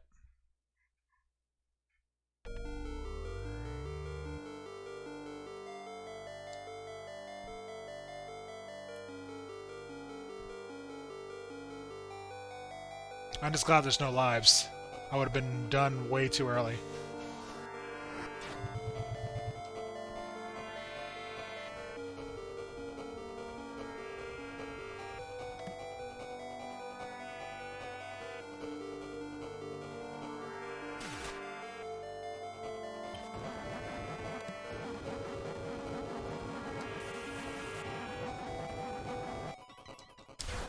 Okay, we can just do that. And I'll knock it out early. Ooh, that was rough.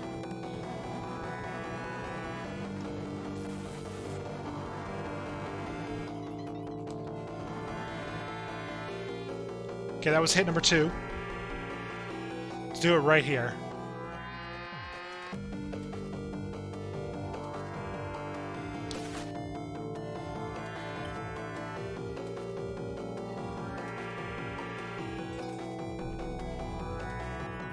Yeah, I heard that this morning. That was like nuts. He quit it to, he's doing journalism for WWE now.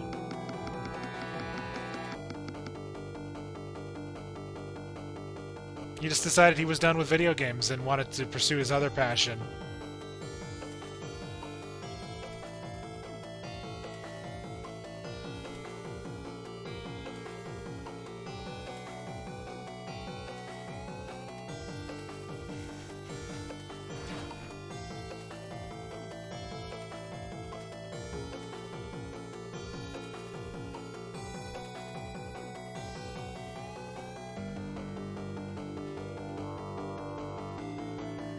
Coming for me?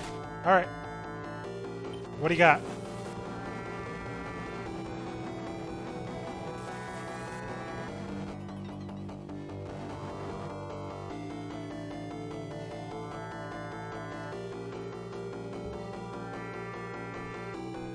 Okay, this is gonna be a super easy one. I got enough space to kind of move around.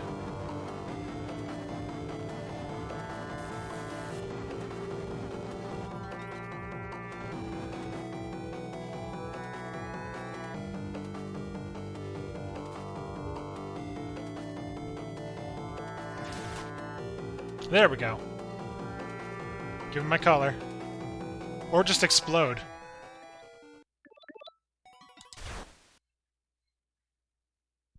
Did I manage? Did I do it? Yeah, he exploded pretty nice. Nap time.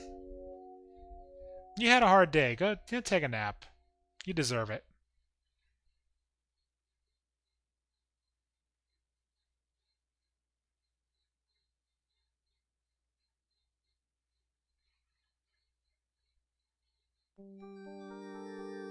Well, all right. That's what you do after exploding the big evil, is you just take a nap. I'm alright with that. I mean, there's a part of me that wanted the other guy to come back, but death is life, so why have that happen?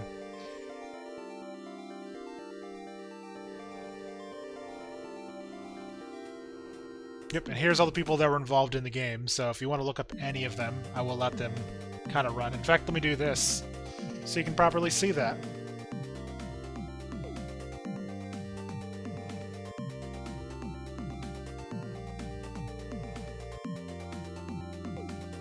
And the game was kickstarted, so yeah, there is some people involved with that.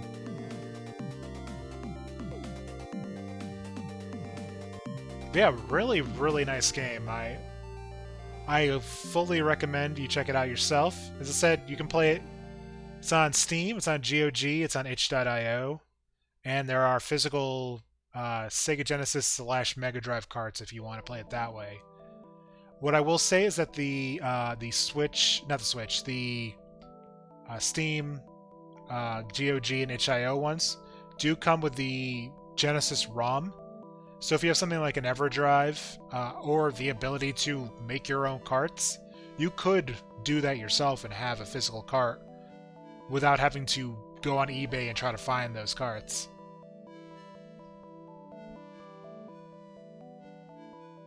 Yeah, let me know if you find anything up on that, Brawl, and post that in the Discord if you do, because I would love to check out more of their music. I'm always on the lookout for some good Yamaha sound card music composers.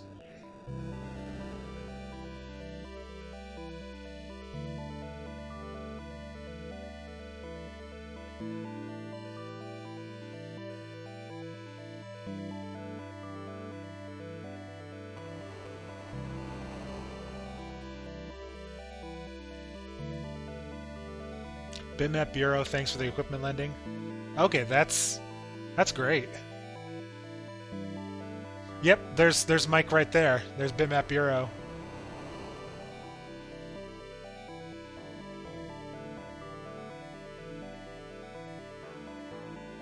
Traveler's Tales. There's some names on there. And our Lord and Savior Torbjorn.